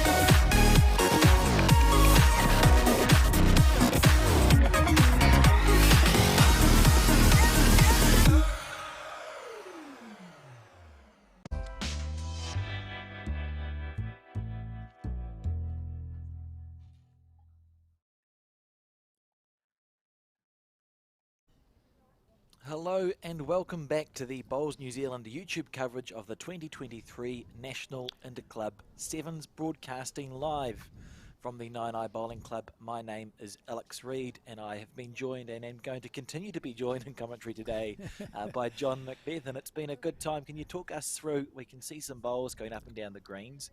What's the situation here at Naenae? Well, we've got to finals situation now, and there's been some remarkable play, and you might have been fortunate enough to see the men's singles match, which ended in victory to the national champion Sheldon Baggery Howley against Dean Elgar. That was Gore against West End. So Gore went through to their final. Stoke, led by Shannon McElroy, are also into the men's final. But what we're watching now is the culmination of the women's championship. Remember, 24 centres were here. They battled through 5 rounds of section play, playing singles, pairs and fours, and we got down to this here. We're down to Tauranga against Nelson. Nelson having beaten the playing through champions Takapuna in one semi-final, and Tauranga defeating Victoria in the other.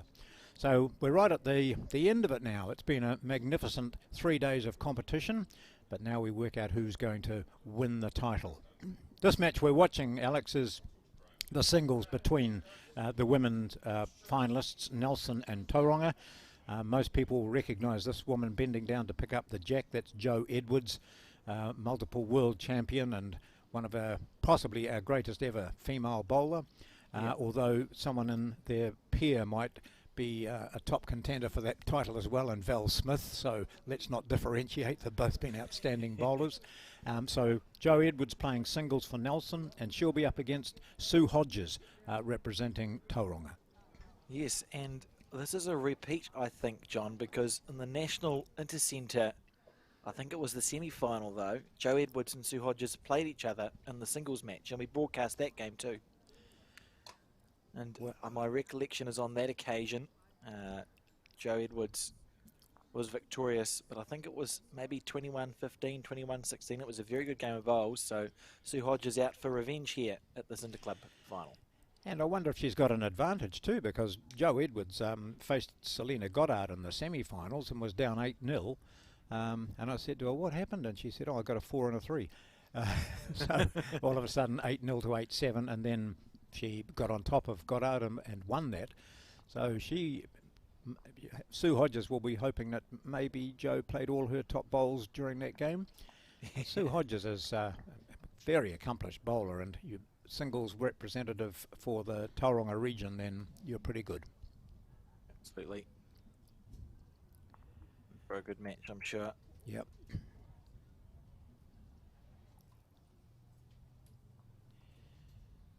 So Hodges she said, now these aren't green bowls, they are lime fizz colour. Lime fizz bowls. Lime fizz, yeah, so just remember Hodges that. bowls, right. Okay. She said it with a big laugh. The other members of that Tauranga team are Mary Campbell and Debbie White playing the pairs, and we can see that's on rink 3 just alongside. Their 4 is Karen Clark leading, Jocelyn Holton at 2, Marilyn Constantine at 3, and Gay Melrose the skip. And the Nelson remainder of their team is Di Holland leading for Val Smith in the pair, and Linda Erasmus, Sue Hawthorne, Faye Wilkinson and Kay Hammond is the skip of the Nelson 4.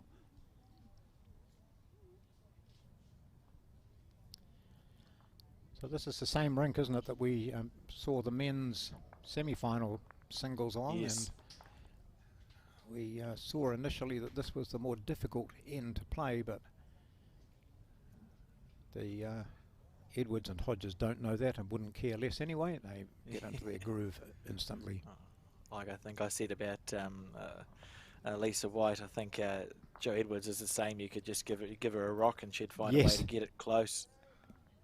Look at that, Sue Hodges, that's a good bowl. Snicking the jack around the corner.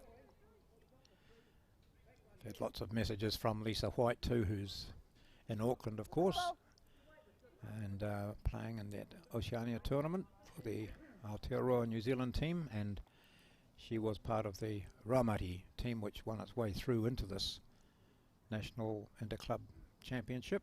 but of course had other commitments when it came to the final. But she was keeping a close eye on how the team was going. This is a good track here too from Edwards.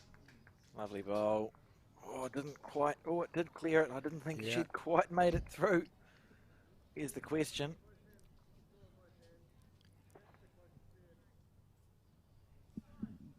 You're one down.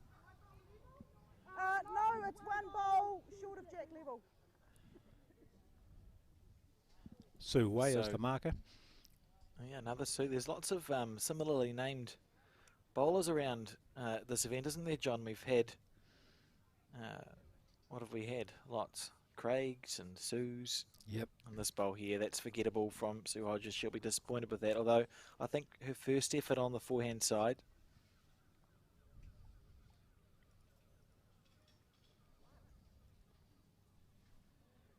One to Nelson. Fair enough. One to Nelson. One to Nelson. So Joe Edwards kicks off the scoring with a single on that initial end. This final of the Interclub, National Interclub Sevens. It's called Sevens because there's 7 players in each team. They play singles, pairs and fours. And there have been clashes of champions here. If we even just look at the singles over the 3 days, Alex, the big names that were here playing, singles or other combinations as well. You know, plenty of New Zealand representatives who've gone on and won major events, faced with players that they might not have even heard of, and that's one of the wonderful things about this competition.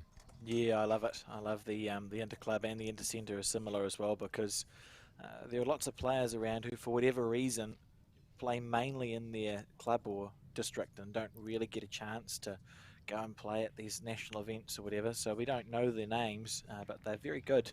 And you put them in this environment and they sort of are able to foot it with the best of them, and you get some wonderful stories to come out of these events, John.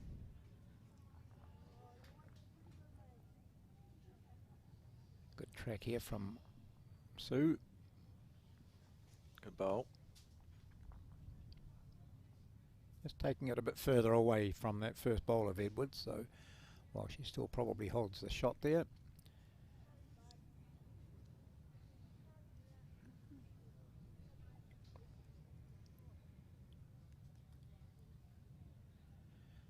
Yes, there's some players and teams here who are wearing huge smiles at the moment because they've overachieved, you know, exceeded expectations. Travelling long distances for many of them to get here to Naenae for this. You've got to get on with each other, don't you? You're a team of 7 plus a manager and a few supporters as well. They have made a bit of a break away from home for this.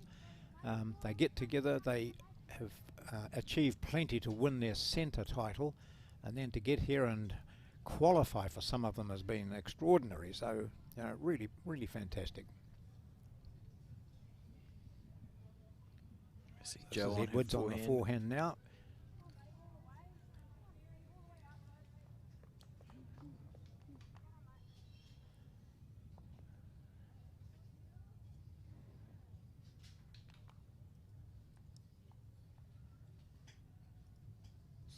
Just a second end.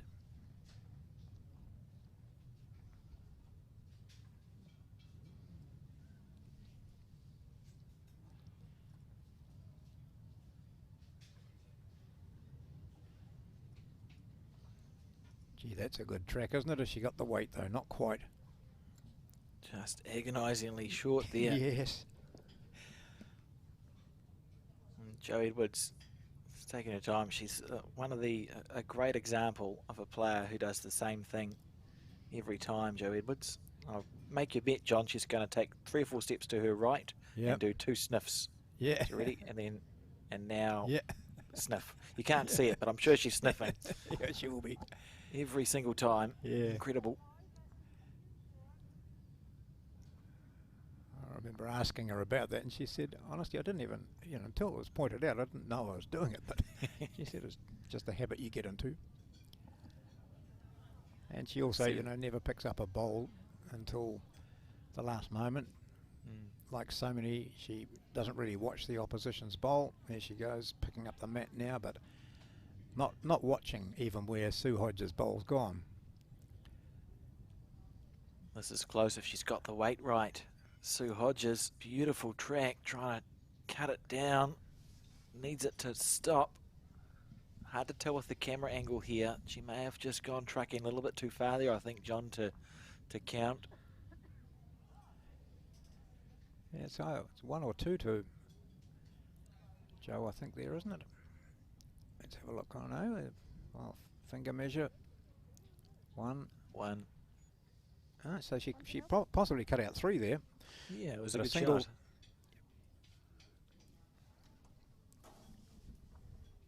Well, just while we have a minute at the beginning of the end, I was remarking on day 1, I think we covered a match between Auckland Bowling Club and another one with a big name. Doesn't matter. And my point was, you can tell the age of a bowling club by how broad the name is. So in this case, in this final, we've got Tauranga Bowling Club and Nelson Bowling Club, which tells us that they're 2 very old bowling clubs because they would have been the only one there. Yes. Yep. when they were founded. So I think Tauranga traces its roots back to 1906, and the Nelson Bowling Club 1888 when they were founded. And so 2 of the older bowling clubs you'll find, and you can usually tell based on if it's the name of a city. That's because it was the only one there when it was started, and then as we became a more popular sport, you get the suburb names coming through.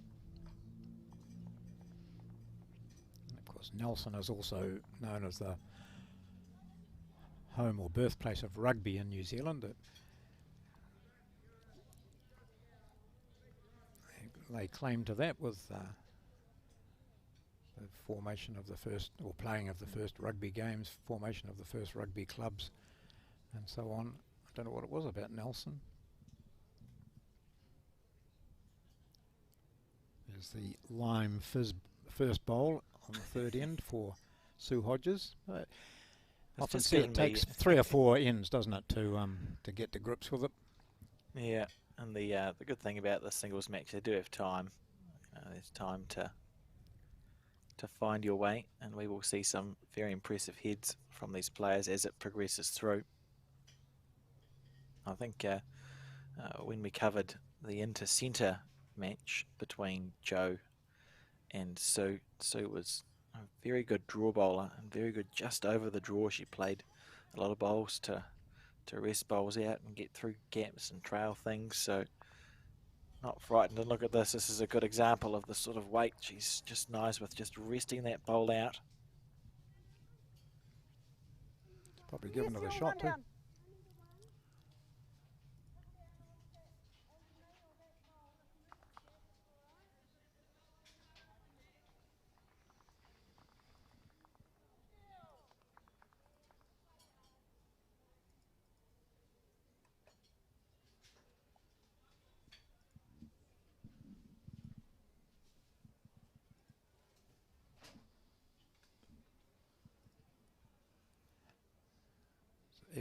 Edwards was just waiting for the bowler on the adjacent rink to deliver.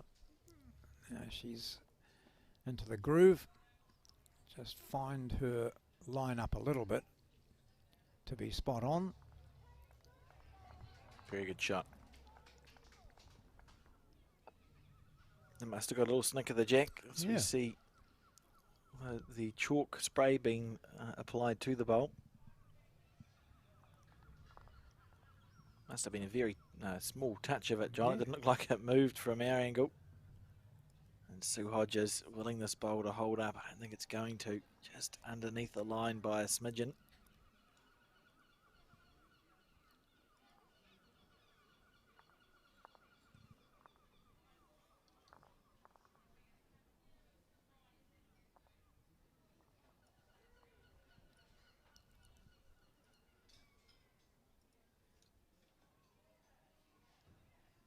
Look to be giving it plenty of green out there, don't they, Alex. Yeah, it just comes back at like the right angle.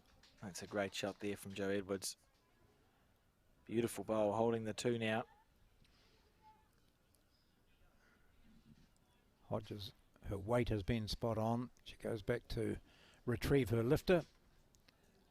She just needed slight adjustment to her green, and she'll be in the count Every here. chance, John. Yep. Lovely ball. Great What a lovely bowl. ball. What a shot. So we'll be pleased with that. It's nice at the beginning of a game to play a shot like that, isn't it, John? Just with a bit of confidence. You just go, bang, cool, thank you.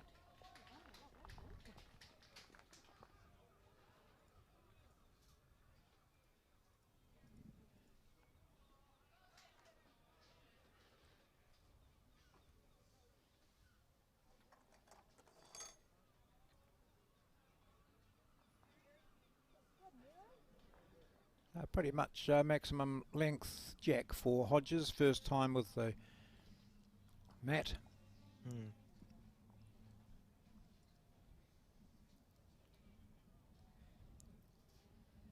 Very nice delivery, doesn't she, Sue Hodges? Yes. Interesting to see, how far out she's looking when she delivers. It's not that far, is it? Her head's really quite a way down, sort of Gary Lawson-ish in that regard, looking at a spot fairly close out.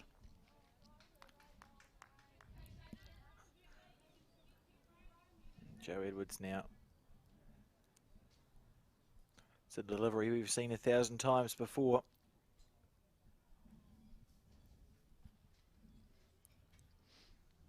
Seen some great photos, just looking at Barry Jordan in the background there, Alex. Fantastic photos on the Bowls New Zealand Facebook page, covering the competition so well. He's got a wonderful neck, doesn't he, Yeah. Barry?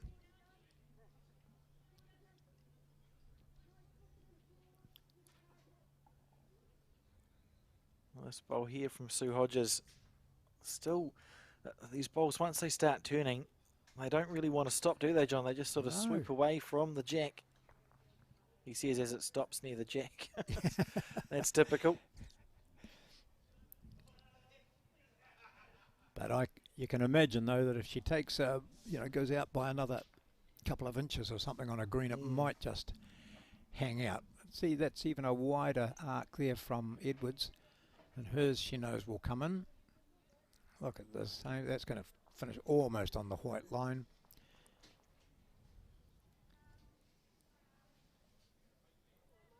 It's forced Hodges to go on the backhand.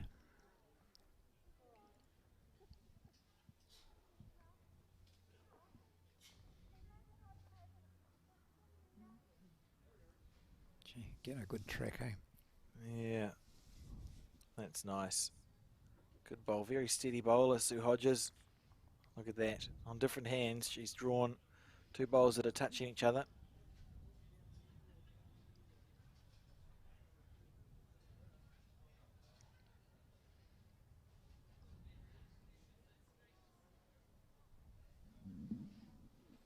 Two shots she's holding. Sue Wei indicates that it's 2 to Sue Hodges. That's how it remains, 2. Yeah, Joe Edwards wasn't far off. The green, you can see she's kept the same green, but she's been slightly under and then slightly over with her 3rd bowl. So it's about finding the halfway in between with the 4th as Sue Hodges stays on the backhand side. She'll just be looking to put another bowl there or thereabouts. This bowl doesn't look like it wants to come back. Maybe around that one. Oh, just died in the rough a little bit. Yeah. I wondered whether she was just wanting to go over a bit further, but I don't think so. I think she was looking to make it 3. Let's see what Edwards does here. Own the 2 bowls. I like that call from Joe Edwards. She's been, I think that's why she's such a successful bowler. A lot of people would have just thought, oh, we'll draw on the forehand, try and find halfway in between the 2, and it's worth 1 shot if you draw it on the forehand side. Joe thought, no, I've got a 2-bowl target. I hit any of that, they're both gone. I'm getting a 2, maybe a 3. So it's risk and reward, and although she missed the shot, I really like that call, and it's a statement of intent too, isn't it, John? Yeah, Like she's saying early to in the Sue, game too. That's good. Yeah, yeah, I like that. The shot selection was good there, I think.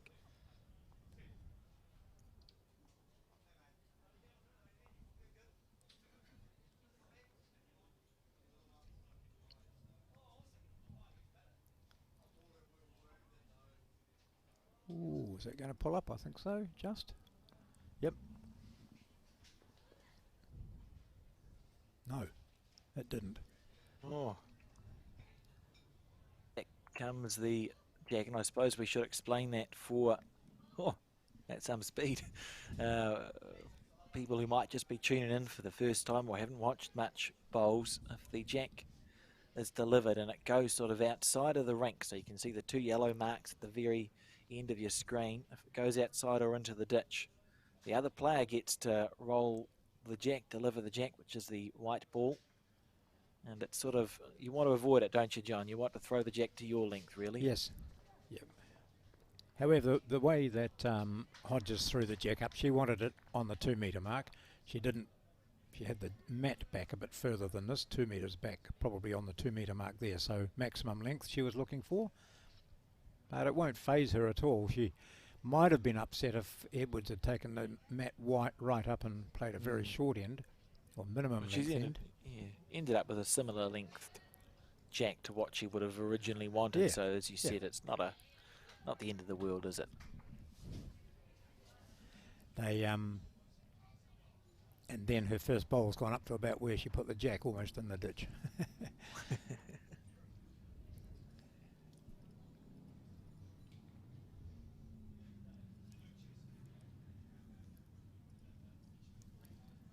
Quite a good smattering of spectators here too.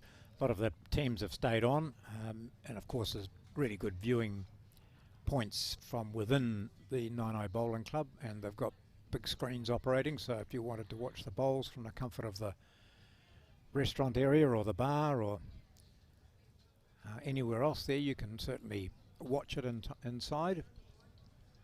But as you can see up to the left there, just behind the score tick, there's most of the seats around have got 3 or 4 people on them.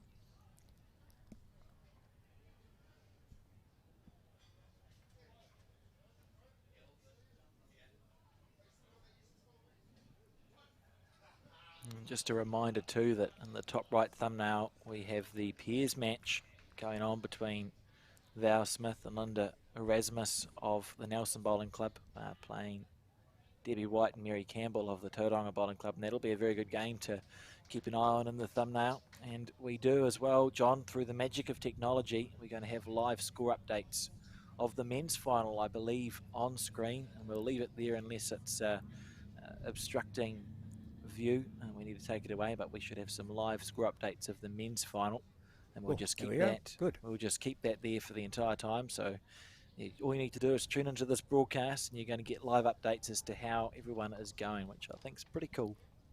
Yep, and of course that singles match, Gore has Sheldon Bagri-Howley and Stoke has Shannon McElroy, so that's a replay of the Somerset National Singles final of a couple of months ago. So 5 all in the pairs and 2 all in the fours. Interesting. Absolutely. It's going to be, I feel like we're in for a really good couple of hours of bowls, John, and it's not going to get any less exciting as we see Jo Edwards. She's holding 3 here. Pressure on early.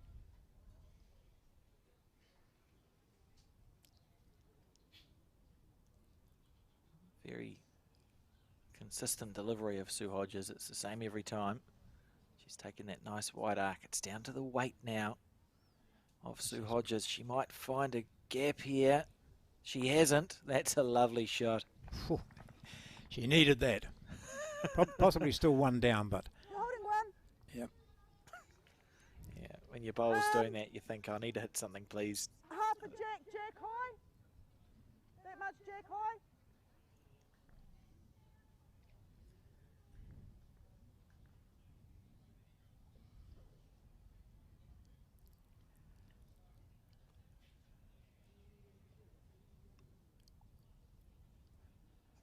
So jack high meaning past the jack. Yes, I was just going to comment on that, John, because I discovered whilst in Australia, that we have a different definition to jack high than the Australians do. It's Joe. That nearly went badly for Joe, but it didn't. In Australia, jack high is what we would call jack level.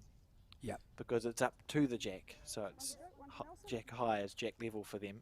And it was I had a very confusing conversation. We had an Australian man on commentary with me on one of the days, the first day I think, and we were talking about whether bowls were past the jack, low of the jack, or level with the jack.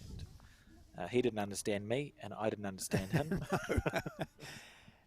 Because some people say here that there's actually officially no such term as jack level. It's either so I don't know. Yeah. At the standard of bowls I play, you don't really care. Yeah. But for players who've got all the shots and play and want pinpoint accuracy and a call from a marker, it means a lot. They've got to know exactly what is meant.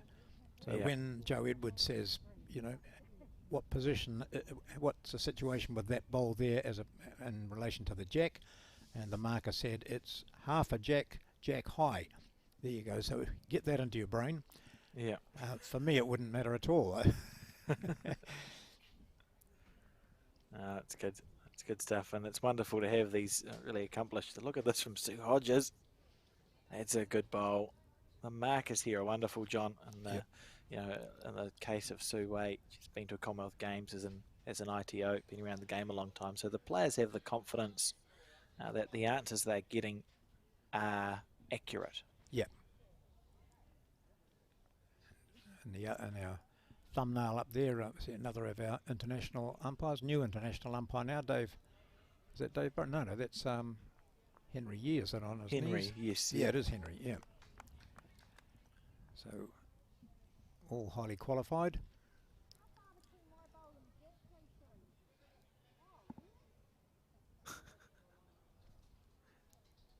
That's great. And I can also tell you, John, that you can see on their shirt, it looks like that's the either the Tauranga or the Bay of Plenty logo, but regardless, I'm sure the bird, I thought it was a tui. I said it was a tui, but remember it's a huia on the Bay of Plenty logo, which obviously is an extinct bird. Yeah. I often think, because that's the huia is the one with the long beak, isn't it? Long beak, yes. Yeah. And I often think what they do with DNA recovery and that sort of thing, I thought it would be fantastic to be able to bring the huia back, because as a kid I remember looking at it and saying, my favourite bird in New Zealand is the huia. Why is it gone? I just love to see it there. Yeah, I would agree with that. Joe Edwards played a very good bowl then. Half a bowl low. Just shunting her bowl in for the shot, and Sue Wei just indicating it's half a bowl low of the jack. So Sue on the forehand. Got a good target area, doesn't she, Yes. John? She can sort of rest into anything. Oh, she's just not resting into the right thing here. Not enough weight to even use an edge there. So she had her own bowl to promote. She had particularly that shot of Joe Edwards to sit on and maybe nestle for two, but she couldn't. She's got one remaining though after this one from Edwards, who's holding shot. 3-all the score. Look at this here from Joe Edwards. Yeah. That's class, isn't it? Look at that. Yeah. What a great shot. Still on though, isn't it, for Hodges? Oh, for sure. Just pick that gap. It's more the weight. The weight's more the issue. Very smooth delivery of Sue Hodges. Looks like it could be on a high line, but we do know it. I mean, it does turn a lot. I'm just not sure if it turns enough. Fine line. She just wanted to, because her previous one was a bit narrow, but also her weight wasn't there, was it? And this time she just pushed it out a bit wider. So 2 there for Edwards. I just had a quick glance at the men's final scores, which you can see on the right, top right of your screen, there's been 22, oh, that can't be right, 22 points scored in 5 ends of the pairs. That feels like that's, Just have a look and see out here. yeah, we'll just wait for that to adjust itself. I was just trying to work out the maths there, don't panic, folks. Adjust itself, I like that. Oh, the other thing I was going to say, John, while we're still in the early stages of this final, and we have a number of people tuning in, and thank you for tuning in, I think this is a good opportunity. If you've been following our social media pages, you may have seen a picture of a very young John Macbeth with 3 bowlers, and we're trying to find out the name, aren't we? Can you talk us through what's the situation there? Have we got any further? It's interesting. I refer to it as my introduction to lawn bowls. It was in, I think, beginning of 1968 in New Plymouth, and there was a women's bowls tournament on, and I don't know if it was a national or the Dominion Fours or whatever it used to be called, but I had just been transferred up there, and I was a very homesick young bloke, and at the boarding house I was staying at, there was this team of bowlers. Now I can only recall 3 bowlers, but there might have been a 4th who took the photo. So as a photo taker, they took pity on me and said, "Would you like to come and watch some bowls? We're playing bowls all day." And I thought, well, it's better than me sitting around by myself. So I went and watched bowls for the day, and I remember the women themselves came from the Hutt Valley, but I don't remember which club it was. But 2 of the women I remember were Naenae and Molly Harvey. Both have since deceased, and I actually went to the funeral of Naenae, recognised the name in a paper as being, oh, I wonder if that's that same woman who 50 years ago took pity on me. And it was. But the 3rd person in the photo, I didn't recall her name and haven't got a note of it.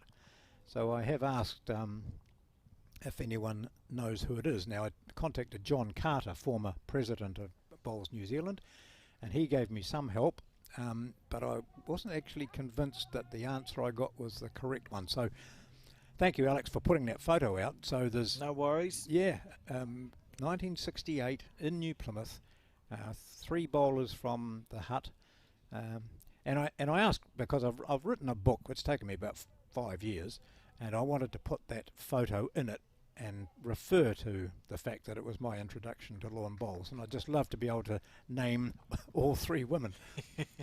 So so there you go. It's funny how things slip your mind, but that kept on coming back to me. I always remembered 2 of the names, but could never remember the 3rd. So anyway, hopefully someone out there can help.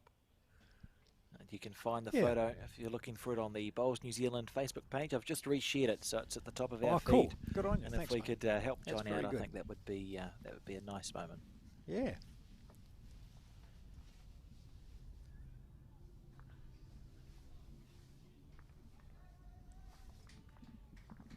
I must admit, way back then, I never thought that I'd be playing bowls or talking about it, Alex, but it was probably the first bowls I'd ever seen. Look at this. And I'd just like to, after all those years, be able to bowl like this. Very good. 5-3. It's a race to 21, remember, in the Interclub. 21 points. And Sue Hodges on the back end.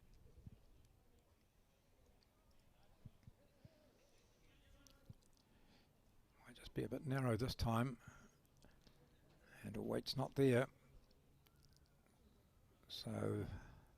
You wonder, an end like that, if we get to the end of this game and Sue Hodges is within 3 or 4 points, those are the ends that you rue, because she's been playing really well, and that was just a loose bowl. You've dropped a loose 3 there, and it can be, I mean, when you're playing someone who's as good as Joe Edwards, those are almost the ends you have to try and salvage.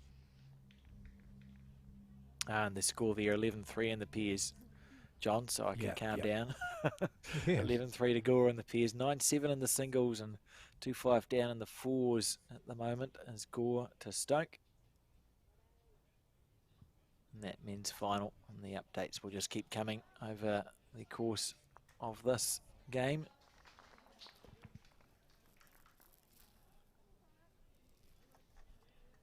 Just remembering that singles match is a replay of the national men's final in singles. Stoke versus Gore. Bagri Howley against McElroy.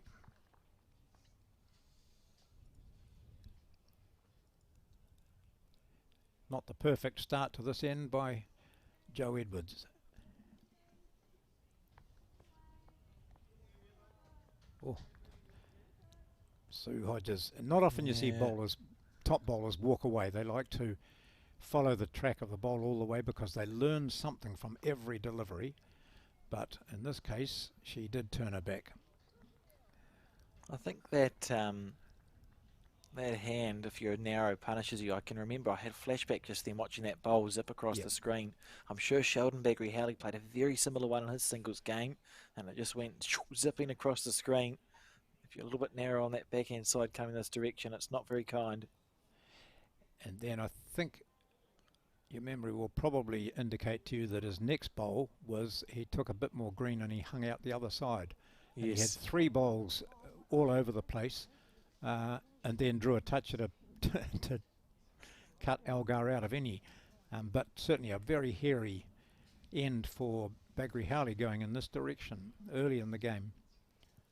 It would indicate it's a fine line sometimes, I think, and Sue Hodges So we'll see sticking to the back end.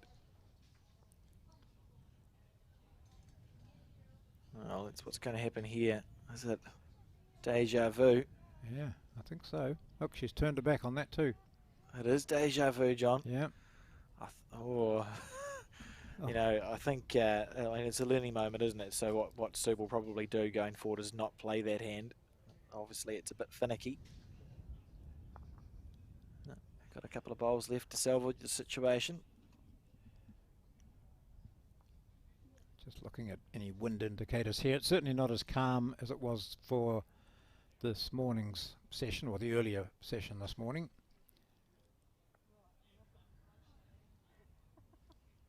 Wow.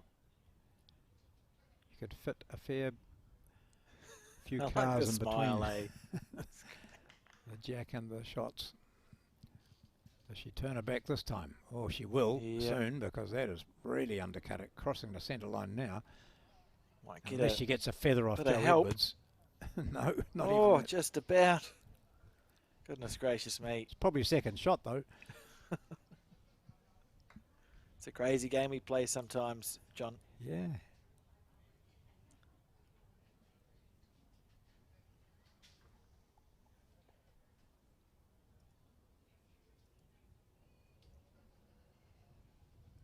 Oh.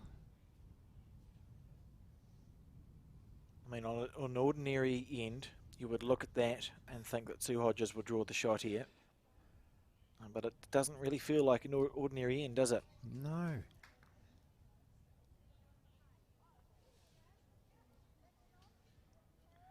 Came out smooth, but it's come out smooth all 4 times. This looks like a more promising line, though, John. How's the weight? It's going to race through, I think. Oh, dearie me. It's trying to stop. It's trying to stop. Needs to sit down. Wow. Who knows? You'd take a photo of that, I think, because you just don't expect that sort of scattered head. Yeah. Like you said, but we've seen it. We've seen it earlier. Yeah. It does make us, club bowlers. You can look at this and go, well, sometimes even the best can struggle. Well, that's at least one to Joe Edwards there.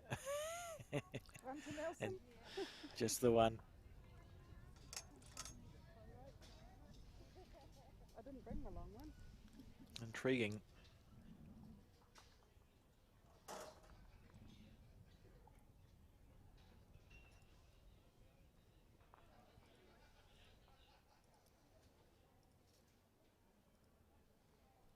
Be interested to see what length they play going that way next time, Alex. Whether they think maybe a shorter end might prove prove easier, or certainly I don't think we'll see Sue Hodge playing the backhand. Yeah, no, certainly not. But eventually you have to, don't you? In most situations you have to change your hand at some stage during an end.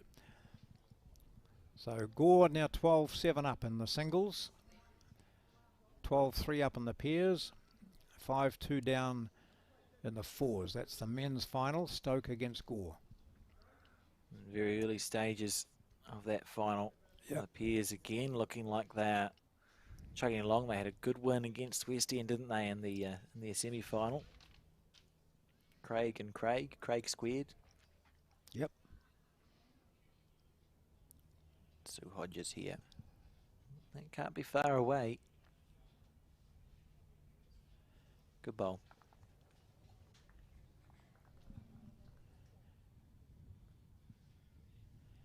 So just looking at those teams, I think the lead for Gore is Tony Cockrell, Thomas Cockrell at 2, Nick Butter at 3, and Elliot Mason skipping. That's their 4.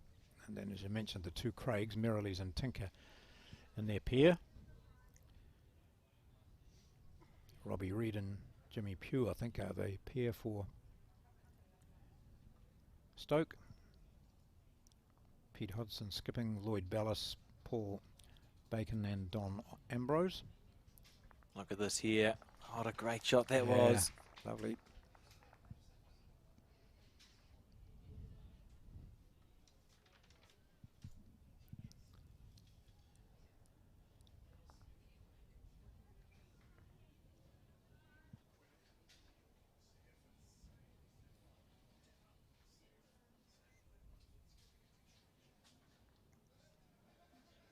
Sit that.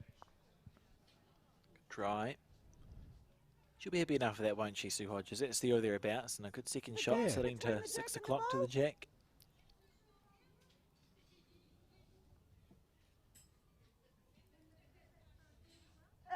It's the gap. It's that far short. How far short's that far?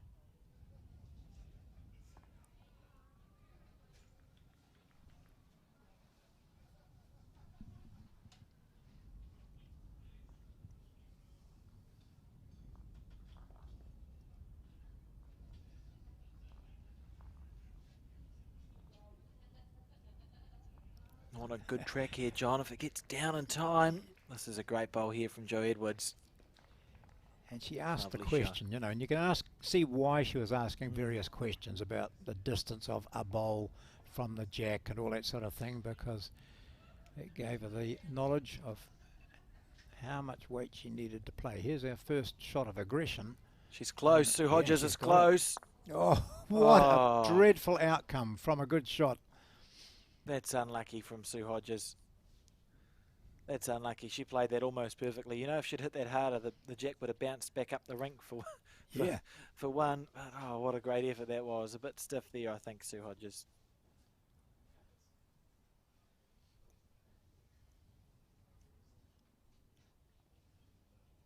Sometimes just shake your head, don't you? It's like a little pinball bouncing around. That's right. So Joe if she Edwards moves the is just jack saying, slightly, it'll be Hodges down by 4. Oh, just about, but 3 Oh, anyway. yeah. That's a good bowl from Joe Edwards. And what does Sue Hodges do here, John? Do you stay on the run? You've just played a good bowl. She was unlucky not to get a better result.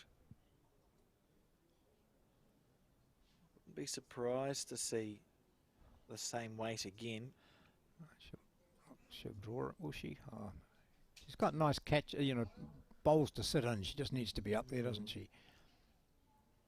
Very smooth delivery. She's on the back end side. This is half a chance here. Oh, isn't it? This More is than half a chance here. That's Jack, isn't it? Oh, What a yeah, shot. beauty. Great shot. That's brilliant stuff, isn't it? Yep. Is it 2? It's 2. No, 1. No, 2. No, the toucher was 2. didn't go into the ditch, Joe. 1. What's Yeah. going on? What a good 1. shot. Under pressure, 3 down. 1 to 2. I saw those 2 Pulls lime out a green beauty. fizz bowls. I was getting a bit excitable. What a great shot that was from Sue Hodges. And very controlled weight, wasn't it? Let's just watch this replay. Look at that. Squeezes. Oh, so it's her collision bowl. That's actually unlucky not to get a 2, John. Yep. She played it really well. It's a good shot from Sue. Making sure that Jack stays on the rink this time. Pushes it down to the 2 metre. Matt looks as though it's way back. Changing hands, yeah, not tempting fate on that backhand this time. You feel like that's a wise decision, don't you?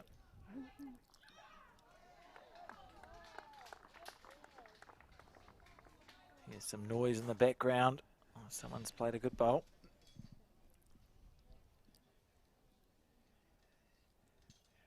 Yeah, well, it was in Look at that. I think that pairs match where I can see them standing right in the ditch. So the jack's gone into the ditch from an aggressive shot. That's the women's pair.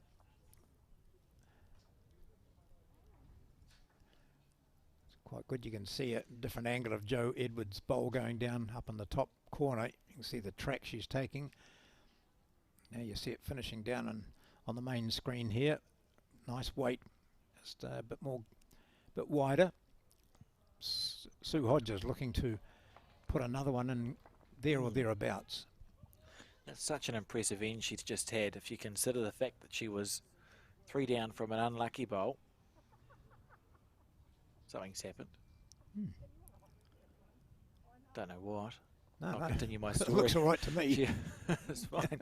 She was 3 down from an unlucky bowl. Yeah. And then played an absolute bomb. So it's the difference between being 12-3 down or 9-4, and then she started off this end well. She's here for the long distance effort, John. She's here to play.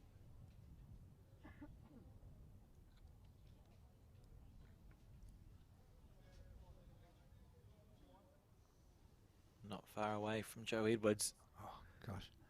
Beautiful swinging hand, isn't it? Yeah. No, it just falls out.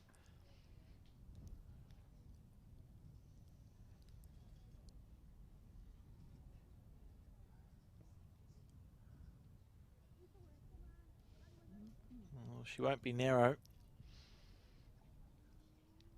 She had the ideal weight with her previous bowl. This is good too, isn't it? This is close to perfect. Gets the jack. Gets Don't the squirt it jack back. around the corner. Oh, yeah. Oh, a little bit stiff luck. again, but a good shot. Just one. And the position of the bowl to the jack. 1 centimetre short of jack level. The bowl is. This one. Not sure about Sue Wei using the metric measuring system there, John. Especially I when I thought thought we she had said 1 centimetre short of jack level. This is a Bowls New Zealand flag waving in the breeze.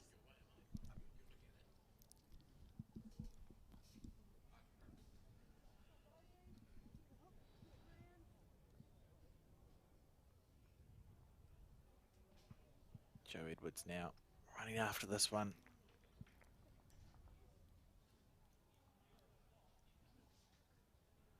If she doesn't cover those 2 lime fizz bowls, she's in danger of I mean, dropping that's a good dropping enough bowl, couple. isn't it? That's pretty good, Yeah. yeah.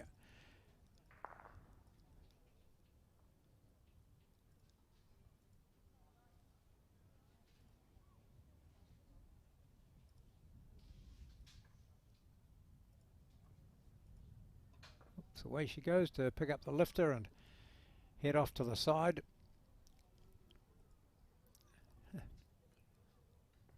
She's chatting with her teammates down there or supporters, possibly saying why she put that bowl out there. Interesting. Jo just having a look.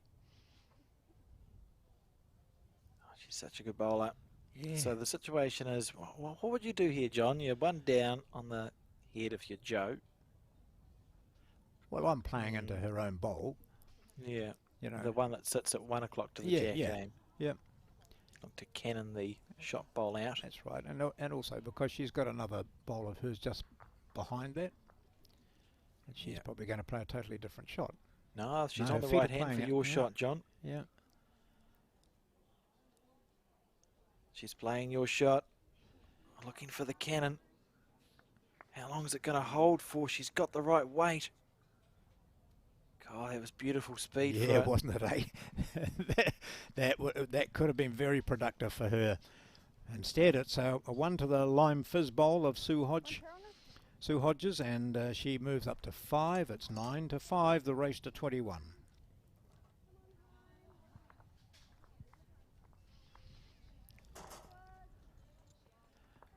Tauranga leading in the pairs that you can see by 6 to 2. That's after only 4 ends though, 4 of 18.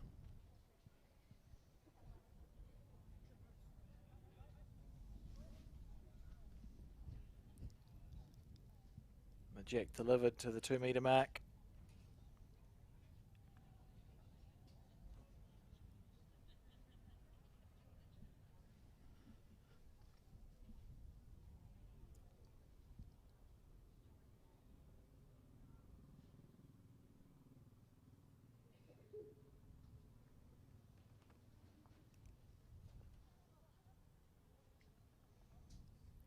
Like the look of this.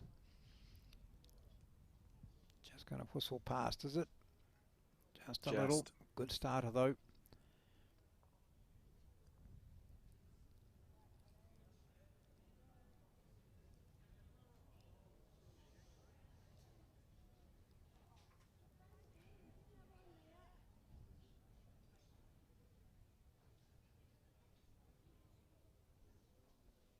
This promises better, doesn't it?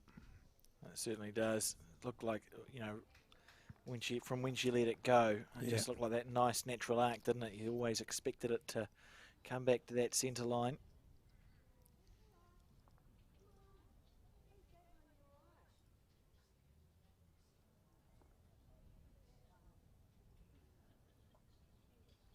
It looks a bit ambitious out there for Sue.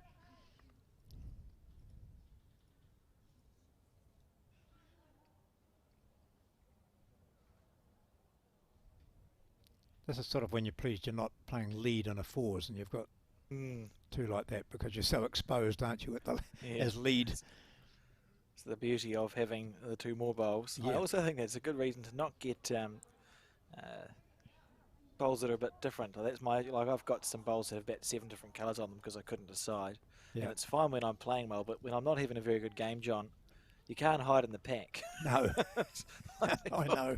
People look and go, oh, yep, that's about right. I quite like it when I'm playing against someone who's got the same coloured bowls as me, so that people can't tell if they walk past, and they can't automatically say, oh, Macbeth's short again, because there's someone else with the same colour bowl. They're never too sure. They have to hold their tongue.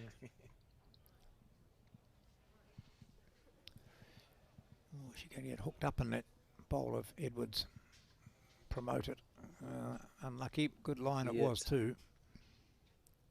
Seeing the end building here because Joe Edwards has a reasonable amount of room to sort of score a number, and Sue Hodges only got 1 bowl left.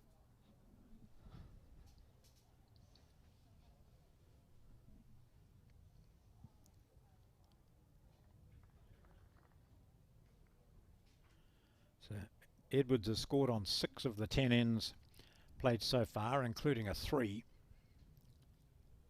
And looking for a 3 here.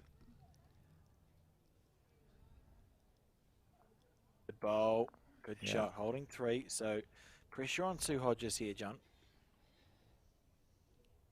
You know, I'd be changing my hand and trying to avoid those 2 that are sitting there, but she's not. She's going backhand. She can see it.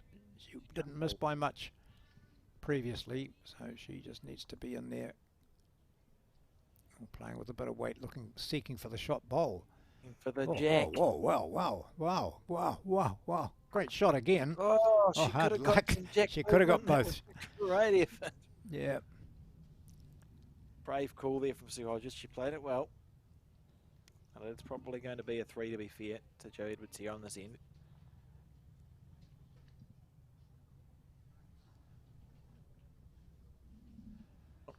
False start from Joe Edwards. Here's her experience though. She's hopping off the mat and starting from scratch.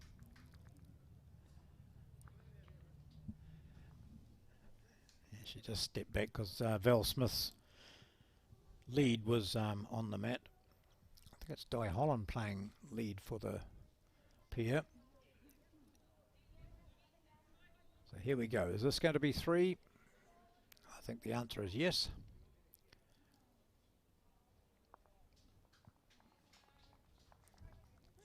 Three to Nelson. So 3 points there. We see there the men's final. Gore leading the singles, 13 points to 8, sorry.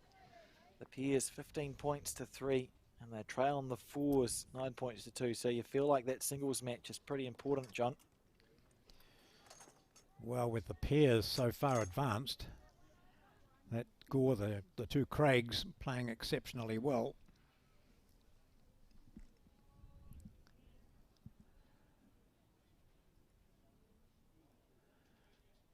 Against, just having a look down there on the far rink, it's Robbie Reed and Jimmy Pugh for Stoke. So, yep, the singles is the decider here, probably. Very interesting. Could get the atmosphere gets electric at these events as you near the end of the round. Shorter end here, John. Yeah, I wondered if that'd happen eventually, Alex, because they both have struggled with the longer end. Seen scattered heads from the pair of them.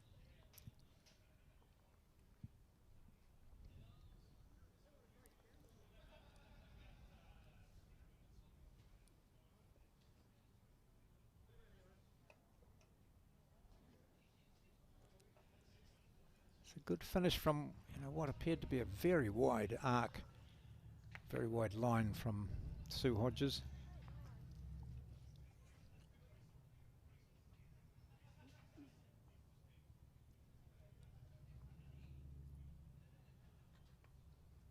So go to a good home here from Edwards.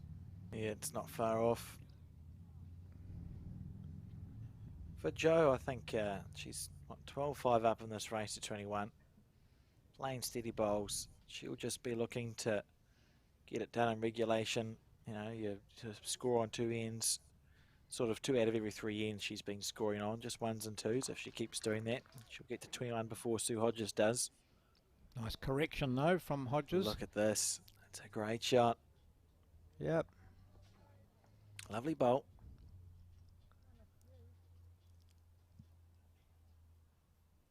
Just see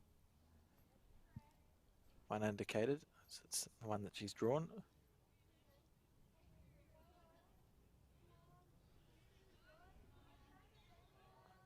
How's your weight, Jo? She's on the right line, John, just down to the weight. Oh, that wasn't pathetic, far off. What a pathetic bowl.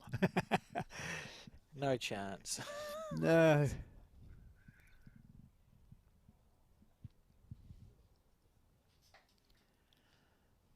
So I suppose you go into games like Sue Hodges has played Jo Edwards previously, and you've mentioned that.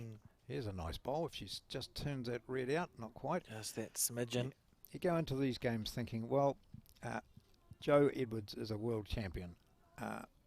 I have to play at my absolute best and get every break available, and she's got to have a bit of an off day or have some off ends. And if she does, I've got to take advantage of every opportunity I get. So that's how you play this sort of game, I suppose, isn't it? And yeah. But when Jo Edwards just continues to be consistent, then you know you're up against it. Yeah, very hard to beat, but it's never over till it's over. And I mean, we saw that yesterday, didn't we, in the men's singles. Kelvin Scott taking on Marshall. Look at this here from Jo Edwards. Willing this bowl to hold up to the jack. One bowl narrow she was, John.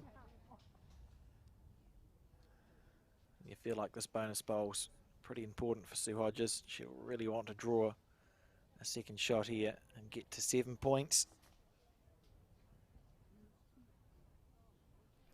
She doesn't want to be narrow here and possibly upset her own shot, but she's played this well, hasn't she? Is this going to reach? Is it going to reach for another shot? I think she is. Effort. Well, maybe. Oh, I don't think quite. More maybe not than maybe. Just one it is. But that's at least back on the scoreboard. That's 6. And 12-6. This race to 21.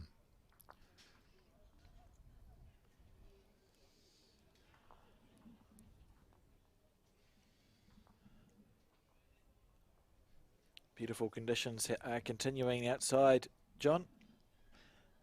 Yeah, indeed. It's quite pleasant outside. It's colder inside than it is out, actually, Alex. And you could see most of, or in fact all of the bowlers are just in shirt sleeves. Sunglasses out, sun hats, caps on. A remarkably small amount of wind, Yeah. considering the fact that we are in Naenae. Yeah. That's pretty good. I don't think anyone will complain about these conditions.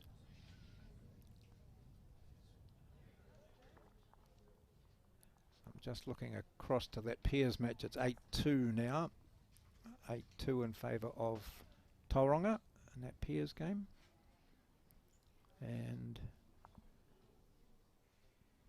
oh no, 7-2. You've got it in front of you, but I've just had a look and see an 8 there, so maybe they've completed another end. It'll be a good pairs match again. Yep, It's sort 6 of a ends, 8-2. Yep. And then 7-0. It looks like after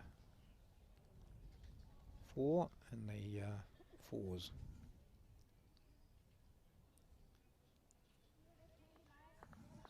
So I think it looks like Tauranga might be in front of both of those pairs and fours. Of course, in the way that this works, you need to win 2 of the 3 disciplines, don't you, John? So if Tauranga won the pairs and the fours, they would go home the champions. And if you win all 3, you're the champions as well. They are 7-0 up in the fours after 3 ends. I can confirm that. Good. So winning the fours and the pairs at this stage and trailing just by 6 points, 12-6 in this singles game, this race at 21.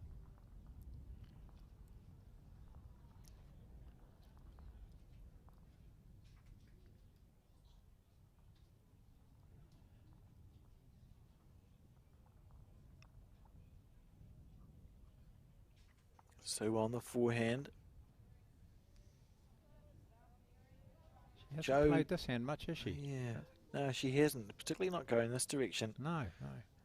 Sue's got her weight right most of the time, but it just seems as if Jo Edwards has zeroed in on that, finding the line a little bit more than perhaps Sue has, I think, John. Just sort of, if you look at the green that Jo takes, she seems to be pretty much on the centre line most of the time. She's spot on pretty much, isn't she? Particularly playing this direction. And the same, she's playing the same side of the rink, isn't she? It does just give you every opportunity, I suppose, when you make sure your green's right. You get opportunities for your bowls to do good things. There's this bowl here of Jo Edwards. Again, the right green just a bit overplayed, but look at her 3 bowls. They wouldn't be width-wise more than 2 feet different.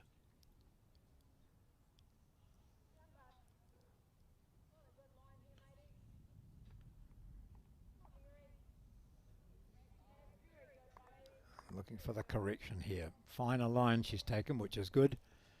She can sit that shot bowl. She'll be feeling great. She's Or if close she can to it, beat John. That's even better. Needs it to sit down, and she's level with the jack, so she might have done enough there.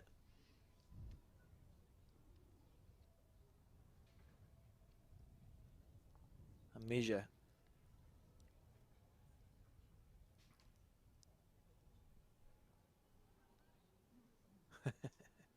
Fair enough. And I think these, speaking of new shirts, I think the Nelson shirts are no more than a couple of years old. My recollection is that they may have been delivered like a day before a National Interclub that was held 2 years ago or so. Yep. We had them at Burnside, I think, where there was an event at Burnside, and I'm sure they came in boxes. They have brand new Nelson shirts, and I think they look pretty good as well. Just enough white in them to be sort of almost traditional, eh? I'm just pleased they're not wearing white shorts or anything. Well, white shorts, of course, are banned almost from all women's sports anyway, aren't they now? Not banned, I mean frowned upon or Not discouraged. She's been down and had a look at this. She knows whether she's got shot or not. She's not going to be up for this, so I wonder if she thinks she had the shot. However, no, not You would necessarily. think, yeah. She's going for the measure. I wouldn't have the confidence to throw my rag. The angles are a bit weird. Oh, great stuff. It's one from one side and the other side. I wasn't going to call it. You're right. Screen. One to tower on this. There was a beautiful moment there. Sue Hodges not paying a huge amount of attention. And was then very surprised to have the jack hovering in front of it. So 1 to Sue Hodges, 7-12.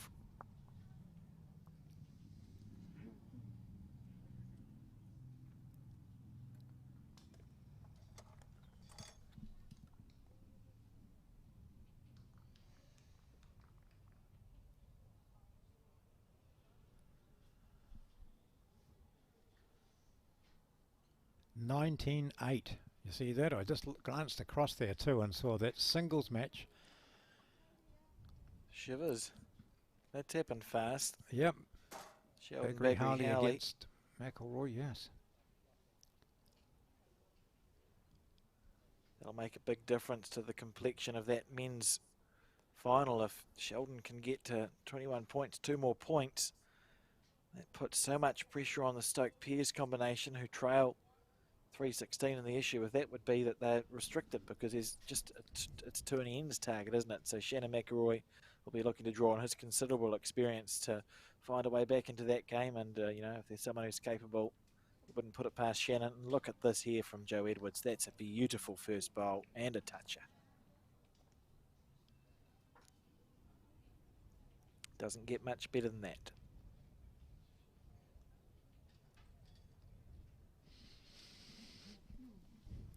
Just saw McElroy pick up a shot on the last end they played. So 19-9, I think that will be now. I just glanced across and Baggery Harley was tossing him the jack in a friendly sort of way. You should hope so. Yeah.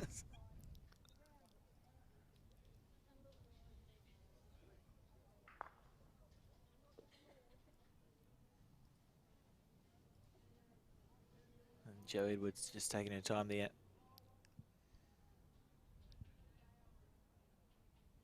I think that's something for me that I notice with the top bowlers. A difference is that they really do make sure everything is right before they go to play their bowl. You know, if something distracts them, the top bowlers are very good at noticing that, and then they get off the mat and start again. Whereas a lot of other, and look at that. I mean, it paid dividends for Jo. Yeah. She's literally just drawn 2 touches. The rest of us, you might get it. Something might be a bit distracting, and you just go, "Oh, I'll just play my bowl." But the top bowlers really understand. It's like teeing off or serving in tennis, and you know, just you want everything to be right.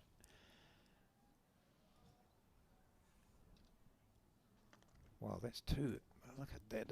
Isn't that the sort of start to an end you want? Certainly for Jo, it's the start to an end you want. Yes. 2 very good bowls from Jo, and Sue Hodges under all sort of pressure here. And the thing is, it's not a huge target, is it? But what does she do with this one? Does she put it over a wee bit? Yeah. So that's 3rd shot, and it's a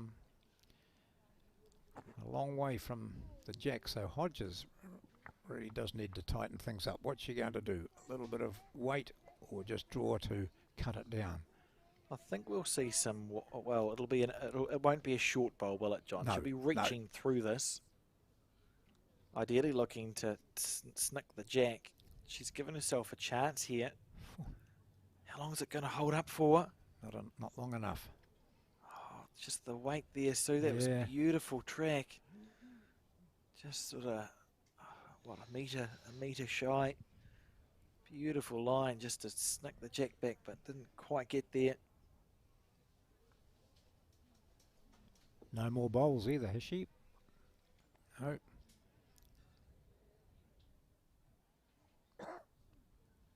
Well practiced at flicking the mat up with her toe and then onto the lifter. And here it is, the fourth shot coming in. Oh, well, there you go. Great bowl. Suddenly the complexion of this game has changed quite dramatically. 4 or 3. It's a great bowl. Yeah. 4, Nelson. 4 to Joe Edwards. It's now 16-7. Okay.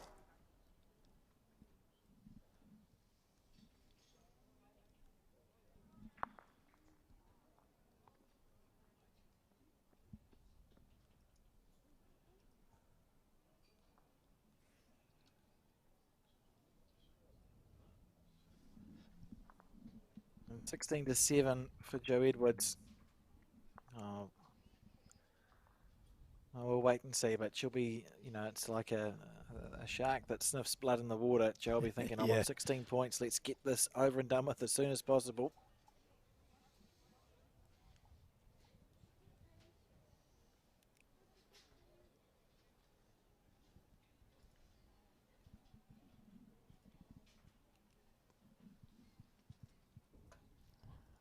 Another good opener.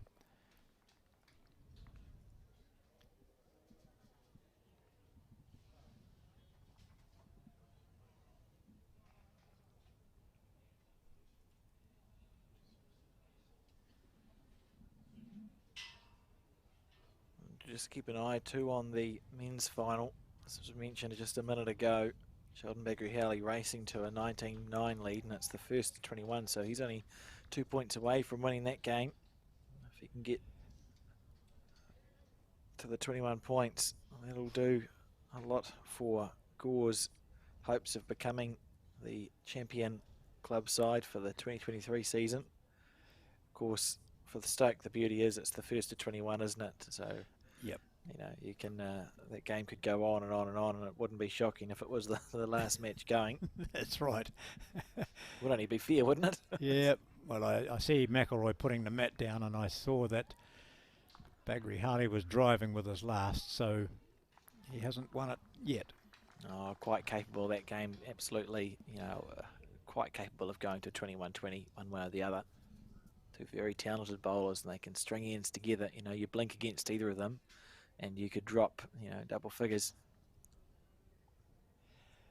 I can just see that after 6 ends, it's 11-0 in the women's 4 in favour of Tauranga, who, as you can see there, also lead in the pair. Oh, there's a nice bowl. Not getting the result. Yeah, it's a great shot, deserved. Two up.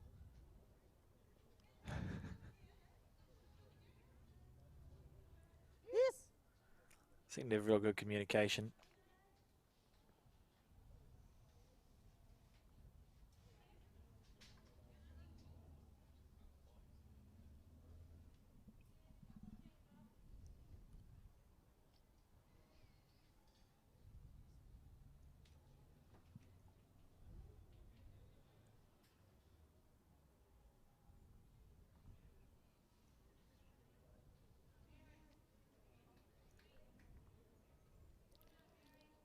That's that line she's been taking. She hasn't varied, has it? It's been, once she'd settled in on that after about the second end, she just kept putting them in on the white line. That's what seems to, it stood out for me in this final. I think, yeah. well, the difference really between the two players, they both played well. But because Joe's essentially always picked the perfect line, she's always had, I don't know, just more chances, John. There's more bowls sort of there or thereabouts. So we've seen a Just bit of bad luck for the bit of bad luck for the Tauranga player, but it's more because just Joe's got bowls. They're always there. Yeah. They're always there or thereabouts, and that's a disappointing bowl there from Sue Hodges, and she's chipped off her back one too. That's always a shame. She would have been thinking, I'll take the jack back to there, but the jack didn't come with her, and she's just taken off her back bolt and almost committed to an aggressive shot as well with her last. Got to be, yeah. Not It's- much else to do. Is Joe Edwards just going a bit deeper as she. See the track coming through, and not by much though. Well, I think we'll see aggression here, and if she's Yes. narrow, it's fine. So if Sue's narrow into her bowl that sits at 1 o'clock to the jack, you could almost cannon it through. Yep. Even narrower, you get a good lucky result in off the short bowls of Joe Edwards. Anything in that target area is going to be a good result. she's going to take time to think about it. She wanders down to the head now, 3 down, and if she drops a 3 here, that's 19-7.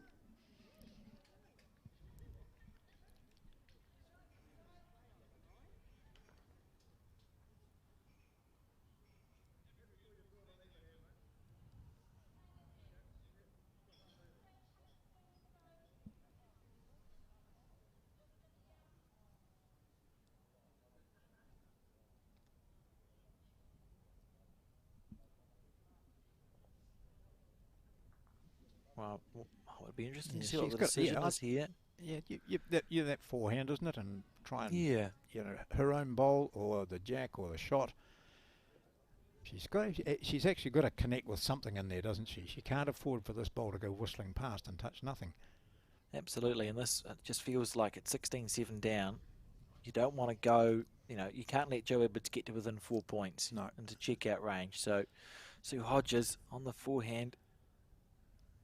She needs to connect. Inside out, could work. Oh, it was the right Nothing. decision. She played that No. with nice weight too. She just Yep, missed yep. that target area just by a smidgen. And it's looking... Giddy with 2-2, Joe. Yep, cool. 2 to Nelson. Joe Edwards just in the groove at the moment. 18-7 up in this game. 3 points to go to get to 21.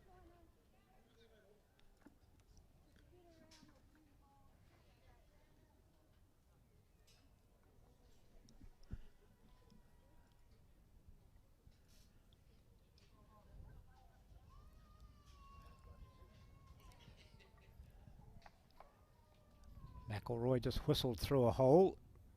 Obviously, must be 1 down in that game. You see the score 19-12 in favour of Bagri Harley of Gore. That's the singles in the men's final. 18-3, Gore up in the pairs, and Stoke up 11-3 in the fours. First bowl from Joe Edwards is a toucher. Just moving the jack back that little bit.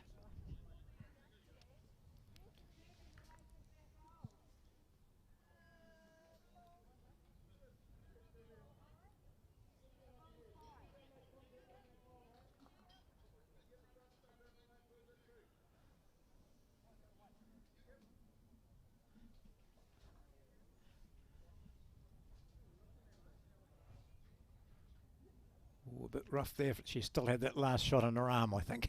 Yeah. That last end where Yeah. she played the weighted shot. Sometimes you get to this point in the game and it's just hard to find that fight. Yeah, a bit hard to 19-7. focus, isn't it? Things have gone. You've tried your best. Mm. You've played some really good shots, and she had some poor results from some quite good shots earlier on. And you consider she was 3-all at one stage, but then she didn't score for another half a dozen ends, and then just singles. In the meantime, the last scoring action for Joe Edwards has been a 3, a 3, a 4 and a 3. So big difference here. This looks heavy too. Just finding that centre line, Joe Edwards. It's a good bowl if it stops for Sue. Yeah, good bowl. That's a good one to work from, really. Joe Edwards won't be phased. She'll probably stay on the forehand, I would expect. That same delivery every time, Joe. Look at that. Yeah. And then walk to the right a few steps and sniff. There we go. Very good. She's going to talk to you about it. It's the most confident I can be with my commentary, John. Yeah.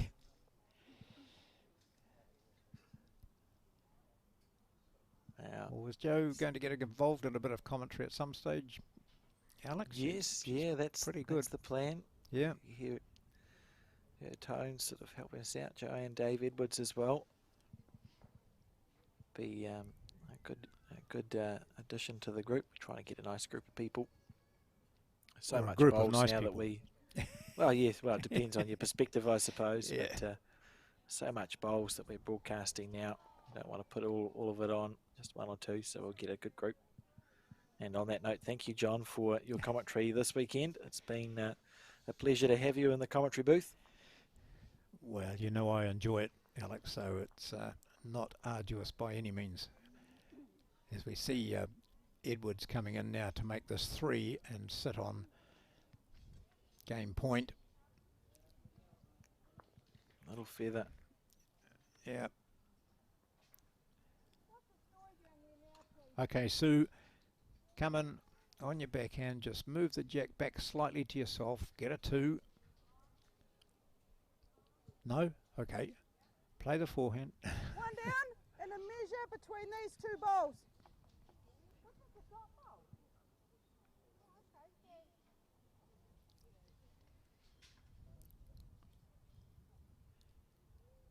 See, Baggery Howley got a single on the last to go to 20-12. So that singles match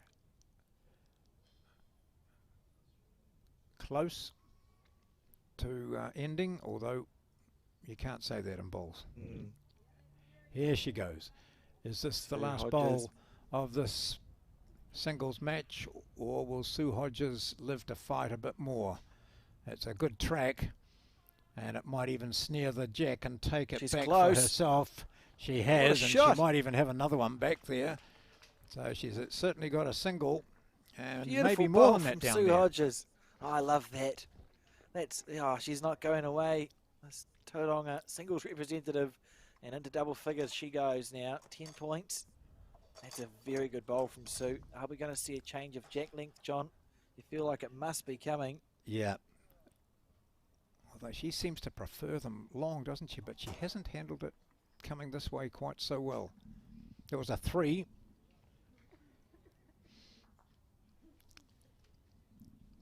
Very good.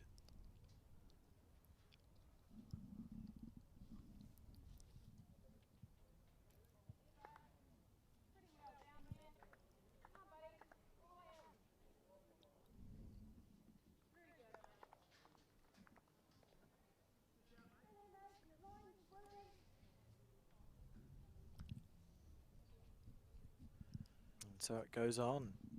This first ball here of 18-10. Sue Hodges, the long end. I'm not sure. I mean, that's not much of a change, No. really. No, she hasn't ventured the mat out at all. She's put the jack down to where she's played most of the time coming this way. And she knows that Jo Edwards has got her line and weight absolutely perfect on coming this way, hasn't she? She has not faltered, really. Certainly not in the last 5 or 6 ends, Jo Edwards. It's just been, it's like putting Yeah. it down a chute. Yeah. And here we see again the line from Jo Edwards. Absolutely, you know, that's perfect, a perfect line. So once you have that, it's a reasonably simple equation for the rest of it. Very good.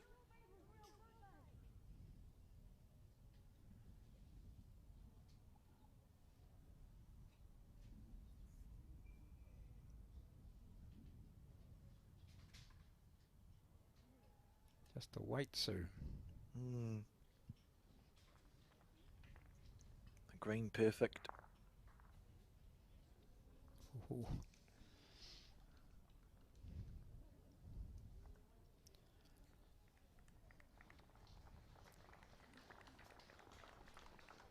I hear some clapping. Yeah, Is that an I've just indication seen- that that's right? Baggery Howley and McElroy have shaken hands, with Baggery Howley winning that. it's a big move? Yep. It's a big move for the Gore hopes. If you're a Gore Rams supporter, that's the game you wanted to get, because that was the one that was more likely to go like 21-20 because there was no end restriction. It was just to a point target. So Gore's won the singles and the pairs 18-4 up with 7 ends to go. They are restricted by the ends. There's work to do for the Gore Pears team, the Stoke Pears team, excuse me, I'm getting a bit excitable. The Stoke Pears team has work to do. Sue Hodges drawing shot there. I think you remember these things, but that might be the same score as the national final.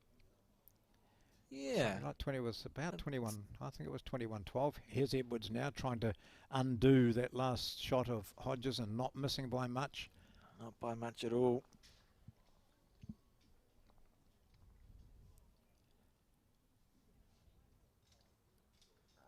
Another one the same, Sue.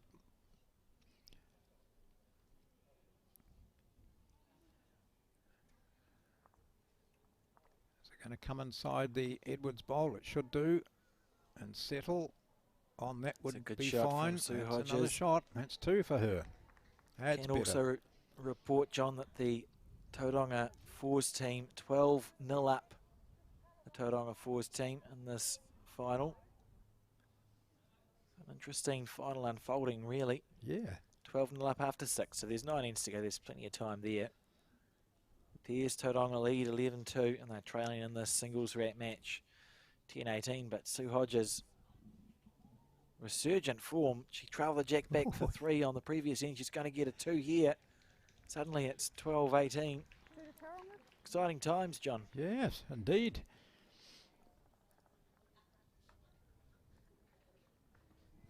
Yeah, that was 2 good balls. I mean, mentally for Sue Hodges, must have been difficult, but she's played so much bowls. She's a really good player, as we know, and she's you know, had to pull out some big shots. But shorter this time. And they were 2 very good shots after 2, you know, ordinary ones initially. On this end now, able to get this first bowl away, playing in this direction, in which they're both favouring that forehand side. Shorter length. Handles it well. Look at this.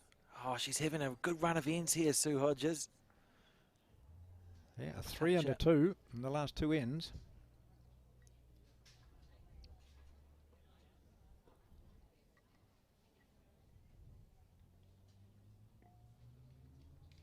Might be phasing Joe Edwards one little bit, but Sue Hodges will be pleased. That's a good bowl.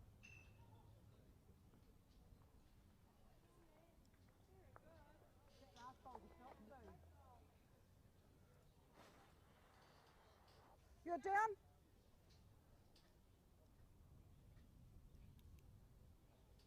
Change of hands.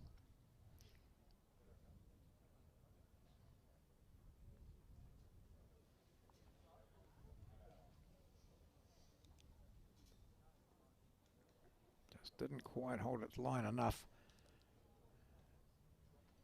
Handy place for a next shot down that hand, though. Certainly. 18-10.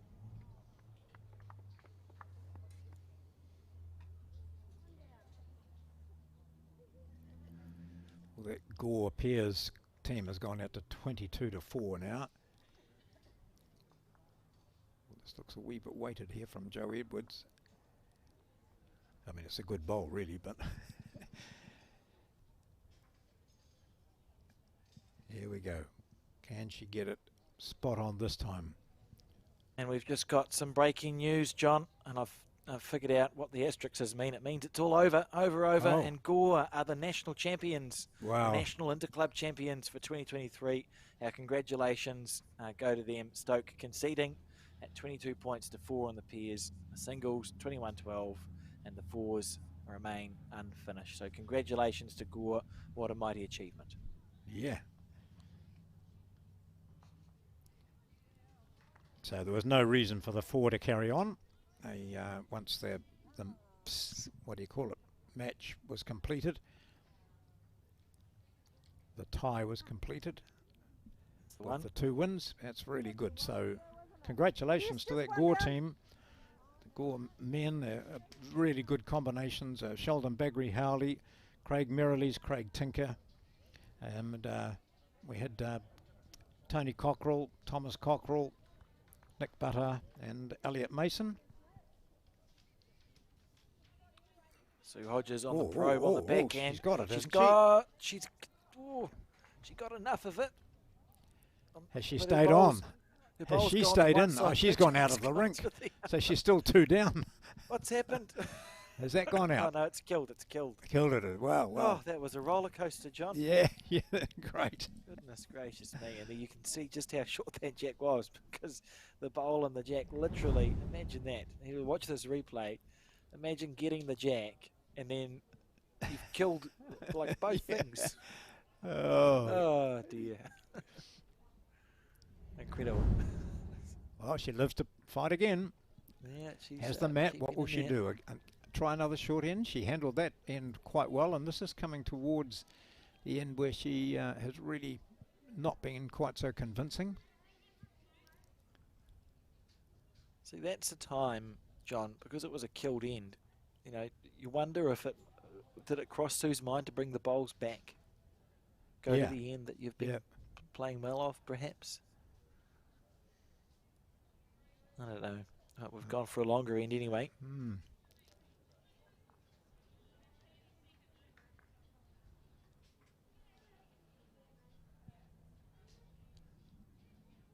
So that's now, so Tauranga is still leading in that pairs, and in that, 12-0 after 7 ends in the 4 to Tauranga.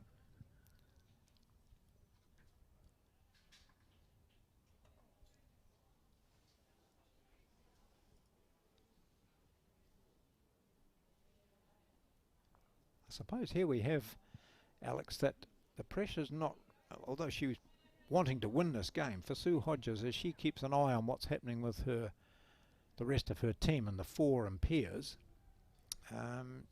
she possibly has that feeling that, wow, looks like we're going to win those 2, but that's a dangerous thought to have, isn't it? It is, yeah, once that sneaks into your head. Just concentrate on your own.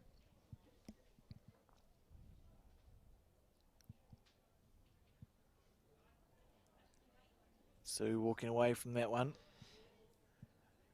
Yeah. Begs the question, doesn't it? Why go for that same length again when she'd to play that short end reasonably well going the other way and has struggled coming this way. But then again, she can she drew 2 fine shots coming this way, didn't she, last time? We see this is a reasonably a loose end by both these players' standards. There's sort of appears to be plenty of room left here for Sue Hodges to draw the shot on her. You'd imagine she'll stay on her backhand side. It's not blocked. On the backhand she is. Keeping herself in this game really well, Sue Hodges. It would have been easy to capitulate, I think. It would have been easy just to let the game slip out of your hands, but she's stayed fighting. We saw her pick up a 3 and then a 2. And this bowl here, is it going to bog on Joe Edwards' shot bowl? Oh, just about. Just got a feather and ran on.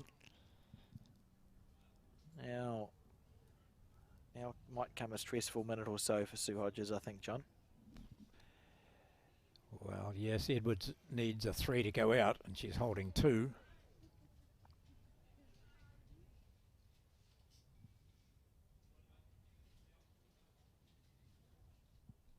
It's gone wide. Where is it? Oh, there it is. Well, technically, I mean, she's holding the 3, and I know they're a long distance away, but you're holding the match, and that's a special kind of pressure, isn't it? Yep. Doesn't matter how far away the bowls are. Joe's gone, look, I'm on to 21 points now. If you miss this, you lose the game. Well, they shake hands after this bowl from Sue Hodges. She folds her arms, watches its track, which looks quite promising. If she's got the weight, she's in here for the shot, and she might well have pulled off another saver. Look at this. Oh, yeah, Look she at that. has. What a shot. Oh, gosh. And she's moved it a little bit around the corner. I think she might have made it into 2, John. Terrific pressure bowl. She's shown time after time that she's capable of doing that. 1 and a measure. 1 and a measure. There you go, Alex. You're right. She might have made 2 out of it. Just trailed around the corner just enough, didn't it? Yep.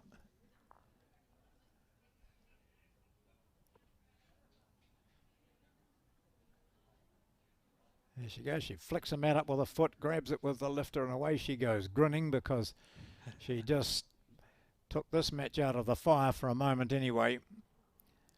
Joe Edwards. And they may well be measuring here, or is that going to sit in front? So She's it's just pulled the up one in then if time. it was the measure shot. Yep. Been a roller coaster this game, but another one to Sue Hodges and 13-18 now in this race to 21 points. You can see there as the men's final has finished with Gore winning the National Interclub for this year. We've now put the scores for the fours, pairs and singles of this women's final on the score to the right of your screen. You can see the fours there, 12-0 to Tauranga after 7 ends. So approaching the halfway mark for them. And the pairs 11-2.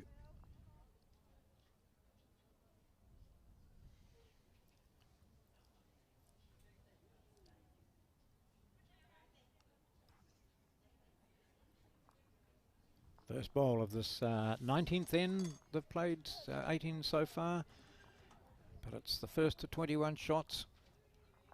And a pretty good opener if she swallows the jack here and takes Great it with bowl. her. Yes, beautiful. Oh, it's been a magnificent 4 or 5 ends, hasn't it, from Sue? Yeah.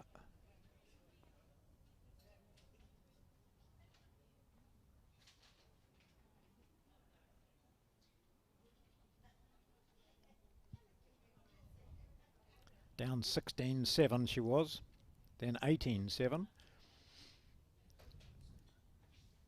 So she scored a 3, a 2 and a single over the last 3 ends.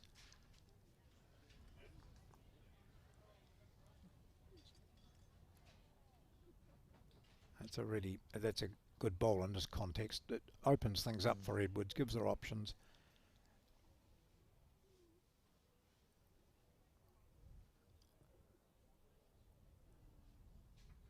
Hodges looking to match that, get something in there because that will be where the jack goes if Edwards does play onto the shot bowl. It's pretty good. That's a second shot. Probably wanted it another half a metre or so up on that.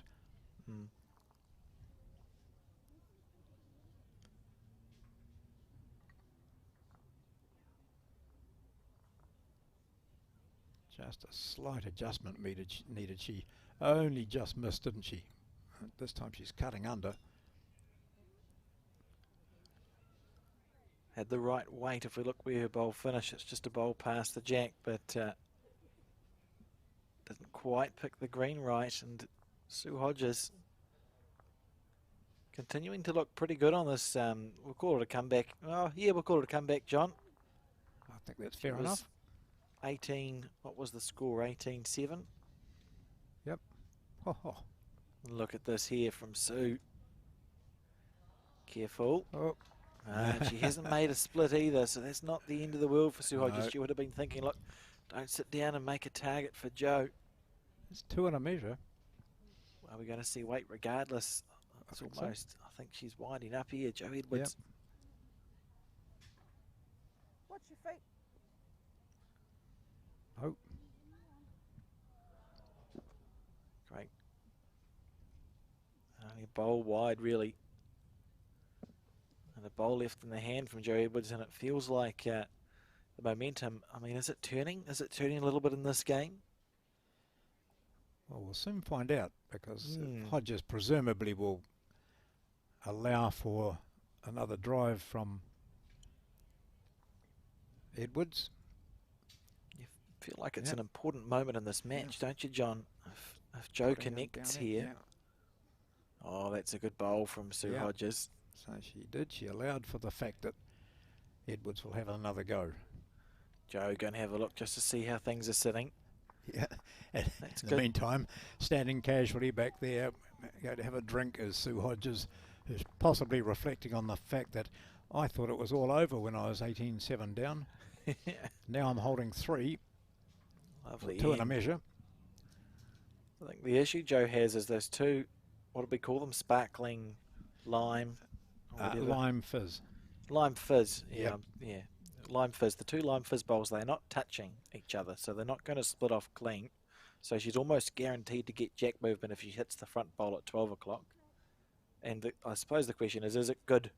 You know, do you get a better result if you hit the jack back? Keeping in mind, I don't think Joe's got a back bowl. I'm not sure what she'll opt to play here, to be honest, John. It doesn't look, it's not a pretty head. She could try pop the jack over to our right. Well, we've talked about luck a bit in these last couple of games, haven't we? And, you know, the luck for her would be that she hits something there and the jack spews out to the right as we were looking at there, and she picks up a couple. But at the moment, she's more intent on saving this end. She doesn't want to drop a 3 here. She's had a finger measure, so she'll know whether it's 2 or 3. No, she doesn't want to hit it. No. She doesn't want to hit it. I think there's a chance of dropping more than 2 if she does. Yep. She's switching to the forehand, and that's the space where she could probably. I suspect Joe's going for a kill here. Yep. A dead draw. She's going for a draw. That's what I was saying. Yeah, yeah. That's the same as a kill, isn't You it? heard me, eh? Yep. I think Joe had a look at that. Just the way the angles are sitting. This is amazing to pop the jack over. Oh, that would have been it, eh? You see that? That was what she was playing for. Beautiful effort. Yeah, the tape will come out. 2.5 to Sue Hodges. 1, 2.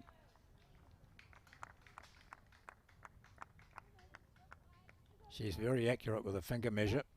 Mm. And I think that concession is a 2. Wow, that's interesting. Most of us would be down with the tape, wouldn't we? Yeah. I think Sue must have been comfortable enough with that decision. And 15-18, I feel like I've blinked. Yep, 18-7 to 18-15 over 4 ends. Oh, great stuff from Sue Hodges, really. Showing a lot of fight. That was all to that one bowl. She trailed the jack back for 3. And it really did feel like the game was just being played out, didn't it? You know, we were at 18-7 and it felt like, okay, you know, a couple more ends. Joe will keep doing what Joe's doing. She'll get to 21 points and that'll be that. But Sue Hodges was having none of it. She's right back in this, only trailing by 3. She's backing herself on great stuff. This sort of length again too, not quite as long as previously, but not a great deal of difference in it. So maybe just feeling that momentum. She's in the groove, feeling relaxed, playing some really good shots, scoring against this world champion. Not a bad starter here. Swallows the jack again. She does. Takes it. I think she's back a wee bit. The last 6 ends, she would have had a touch of each end. Yeah. No, just sort of just switch it. It's like you flick the switch. After she trailed it back for 3, she's just riding the wave, as it were.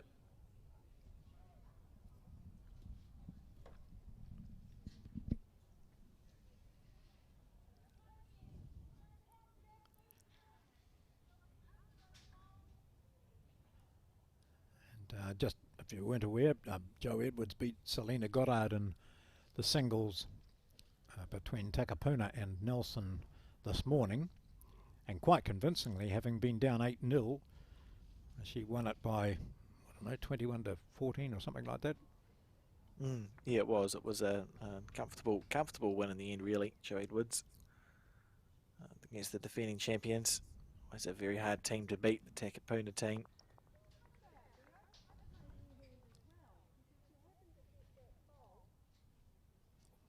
All eyes are on this game. People have come under the shade of the veranda here, the overhang at the Naenae, and some down each end. The men's games have finished. The women's are still in progress. The singles that we're watching, and also the pair, which you can see the score of, 11-6 to Tauranga. And Tauranga also leading in the 4s. Not sure if she's got the right weight here yet.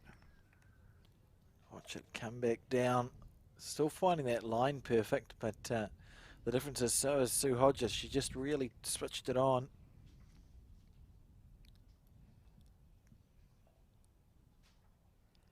She'll be looking to just go over past the jack as well. Just to nestle in amongst those couple of Edwards would be good. Oh no, she's just going to draw another one, is she? Oh, it's swooping across. She's going to need a good result here. Yep, and she gets it. And she got one, to be fair. Yeah, in the area. Well,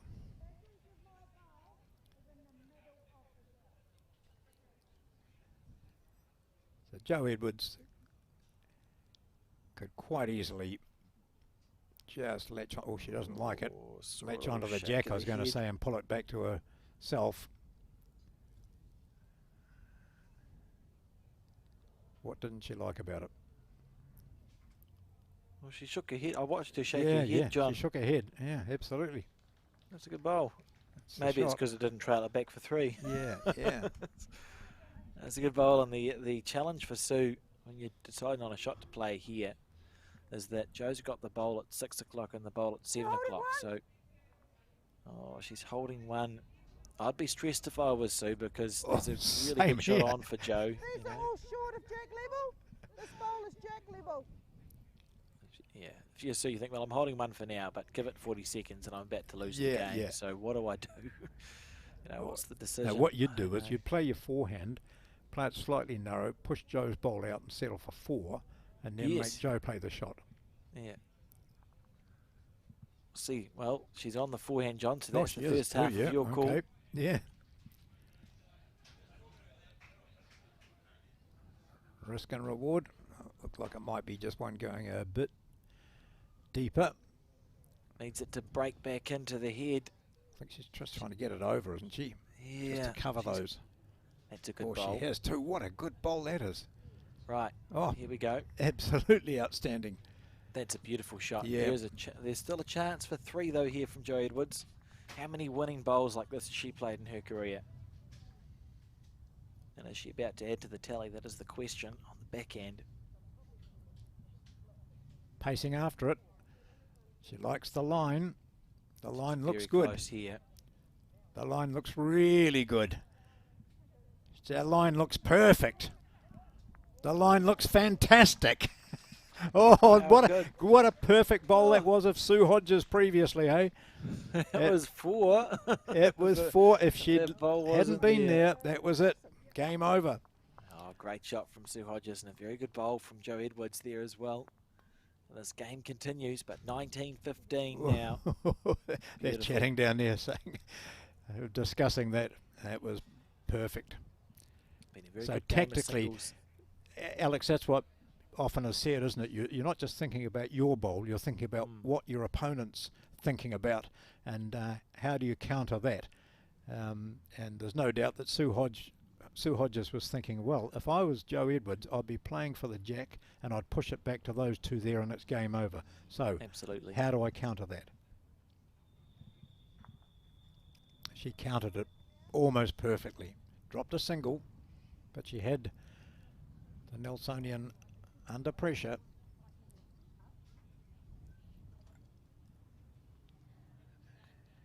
Edwards desperately wanting to start with a touch or close. That's close. That's close. And staying standing as well. So it's just sort of 2 bowls worth of room for Sue Hodges to draw the shot. Good line for her bowls too. Lovely line. Just not the weight. So, I mean, most cases you'd say, no, good couple of bowls there. But from what we've seen of these today, there's a lot better to come.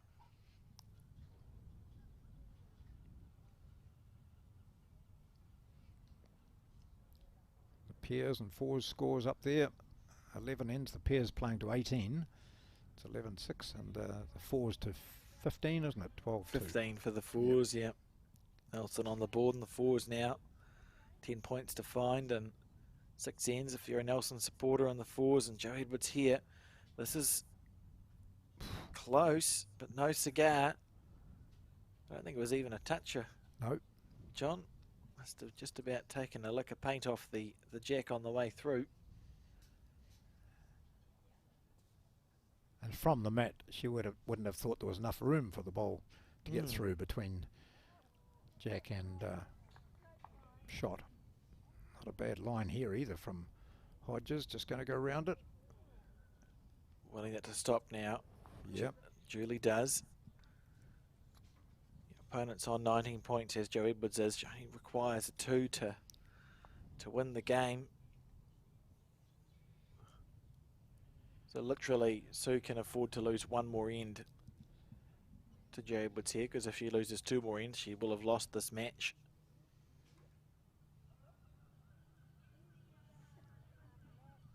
Wouldn't be surprised to see Sue keep the same weight as her second bowl, I don't think, John, if she just sort of similar speed. Yeah, Press the bowl, move the jack almost perfectly picked it up. And while you say, you know, Joe Edwards only needs a 2, she only needed a 3 6 ends ago. That's correct. Here we go.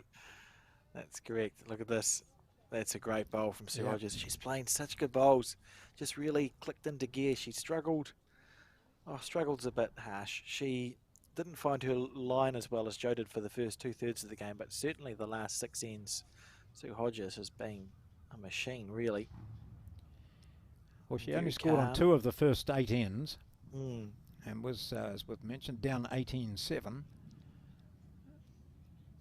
This is pretty good too from Edwards. Was she going to slip through it? That Oh, is, she draws it dead. that's- Beautiful. they are, I've got no other words. They're unbelievably good there from Joe Edwards. That's such an easy shot to miss.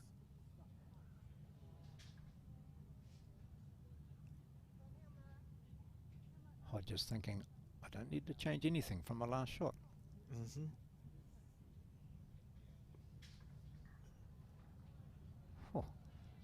Oh. Oh. She's close. Oh. Unlucky. Gosh, that was there for 3, wasn't it? The way that was shaping. What a beautiful Instead of effort that, she was. goes down 1, as she was anyway. So, no change. One to Nelson. Toilet break, I think, and no wonder. There's been a fair bit of stress here today. The blue lollipop goes up. Edwards moves closer by 1 to the target of 21. She leads by 20-15. Another intriguing end there in this match against Sue Hodges of Tauranga. Been good stuff. Good stuff. And just to recap, we do have a new National Interclub champion team for 2023 in the men's competition. And they are the Gore Rams, defeating Stoke in their final. Congratulations go to them. And we're still waiting to see which club comes out on top in the women, with the singles here, and then the pairs 11-7 to Tauranga after 12, and the fours 12-2. And just in the shot up in the top right, you can see the 2 skips. That's Debbie White on the left and Val Smith on the right, the 2 respective skips. And here we go now, the pair of them watching. Is just, we've got a slight break in the women's singles where Sue Hodges trails by 20-15. Mary Campbell leading for Debbie White. Those dark blue bowls. Gosh, there's a couple of champions, eh? We're only seeing the backs of them, but they're Absolutely. brilliant.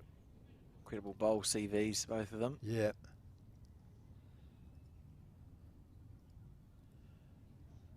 Over on rink 4, we've got the 4s being played. And it took a long time for Nelson to score in that. As Joe Edwards returns from her little walk at 20 points to 15, so 1 more required for Joe Edwards. And how badly does she want to come back, deliver the jack, and draw a front toucher here, John? Well, she's presumably sending it down to about the 2 metres. She's quite liked the length here, hasn't she? The longer ends. Right on the 2 metre. Now Yep. the bowl. Now watch that line of hers. That toilet break won't have affected her concentration and memory.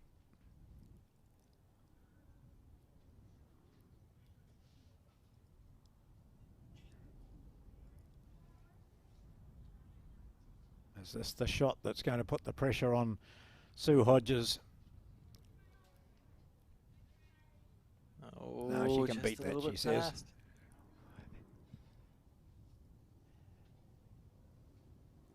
And Joe now able to drink some of the water. Yeah, got room for it now. Sue on the back end.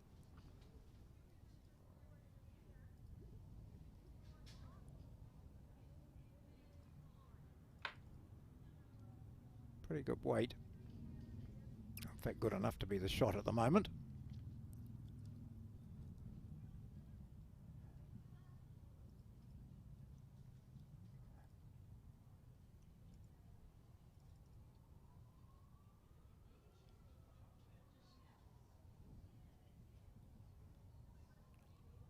Sometimes the hardest point to get is this last one. 20 to Certainly 15 is. she leads.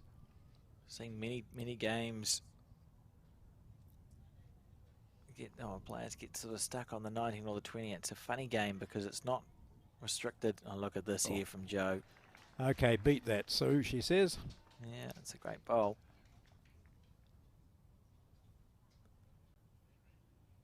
Been very impressed by that was just about the end of Sue. Just backing into Joe Edwards' bowl. I've been very impressed by Sue's temperament in this game. Not phased, really. Can see why she was selected as the singles player for the Tauranga Bowling Club. Is it interesting? It is interesting as a for eagle-eyed viewers. You might notice that Sue, when she plays on the backhand side, watch it next time, she stands to the far left on the mat, and when she's on the forehand side, she sort of stands in the middle, and it's intriguing. That bowl just been overplayed there. Was she looking to trail it, do you think, John? Yeah, it looks like it. Or probably sit it out, you would say. I mean, she just needs to sit that shot bowl, doesn't she? And she's done that quite comfortably. Very effectively, yeah. Yeah. And if she can't sit back, she's no better off than she is now. So another bowler, you're talking about foot placement. I hadn't noticed it much, and it would take much notice of it, but Mike Galloway, when I was watching him playing, he get right over to the left-hand side, exactly like this, with just 1 foot on the mat to play the backhand. I presume it's all the time, although, oh, here we go. She's playing a bit aggressive this time. It's not going to hold, is it? Or is it not going to? Oh, gee. Not far off it. It wasn't far away. And one bowl left for Sue Hodges. One bowl left to save the match. She's game down here. As opposed to the foot placement of Joe Edwards here. Both right sort of in the right centre. In the middle. Yep. If this does happen to be the last end, folks, and you are tuning in, hang around because we're going to switch to the pairs match after this. We'll watch some highlights of the singles game and switch to the pairs match, and we'll be with you until we have both of our Interclub champions crowned. And here we go. This is the last, well, it's not the last bowl, but it's Sue's last bowl and a chance to save the game again.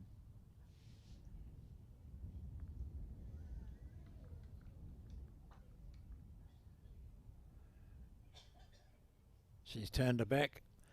She's walked away. I don't think she likes this one, no, unless she gets some help off Joe Edwards, which she could have. They shake hands, and these two champions have given us a wonderful example of singles play at the Interclub Sevens, the national finals. It's Tauranga against Nelson, and Joe Edwards comes up trumps again to give Nelson the advantage here, beating Sue Hodges by 21 to 15.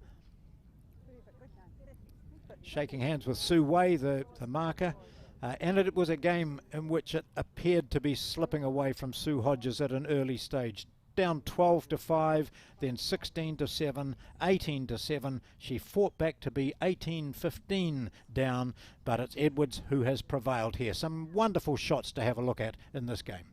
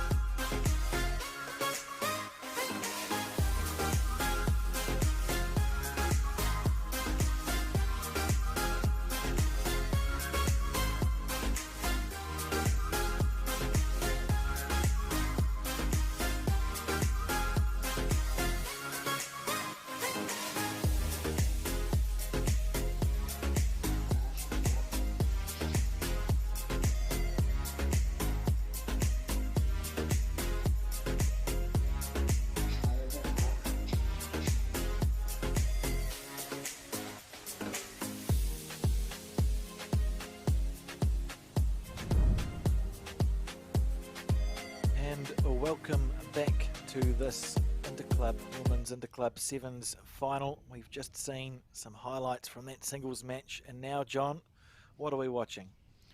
Well, we've got the pairs and a crucial match here, which has changed a little bit, hasn't it? 11-8, when the Tauranga team were pretty much in control in those early stages. Mary Campbell leading for Debbie White, the Tauranga team in the yellow tops, as Deb White just moving out to the right, urging this bowl on from Campbell, but not good enough. And here we have Val Smith on the left. So two skips go down after the leads have played their three. And bowling at lead for Val Smith is Di Holland. So the score has just changed somewhat. Early on we saw that Tauranga were, I think, up 11-0, were they? Or 11-1? It was a comfortable, comfortable lead, I think, for Mary Campbell and Debbie White. It is a great, I mean, it's a great match. They're very good bowlers, these four.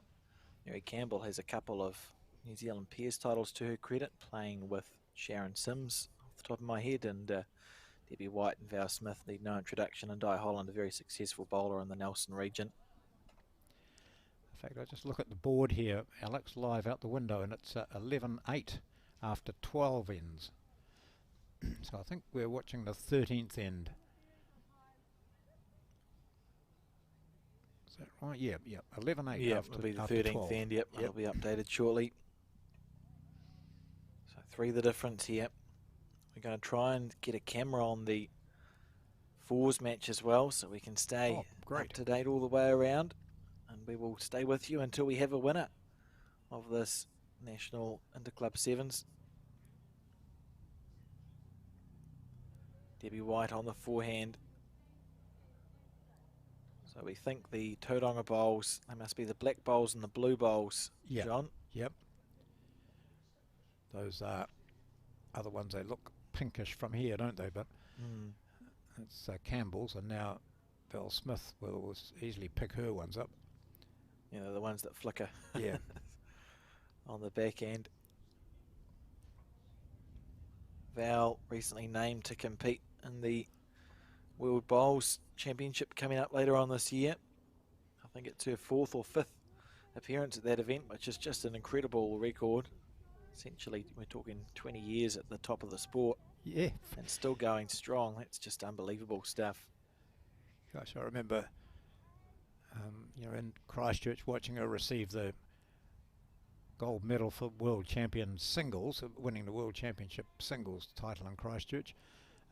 So really highly regarded in that area.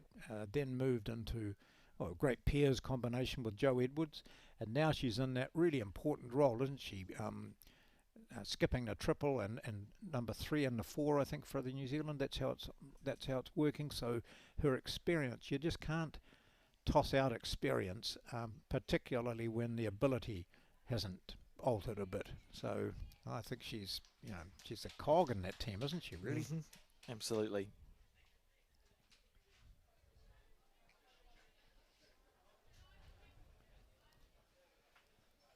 And here we have Val, another player who's had essentially the same delivery. Very, very long time. So her previous bowl, she deliberately played the other hand so she could sit in amongst the potentially dangerous bowls of Tauranga. And there's still that opportunity here, isn't there, for Tauranga to just, draw the shot. They might already have shot, but there is any movement of the jack will favour them. Here we have Debbie White. Look at her feet. Yeah, where she's the foot placement. Yeah, so and playing the forehand side. It's to allow, when you take it from that side of the mat, guaranteeing you're going to take a wide arc to the bowl. And if you look at her green, it was pretty good. Still swinging across. So, 1 conceded by Mary Campbell. And I think that That might have been all that was conceded. Sort of hard to tell, and we don't have as this wasn't the main two. Thank you. It's like they've been listening to me, John. I was going to say we don't have the lollipop, but we got to see the fingers go up in the air. So that'll actually be 10-11, won't it, after 14 ends? Yep. Incredible turnaround this pairs match. Or after 13, I think. Yes, Check I the will board. wait. Yep. 10-11 after 13. So everything's changed now. And remember, Edwards of Nelson won the singles. If Nelson was to get up and come from behind, win here, that would be enough for them to win the title again. So the score 12-3 and the fours to Tauranga after 11 ends. So Tauranga still in control of the fours match, and Joe Edwards won the singles. So in all likelihood, the winner of this national event is probably going to come out of this pairs rubber we have in front of us here, and the score is 11-10. So anyone's game. A great way to finish a tournament, John. After 3 full days of outstanding competition. Come down to one game of bowls. That's from Mary Campbell.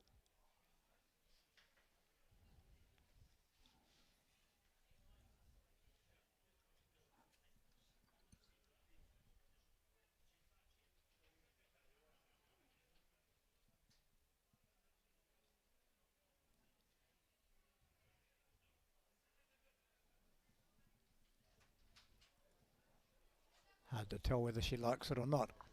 Mm. No, she won't like her weight very much.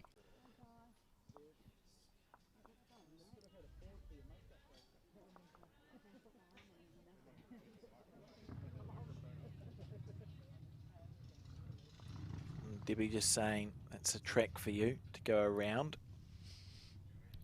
Yes, a question from Mary was, should I change my hand because that could be in my line, and it's a lot of skips just say, look, you know, the ball's only that wide, so get round it. You're preferring that hand, so play it. She got round it okay, but oh no, she didn't, not quite, but it wasn't a problem for her.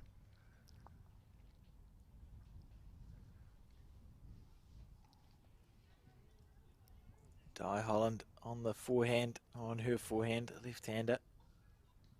And now Mary, I think, might be allowed to switch to the backhand side.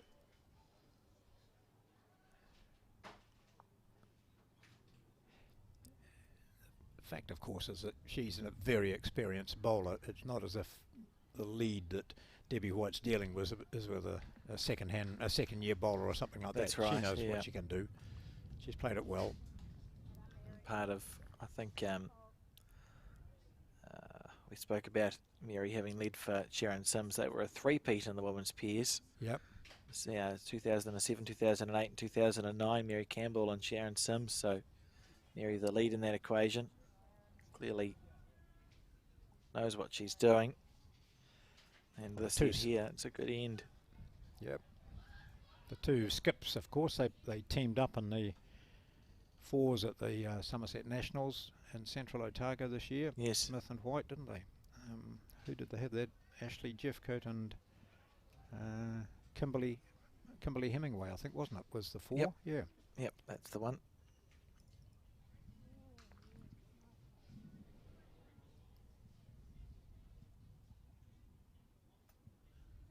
Vows bowl on the back end, so you're into 14 we're on now.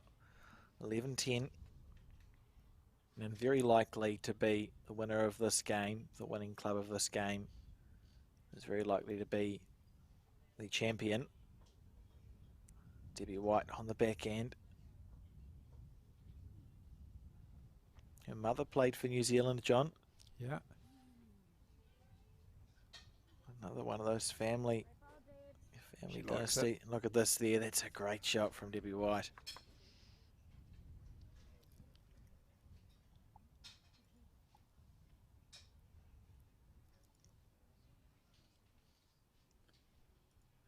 Slightly finer line required.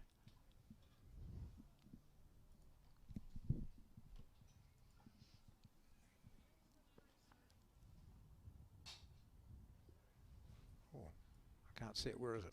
Oh, I was just thinking that myself. yeah. Here it is. Oh, I wonder. Ball be level with the jack. Oh, one up, says Mary Campbell. We're Yes, holding yeah, one. Yep. So she has to beat that. That's all, isn't it? That's all. Let's play the same bowl again. It's so easy from the sidelines, Oh, I find. yep. When you preface a sentence with all you have to do is, all you have to do is beat that. Campbell Here we enjoys go. it. Campbell likes it. Oh, she's it's clapped holding. early. She clapped early. Oh, dearie yep, me. Yep. That's a calamity. This is a calamity. It's a shame. Well, they might still have it. I'm not sure. Oh, Can't yeah, I'm tell. not sure. Mary Campbell doesn't look like they still have it. No. It's always a little bit disappointing as a player when you look at it and you clap the bowl because you think it's good, and then it just holds it a little bit. She was no more than half ball out there, Debbie White, but not a great result.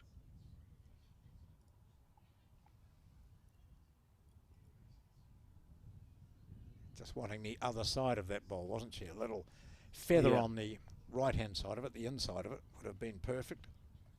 Would have moved it back and also given her a second shot. What's happening here? She's looking to promote here. Oh, didn't quite it's move been it. moved like twice that Yeah. bowl by tiny margins. As we see the fours now. And the picture-in-picture. One down, she Top says. right. Mary says, one down.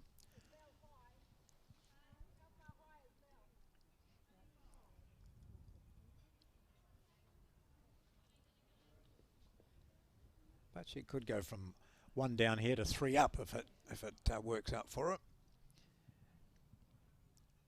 The inside of that shot bowl or just inside it. She's got two bowls just behind. Oh, she's not there. Not there at all.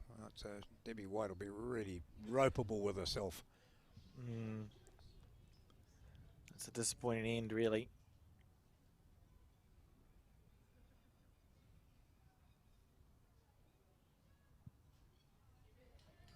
One Another to single Nelson. to We're all Nelson. square, It's John. all tied up.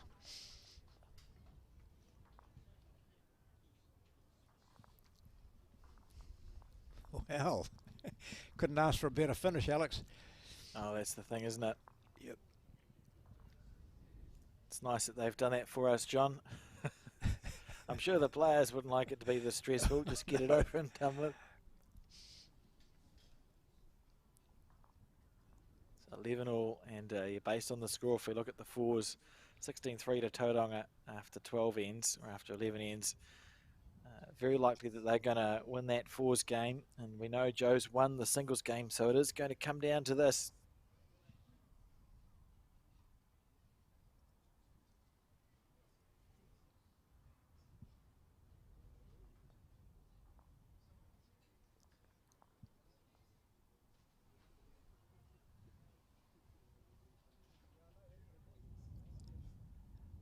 This Nelson combination have clawed their way back into the game. Took a long time to get on the board. Certainly in the earlier stages, it looked like Tauranga might run away with it.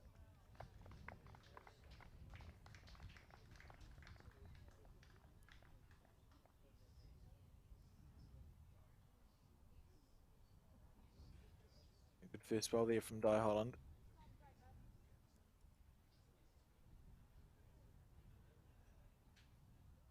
Debbie White moves into that position of, oh, I like this, and then she doesn't. But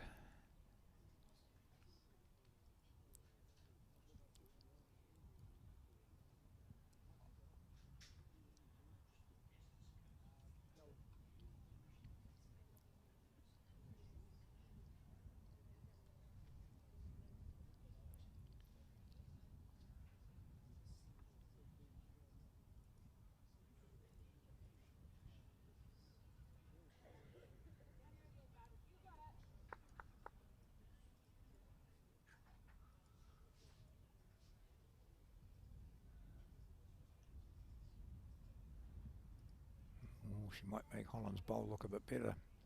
Oh, Round that. I think it's Good going to ball. hold long enough, Yep. John. Yep. Touch. That's Yep. a good bowl. That's a very good shot. Tauranga needed that early on in this end. Just Yeah. losing momentum. Nelson starting to get on top. That is the thing. You have to try and find a way, don't you, when you're playing and you have Yeah. been up and then you're all square to get that momentum back, because it can sometimes feel like everything that can go wrong does go wrong. We saw Debbie White on the previous end. You know, she missed it by half a bowl and rolled the bowl enough to drop it one. Look at this, Di Holland. Oh. That's a good shot. Gee, particularly after her second bowl, which is sitting up there a couple of metres short. So from 1 down to 2 up. Play the same shot, Mary.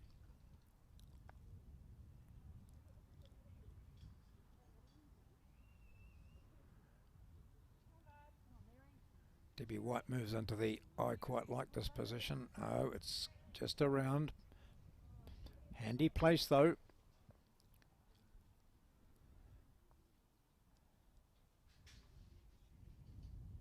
Bowl past the head for Mary Campbell. Well, the 2 bowls past the head really, so you would expect, you know, although Tauranga is crossing over a couple down, they do have options. And I think Val Smith will be very aware that the danger is sort of at the back of the head, Yeah. John. Yeah, so she's playing the forehand. Push it just past the jack.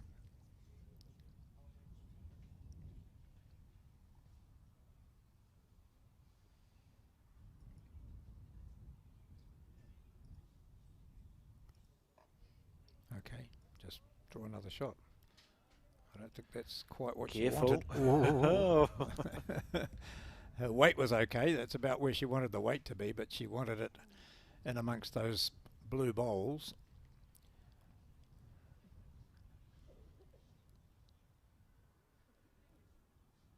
Debbie White.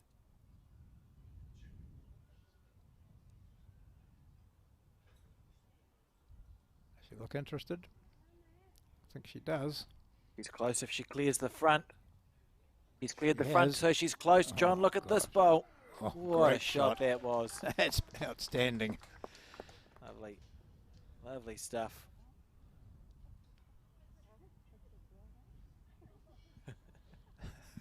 Always a smile on her face. Val Smith. Yeah. She's probably saying, this time I'll try not to give you heart attack material. Because she certainly did with the previous one. Changing hand.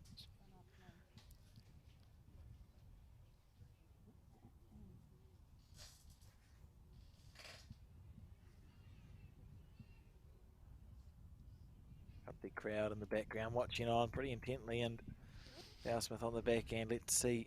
You know, it is hard to tell how quickly these bowls are going. I think That's she's a great close. shot, isn't it? It's a great shot as well. Oh, that's like, How good. wow. Oh, one says Mary, that was unlucky from Val Smith. She played that well. You just usually ask, how's your memory? The response to that is, have I already played one? For That older would not people. give me a lot of hope. Yeah. It was interesting, you know, where Val Smith's bowl ended, when we saw what Debbie White's did, it just snuck around that short bowl, didn't it? Well, Val Yes. Smith had a wee bit more room there. Oh, look at this. This is going to a good home, isn't it? This is going to a great home. Oh, could have turned against her, but Shot. yeah, could have come back as well. She played it well. There was a moment of panic there when Yep. it looked like the jack was going to spring back up the rink. Yeah. Got away with it. Well, didn't get away with it. She played a good bowl and wasn't unlucky, so that's a positive. Come down and have a look. What do you do here if you are Val Smith, John? Well, those 2 bowls straight in front of her are hers, aren't they? Is that Yes. a wee punch through there? What have they got over? Val's got one out to the right there. Yeah, the bowl at 4 o'clock is Val Yeah, Smith's. Yeah, yeah, Looks like it's a chance, doesn't it? yeah. Bit of weight onto there. And if she hit her own bowl, Which hand would she play on it?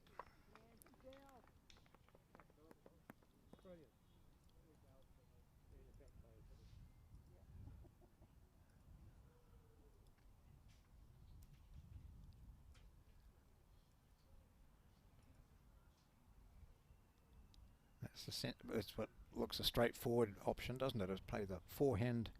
Yeah. Just reaching it. Came out of her hand very smooth. And we'll know at some point if it's close. Here we go. And look at that, just duck away that bowl. She was giving herself that chance to play the plant for sure. And Val. What does Debbie play? She plays the same shot again, basically, doesn't she? Yeah. I think the positive thing for Debbie is that short bowl that sits at 1 o'clock to the jack and is quite a way up the green. Yeah. That's quite a good track to go around, isn't it? And you would think that it'll stop you. Like if you're on a bad line to do damage, you should hit that bowl first. Yep. So as long as Debbie can get around it, she should be close to drawing the second shot here.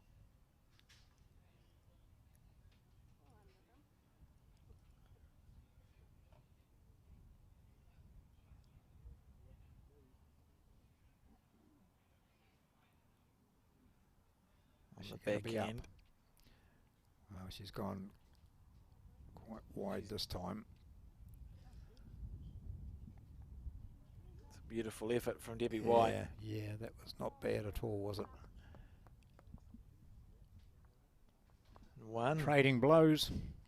And certainly as the fours game continues to tick over, Tauranga now 19-3 in front. More and more, you must expect that the winner is going to come out of this pairs match. And I think we're in for an exciting finish. 2 ends to go after this one.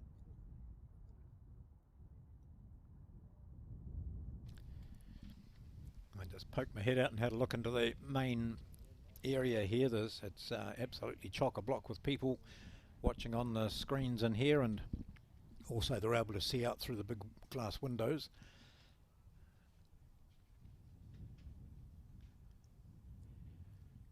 So it's an intriguing match. Mary Campbell, experienced player, picking the green perfectly, but a metre and a bit short.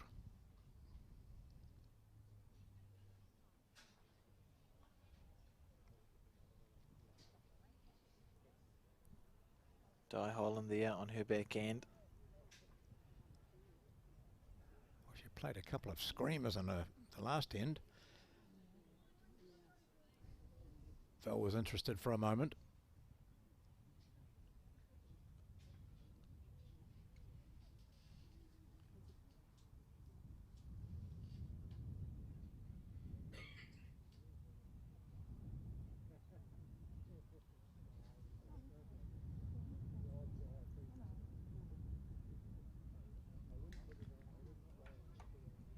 This bowl from Mary Campbell's looks pretty good, John. That's a great, look at that, what a great shot.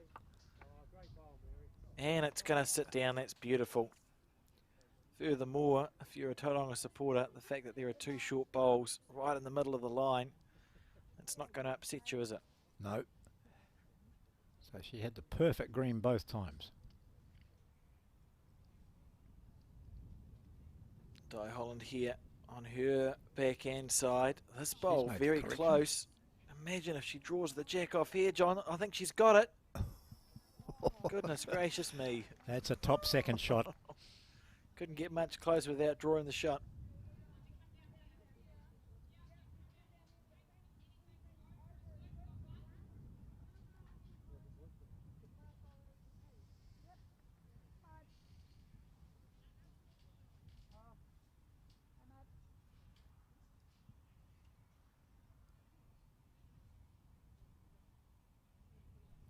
Last bowl of this end for Mary Campbell, the lead for Debbie White and Tauranga.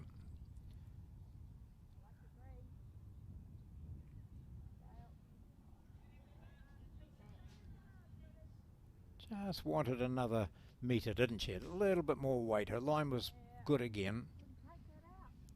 Yeah. Trying to reach that second shot. half a gallop short sort of thing. Yeah. Oh, this looks a bit ambitious out here.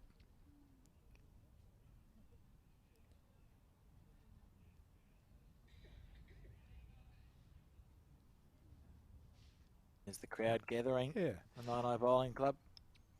Yeah, so that's underneath the shelter here, people sheltering their eyes, and inside it's full. There's it's quite noisy in there. There's lots of people in there enjoying themselves, having a drink, watching the bowls, watching, I don't know, whatever sport's on as well. They've got the TAB here, and you know, it's just a buzz. So that's the fours. A bit of applause from there.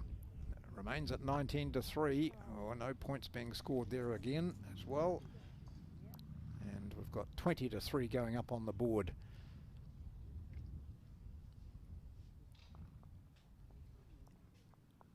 And certainly this pair's game is the one to watch.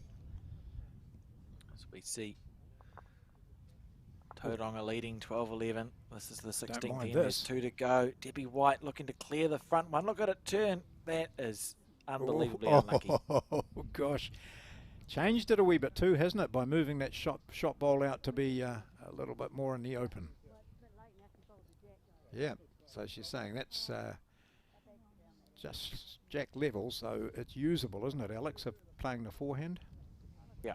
Gettable and usable. Yep. Absolutely. And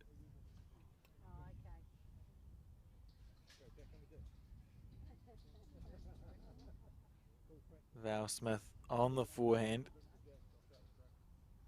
This is very close. This is taking an opportunity. It's just That's the shot, I is it think. going to sit down? Oh, who knows? Well, Debbie White won't be playing that hand now.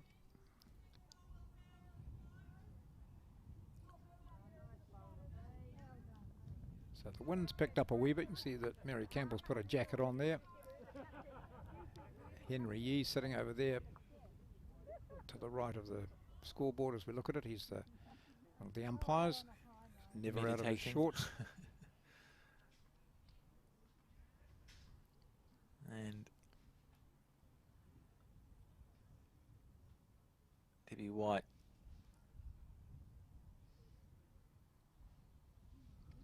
Looking to use Mary Campbell's blue bowl or get inside that.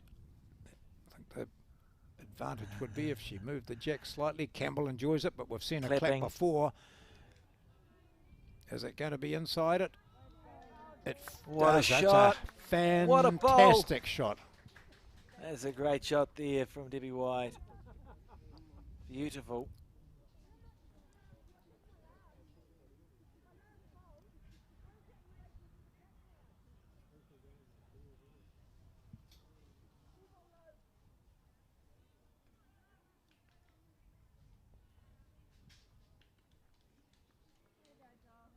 Play the same shot.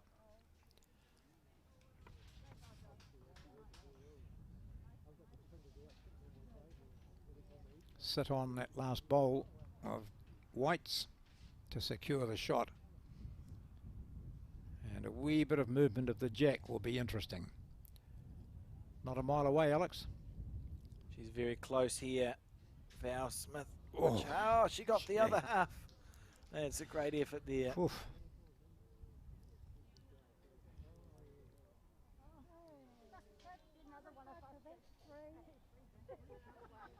Oh, yeah, that's it, isn't it? If she can move Val Smith's bowl away, they've got a couple. You would think that there's a nice draw on there on the forehand. Yeah. John. Yeah. And the good thing is for them is that if the white does move, it's their black bowl back there, but she doesn't want to do that. She just wants to beat that bowl of Val Smith's. They've got the shot at the moment. It's the one. Val just come and have another look at the head to make sure. So it's just about, yeah, on the forehand side, but just to the left as we see it. Should be looking to miss narrow rather than wide, so that there's no chance of accidentally snicking the jack to the right, as you said, John. So just drawing really to Val Smith's last bolt. She's having a That'd look be at the worth other hand, I think, wasn't she? 2 or 3. Just having a look down there. That looks a more dangerous shot, but if she was to squarely hit Val Smith out, or even get an edge, likely to push the jack across to hers, but no, she's playing that hand. Yeah, she was having a good look on this hand, on this side, but it might not have been a thought to play this hand, but just to get an idea of what's down there. On there the she goes. Yep, forehand. Forehand. Yep.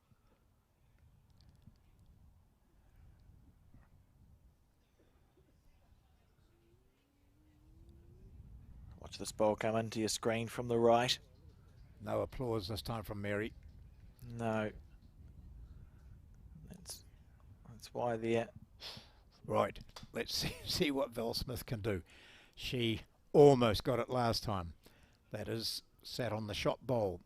Do that again, and she gets the shot or slight movement of the jack for 2. But when she gets down on the mat, Alex, what does she see? Just a tight mass of bowls. That's that's the issue, isn't it? It sounds simple, but it's not going to look easy. And Val Smith here. This is a big bowl, really. There's 2 ends to go.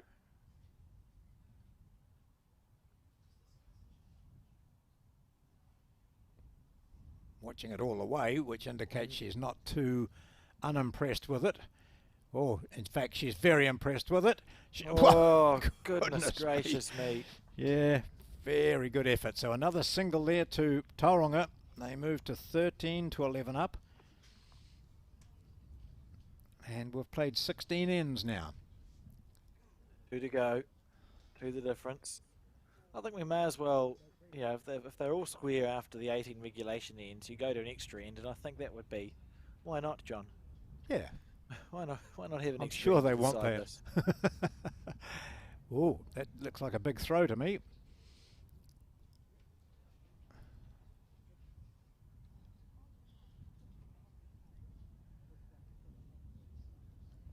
Mary Campbell chastising herself.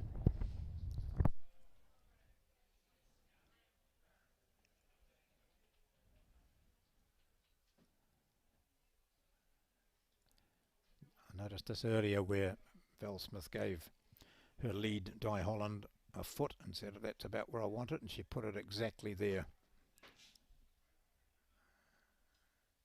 Essentially, just going to slightly overgo. So the situation is the 4s is finished. Tauranga's won the 4s. Nelson's won the singles. It's going to come down to this game. And just 2 points in it with 2 to play. Unbelievable stuff. What a finish.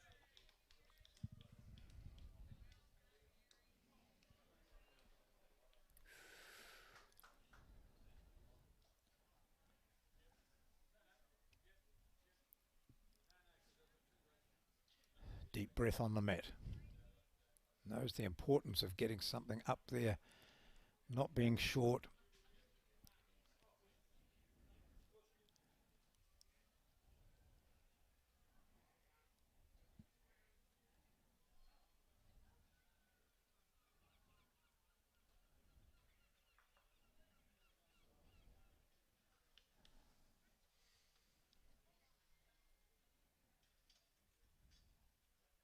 See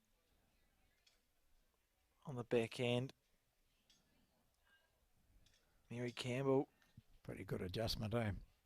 Yeah, good shot. That's a nice bowl.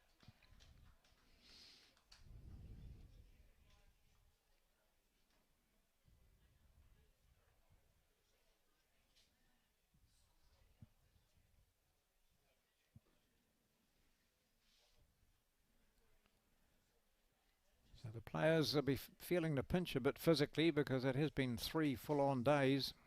And they're standing up to it well. You know, it's a lot hard of people to say, explain. yeah, I know. A lot of people say, well, bowls, you don't have to be fit for that. But on your feet all day, 3 days in a row like these people have been, certainly you feel the pinch by the end of the day. And to stay focused as well, John, because, you Mm. know, it is going to come down to the last end of this Peers match, possibly the last bowl, to decide who our national champion women's club is for 2023. Yep. You have to be focused. They've been playing, this is the third day of bowls they've been playing. That's just, it does take a lot out of you. Di Holland here on her forehand.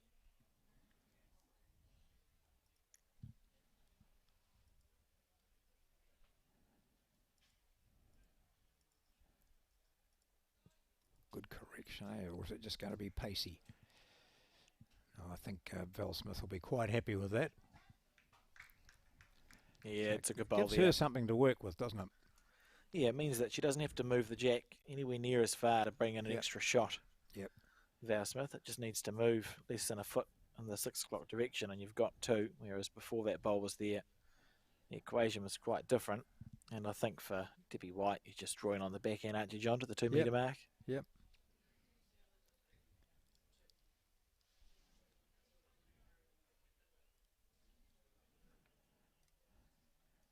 Yeah, it's all up to you, Debbie, says Mary.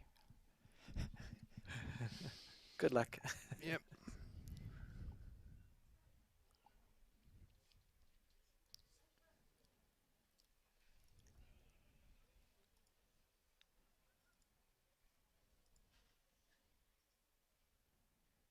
Debbie just taking her time on the back end.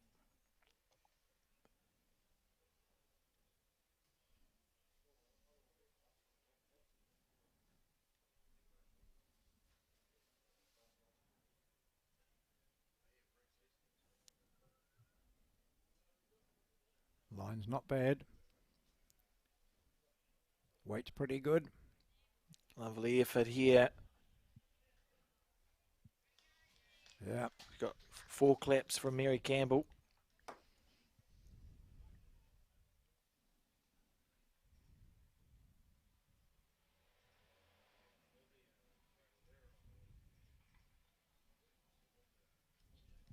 Val Smith on her forehand now. Trailing by 2, this Nelson team on the penultimate end. Desperately, they will desperately want to score. Even a point is fine. She's in the area, John. Well, the danger was that she hits Mary Campbell up. That she'd knocked her well That's up, a good so it was a bowl. good weight for that shot. She couldn't play the other hand, really, could she, Alex, because of that previous bowl from Debbie White? Correct. That's That's- a lovely shot. Yeah. Beautiful weight from Val Smith there, I think, just to get her collision bowl to sit for 1.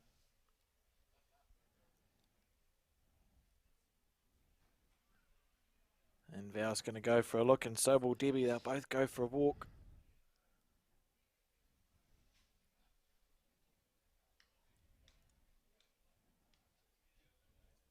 Stay Had on. the right line there.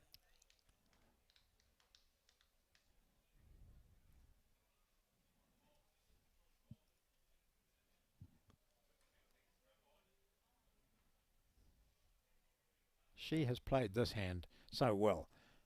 We've seen her get bowls right on the jack, right close to it. She can see that there's a gap there, which she had to go up and have a look at because it's quite deceptive back on the mat. But there's a lovely track there for her, isn't there? Certainly is. Well, it's Just- worth the she's- walk, I think. We'll start with the sentence. All you have to do is beat your own. Easy peasy. Yep.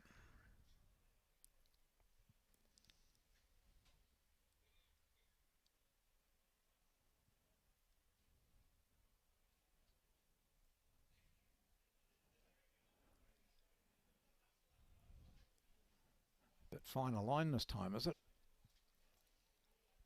What's happening here? Oh, it's her own. It's her own. She's knocked her own. Oh, got Her away with it. Leeds bowl up. Beautiful weight, and we've got a bowl at the back from Mary Campbell. Is it worthwhile having a nibble here, do you think, John? I would You're say 2 so. down. It must be very tempting. How far short is that shot bowl now? It's well, it only needs a punch through, so she can sit on that, or she can. Oh, what have we got here? What's over the back? We just can't quite see those blue bowls. Mary Campbell down below. Yeah, So, see them now. Yeah, I mean, you've got enough seconds, because even if you remove the shot bowl and the jack doesn't move somehow, that's still good news for Debbie White. Although we know she's 2 down, isn't she? Because there's that bowl to the left that they indicated was the second shot. Oh, do you think We'll wait so? and see. Okay, might be right then. Maybe she'll play the other hand and try and promote her own. Yeah, she's on the backhand anyway. We'll just see what comes out. Okay. So playing that hand, promote her own, push the red out. Let's see what she does. It didn't come out. Didn't come out that nice. It doesn't matter because it's very close to being on target here, John. Look at this. Yeah. Look at this bowl. Little Jack feather as well. first. Whoa. Oh, there's a gap. Help. Where's Whoa. the gap? I don't understand. Val Smith grins. She'll say something as she goes down. Yeah, look at that. I don't know how you missed. Even Brendan up there is shaking his head. Where was the gap, John? Can we get a replay? Well, she wouldn't I'd see like it to from just back on how the mat, close would that she? was. No. That's staggering. Yeah. What else? What can you do? That's your bowl travels 35 metres to. Let's look. Watch this replay. Look how close this was to anything. Tell me how. Tell me how. Goodness gracious. Well, it's going to be an exciting finish, John. Well, we might end up all level going into the last end. Or we might be one the difference. That's about all. Oh, here we go. Here's a wee shove. Oh. So, we think it's one or just two or one? One, maybe. One says Mary. Yeah, that good, makes more okay. sense. So 1 to Nelson. 13.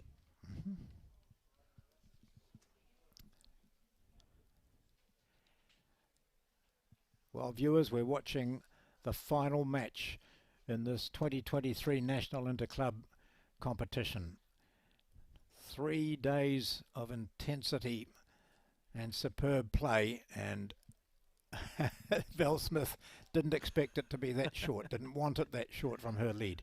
And we're going into the final match, the final end, with 1 point the difference, 13 to 12, after 17 ends. And Di Holland will be kicking herself. It allows Mary Campbell to dictate the length.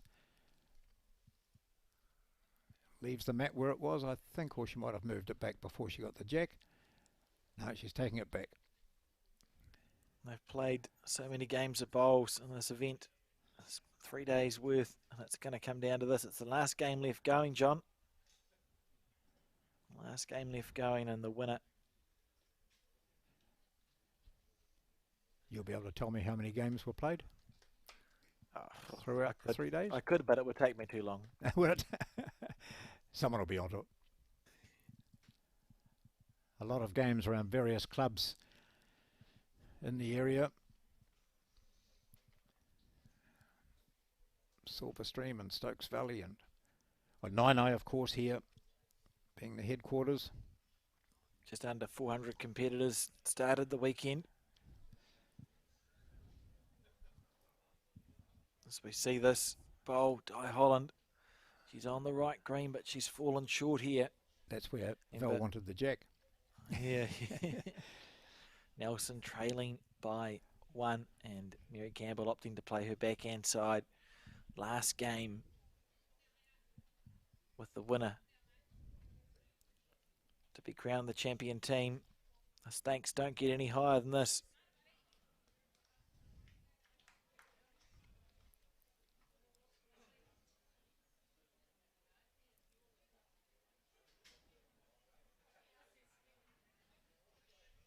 Not a great feeling on the mat when you've thrown the jack and it hasn't been legal, and then your first one has been 3 meters short.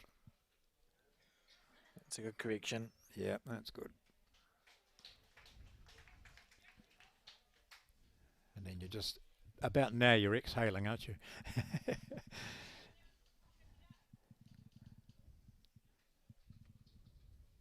Campbell remains on that backhand side.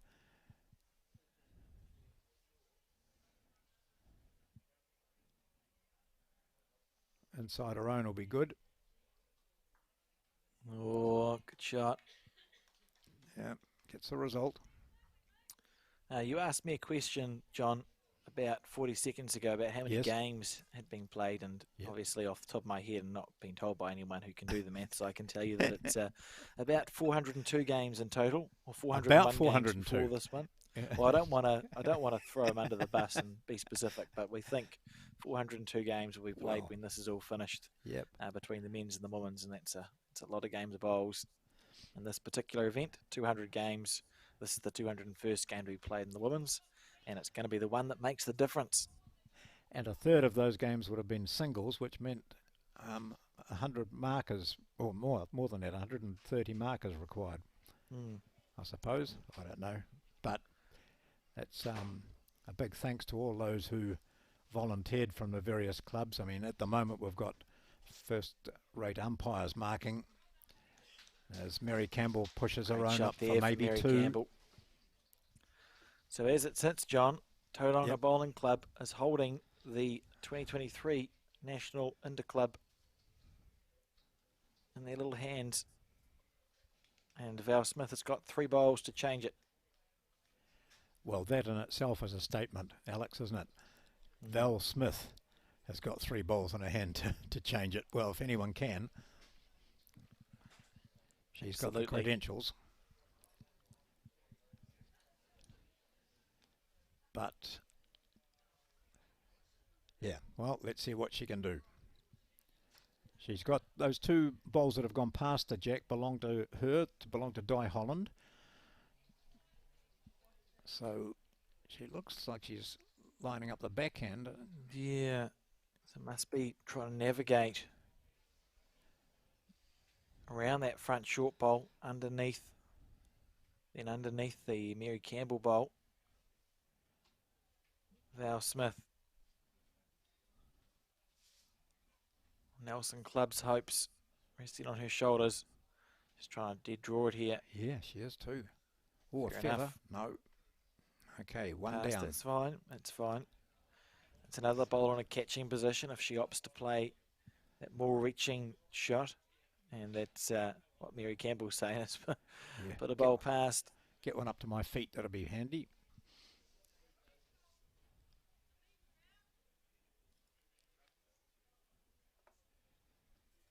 Oh, these are those dangerous sort of shots, aren't they? You know you need to be over, so you put a bit of weight on and then you think, oh, I've narrowed that up. Oh, and she hasn't. She's gone nice and wide. Good green. Coming back to at least match the bowl of Smith. Good That's bowl. all right. And Val Smith on her way, her march back down. It's awkward there, isn't it? The 2 shortish bowls are both counting and they belong to the opposition. So, I mean, if you're already down, it doesn't matter if you promote those, does it? You get into them. But she endeavoured to draw around them, and she's capable of doing that. Will she do the same again?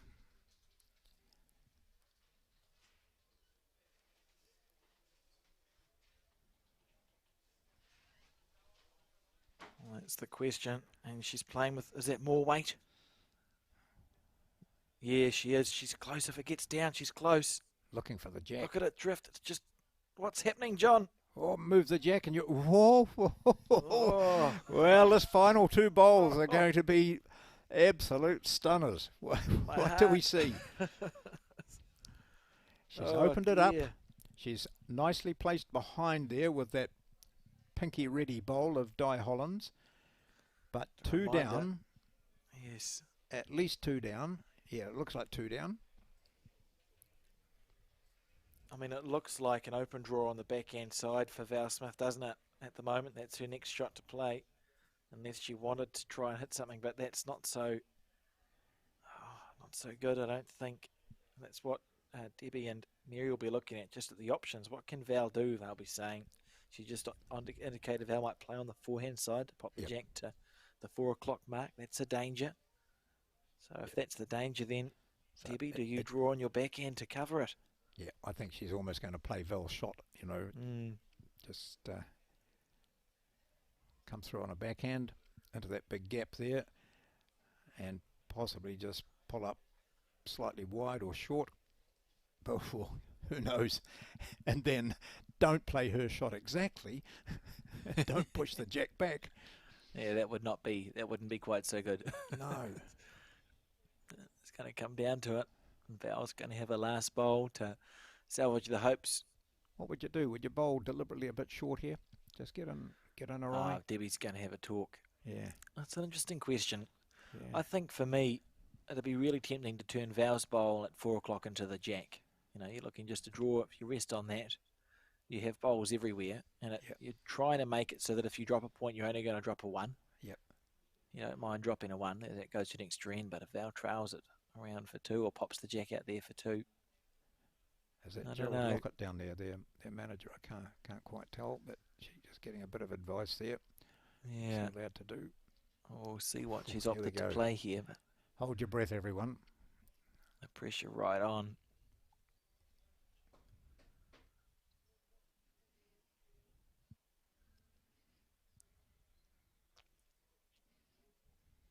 Look to be going wide. Oh, yes, she is going wide. She's going back.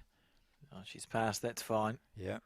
So she hasn't made it any easier for Val, No. which is, that's probably a big part of the plan there. You're thinking you've got a really hard shot to play.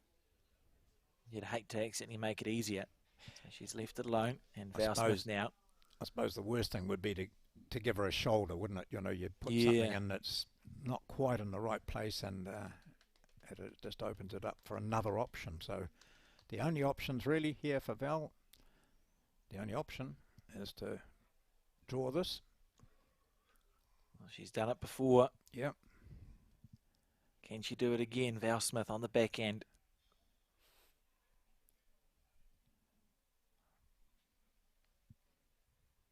Force an extra end. Debbie White's looking now.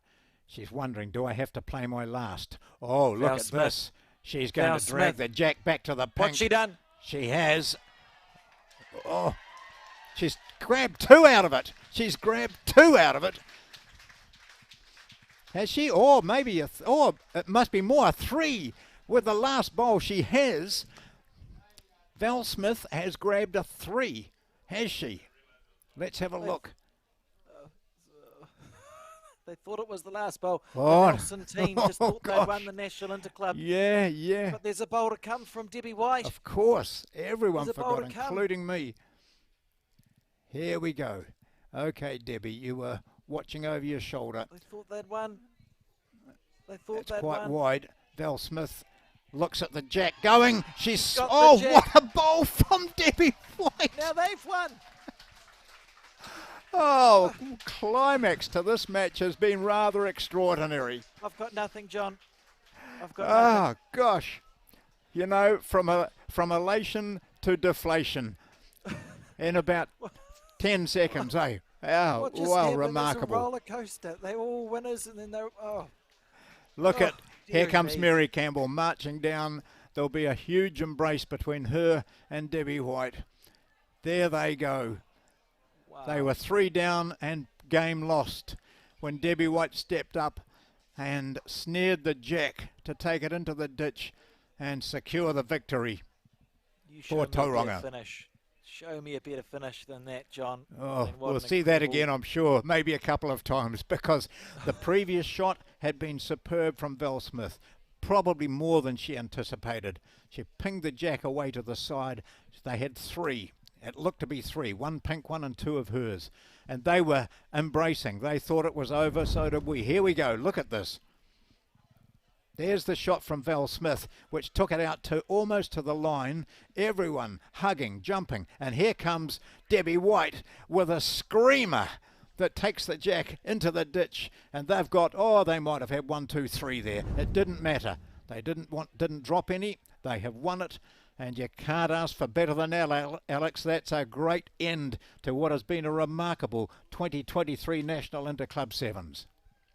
Yeah, and I think, I've got nothing further to add. You summed it up perfectly, John. So just like to thank you for sticking with us. Thank the viewers for tuning in, everyone else. And what we're going to do now is We're going to finish up, but we're going to finish up with some highlights. So if you can bear it, sit back, relax, and enjoy the highlights and relive that magnificent win for the Tauranga Bowling Club. Thank you and good night.